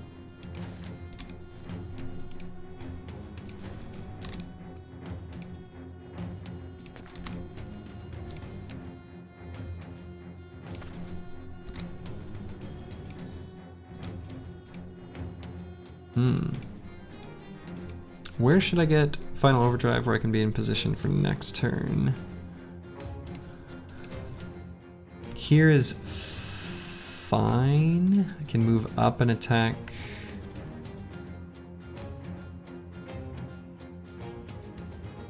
Yeah, I guess that's fine.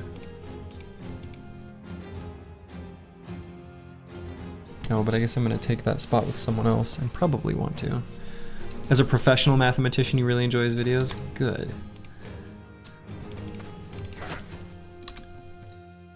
I mean, that's reassuring, you know, that he has sufficient rigor for the sort of professional mathematician viewpoint. Does Bounty Hunter help with famed item spawn? Not from camps. I don't think it impacts that at all.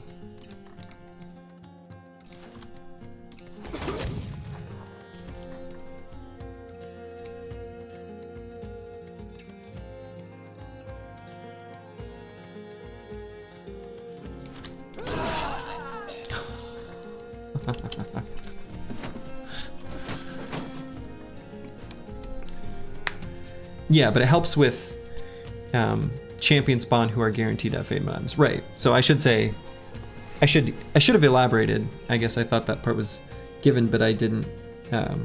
Anyway, yes. Prio's right. Do you ever consider the backing up to pole marksman out of fortifications a cheese slurgy? I never do it, but wish I would. Haha. I do. I don't have a specific rule against it, like listed in my !run rules. So ultimately, yes, just not from camps. Yes, exactly. I don't have a specific rule for it because I don't know how to put it. Like, I don't know how to phrase it. So, oh shoot, he's up 2 hexes in elevation. Whoops.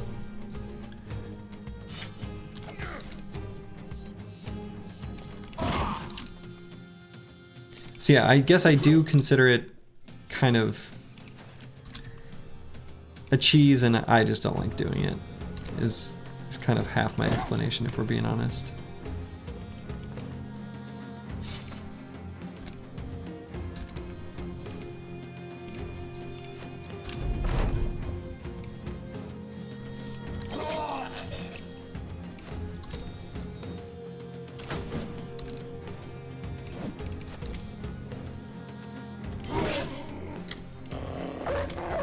What is edge tile abuse?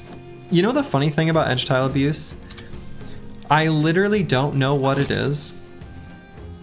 I copied that description from Some Weird Sins initially in his stream to create my own set of rules, and that was listed there. And even though I don't know what it is, I'm confident that I don't do it. So I kept that rule in place. Maybe I should get rid of that from the list because I can't answer the question of what even is it. But I'm pretty confident that I'm not doing it. So.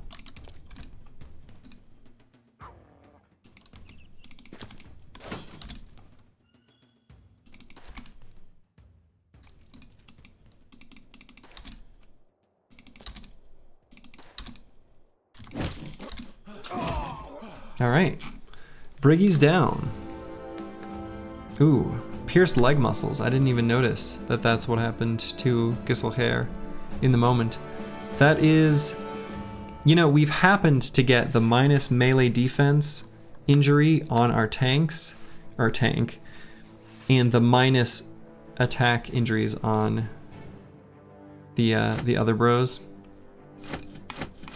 Pretty disappointing that that's how the injuries have happened to work out. But in a way, maybe it's not so bad because this particular oath is not going to be with us for too much longer because, well, we spent a lot of time just wandering around doing nothing.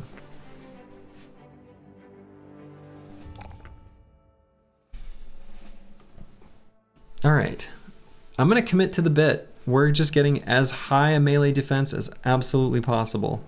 We're pumping this number up to its extreme limit. And we'll take the max roll of dodge on the way. Eventually the plan will be to either get 9 lives and or steel brow, which is very rare for me to get on a tank, almost never. And probably just use the Ijirok armor when we get it. We all exploit the enemy AI in some ways, but some are too cheesy. Yeah, I mean, there is obviously a judgment call for what is and isn't exploiting them, right? Because once you understand how they work, the question I ask myself is, what is the spirit of the game? Which is also vague, but it's vague in a way that guides me towards a decision that feels good for me. Yeah, you pull the archers by moving back. Yeah, and that's the thing, is that's one of those where I don't, you know, whatever. I'm not gonna yuck anyone's yum. Like, I think that one I think is on the border as being fine. Because I also, you know, when I fight Ancient Dead, I start nearly every fight by backing up exactly 2 hexes.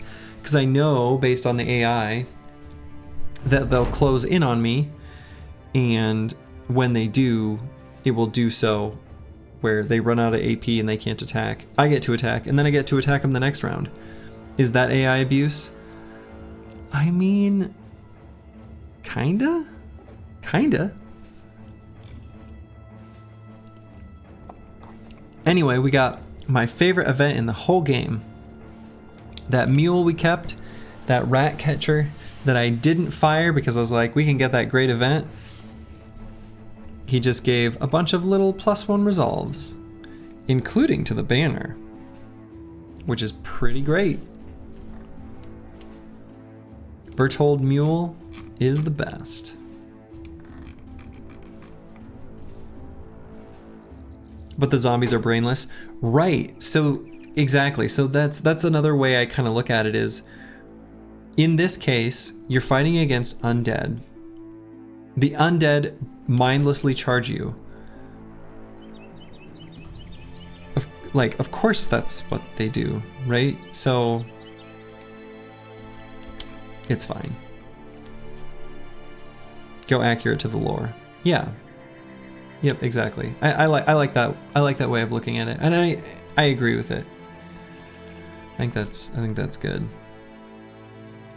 Given that our inventory is full, we can hit up Himmelstadt, and then we can do another adventure after offloading the goods in the cart. Oh my goodness, the witch hut! Any world in which we do the witch hut? I don't think so. Do we have a bunch of wooden sticks sitting around? If we had a bunch of bludgeons, maybe. But we got these morning stars, so no. Hello, Dark Ulrich. Thank you for the luck.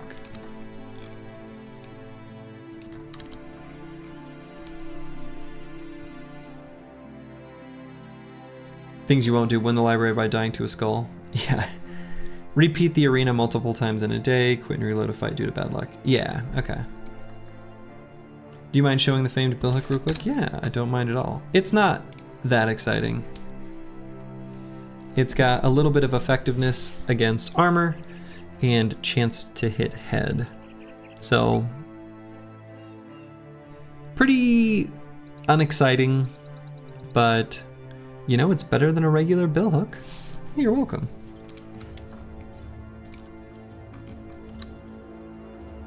Hopefully we can get to Himmelstadt before nighttime. It's not looking likely, is it? 162% armor, what the fuck? Yeah.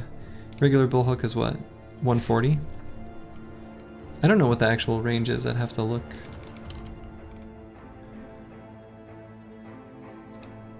I guess I'll chill here until dawn. Kind of hate it, but I do want to sell stuff. We can look at the contracts though. I guess instead of messing around, I could have... Hideout of the Insane Master? That's a cool name for a camp. How can you repeat arena same day? I think, isn't there some, it's a bug where you close out of the game or something wild?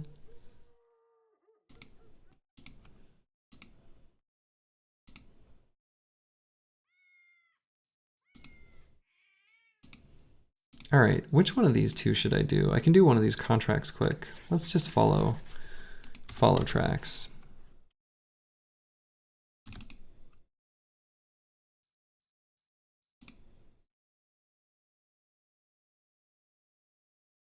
We'll do this quick, make the town a little bit happier with us. Should be an easy fight.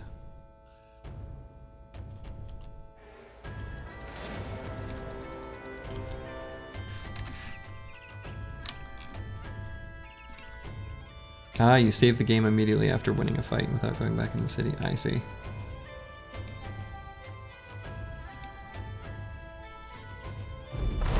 Yeah, because there is a way that is not an exploit, but the arena fight like rolls over in the morning, and so if you show up right before dawn, or at dawn, I guess, but before the day counter ticks over, you can get 2 fights in the arena back to back, but it's like exactly 2, and it's still a full 48-hour period. You just hit the end of one day and the beginning of the next.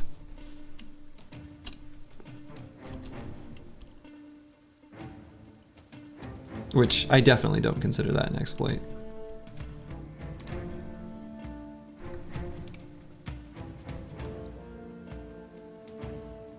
All right, let's get the team ready to blast. Next turn.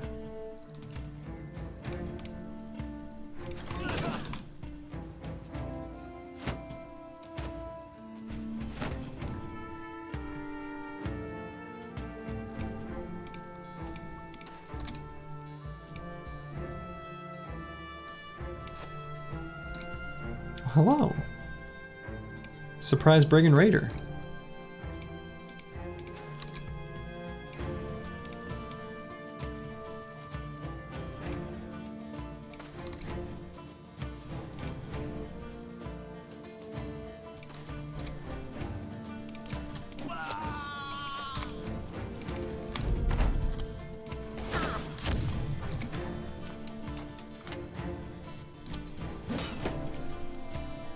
Kraken bush strat makes you feel really bad. It's the only exploitative thing you do. But that one, I mean, is that exploitative? Because that one, it's kind of like, it's like a puzzle fight. At least that's how it feels to me.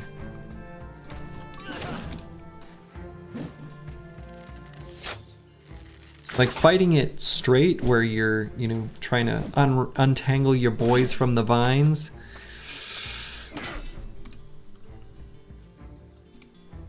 It's like it's doomed to fail at some point.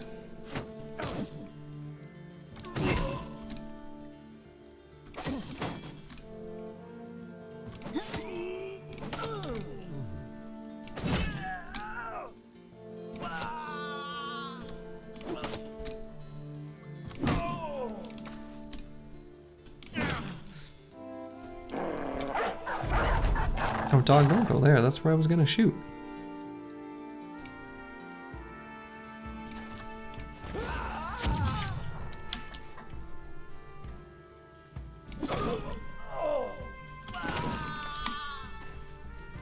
Just cutting down briggies, like mowing the lawn.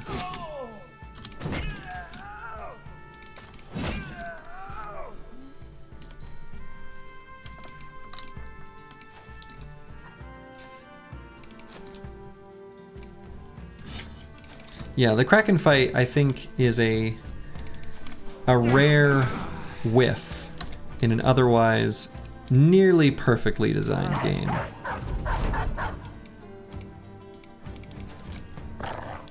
I do think the Kraken fight is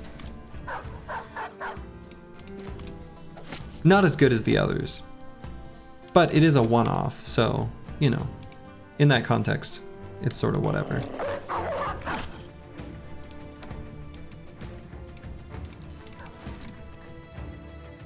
Yeah, it's definitely, yeah, it's beatable without losses. You don't use double grip on your shooter? I'm not sure what you mean. Double grip is the bonus from holding a one-handed weapon with two hands. So what does that mean? Unless that's some sort of weird Legends perk or something.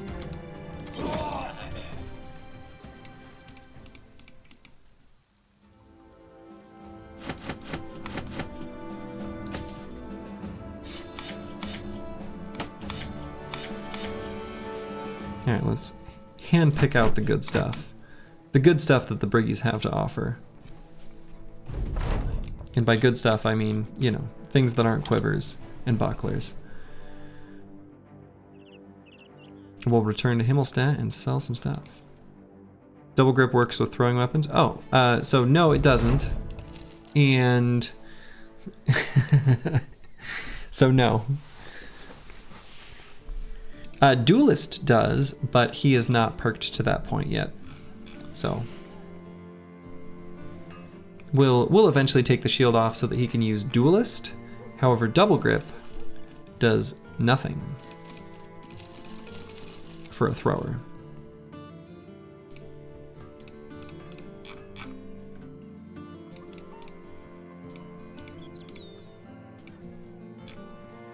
All right, we're just gonna offload all of this armor. Classic Slurgy Direct and Honest. Boy, we should add that to the bingo card. I was gonna be the one to say it. Well, I mean, it's a reasonable thing to be confused about given that Duelist does work with throwing weapons, so that does feel inconsistent. Or I could see how it could feel inconsistent.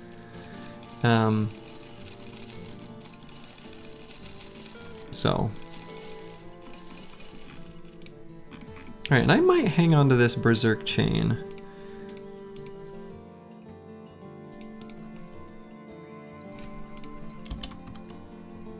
Let's see. Is there ever a world where maybe Manifest Destiny's Child gets a Berserk chain? Sold the Fallen Hero hat. Oh, I did. That's okay. The Fallen Hero hat is not meaningfully better than the heavy helmet that you get from Noble Armies. So it's fairly whatever. It's okay. I actually didn't intend to sell it, but I think it's fine that I did.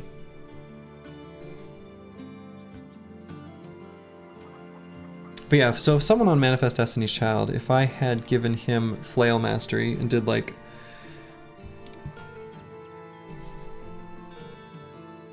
So what perks would I want? I would want... First off, could I even equip it right now with his current setup? Barely.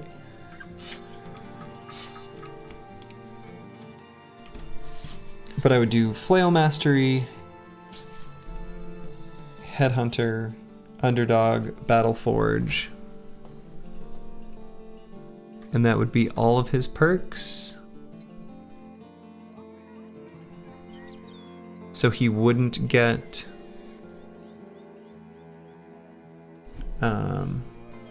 Fort Mind, which actually would be fine. We'd seen him selling the Black Book. Oh my god. Yeah, selling the Black Book. That was horrendous. Oh my god. Just the worst. Can't believe I did that.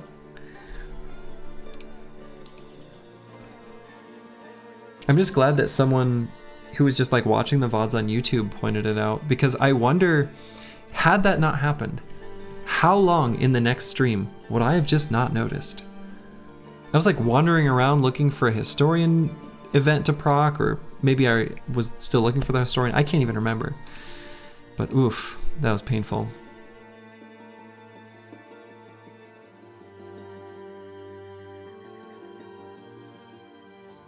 But yeah, Manifest Destiny's Child could, I guess, potentially, as a way of making use of this low melee skill, the 4 perks that are remaining here could be Flail Mastery, Headhunter, Battle Forged, Underdog.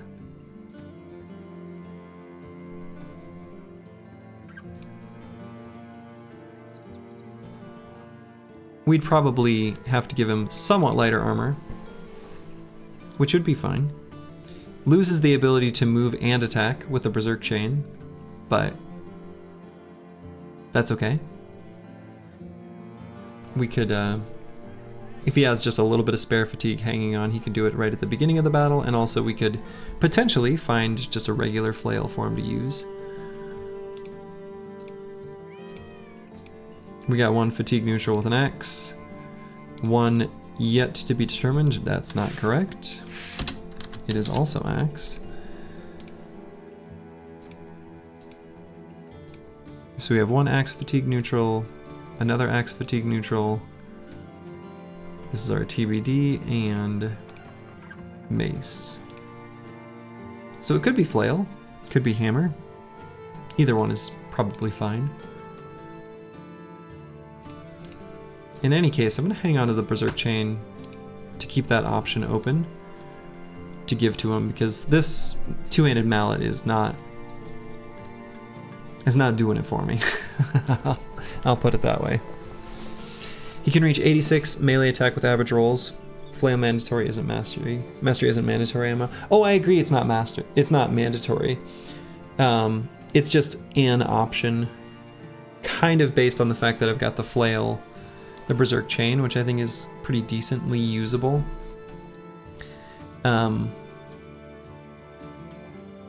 the other option is if I went with a different weapon mastery, let's say hammer mastery, or whatever, we could totally give him Backstabber as a way of patching his melee attack. Even 86 is like, okay, it may not even be necessary there, but it's like pretty decent.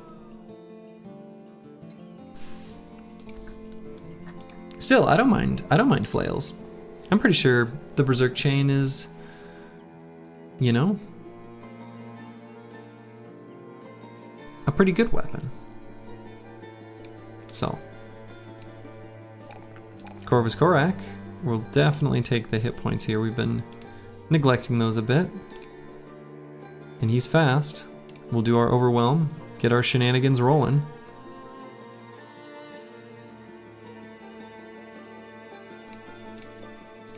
And Xerxes. We were rolling +4s like crazy. Now we managed to hit a +2.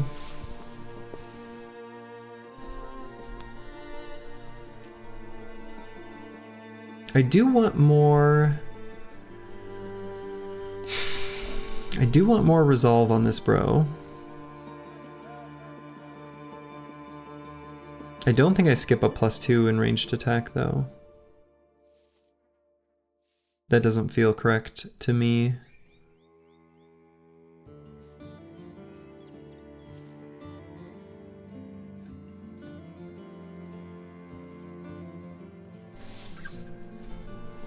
I guess I could skip a +2 in melee skill for resolve too. Berserk Chain plus second wind potion plus mushrooms plus headhunter has 30-ish% chance to one-shot an honor guard. Good setup for Monolith. Yeah. Yep.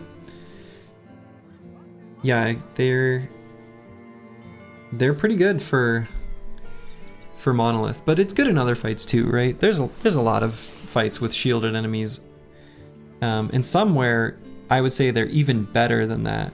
Like orcs don't have steel brow. There's this like imagination, I think, that people imagine orcs to have steel brow. They don't. So, like, a berserk chain hitting an orc is very effective. Orcs know what's good against their own kind.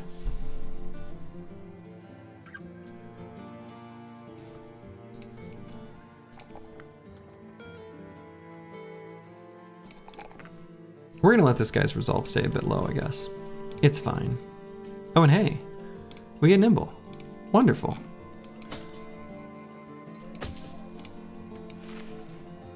So let's give him a nimble armor set. How's about? How lovely. And what happened to...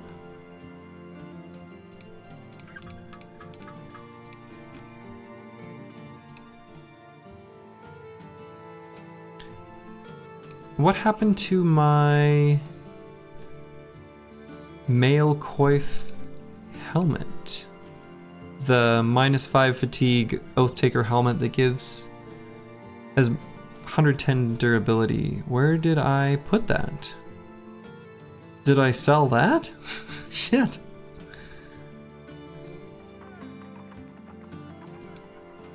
Oh, unless that was on the bro that died? And I lost it? I guess that's possible. If the helmet was destroyed. Might have been, actually.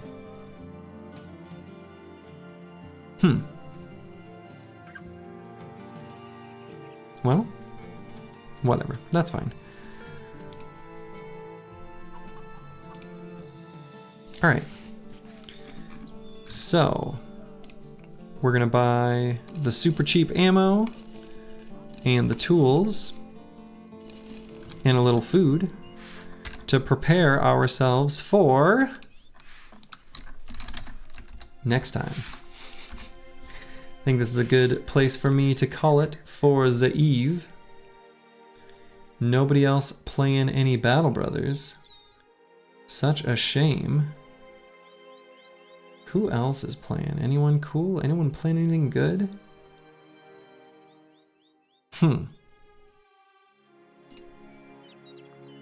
Most of the people I follow aren't even streaming right now.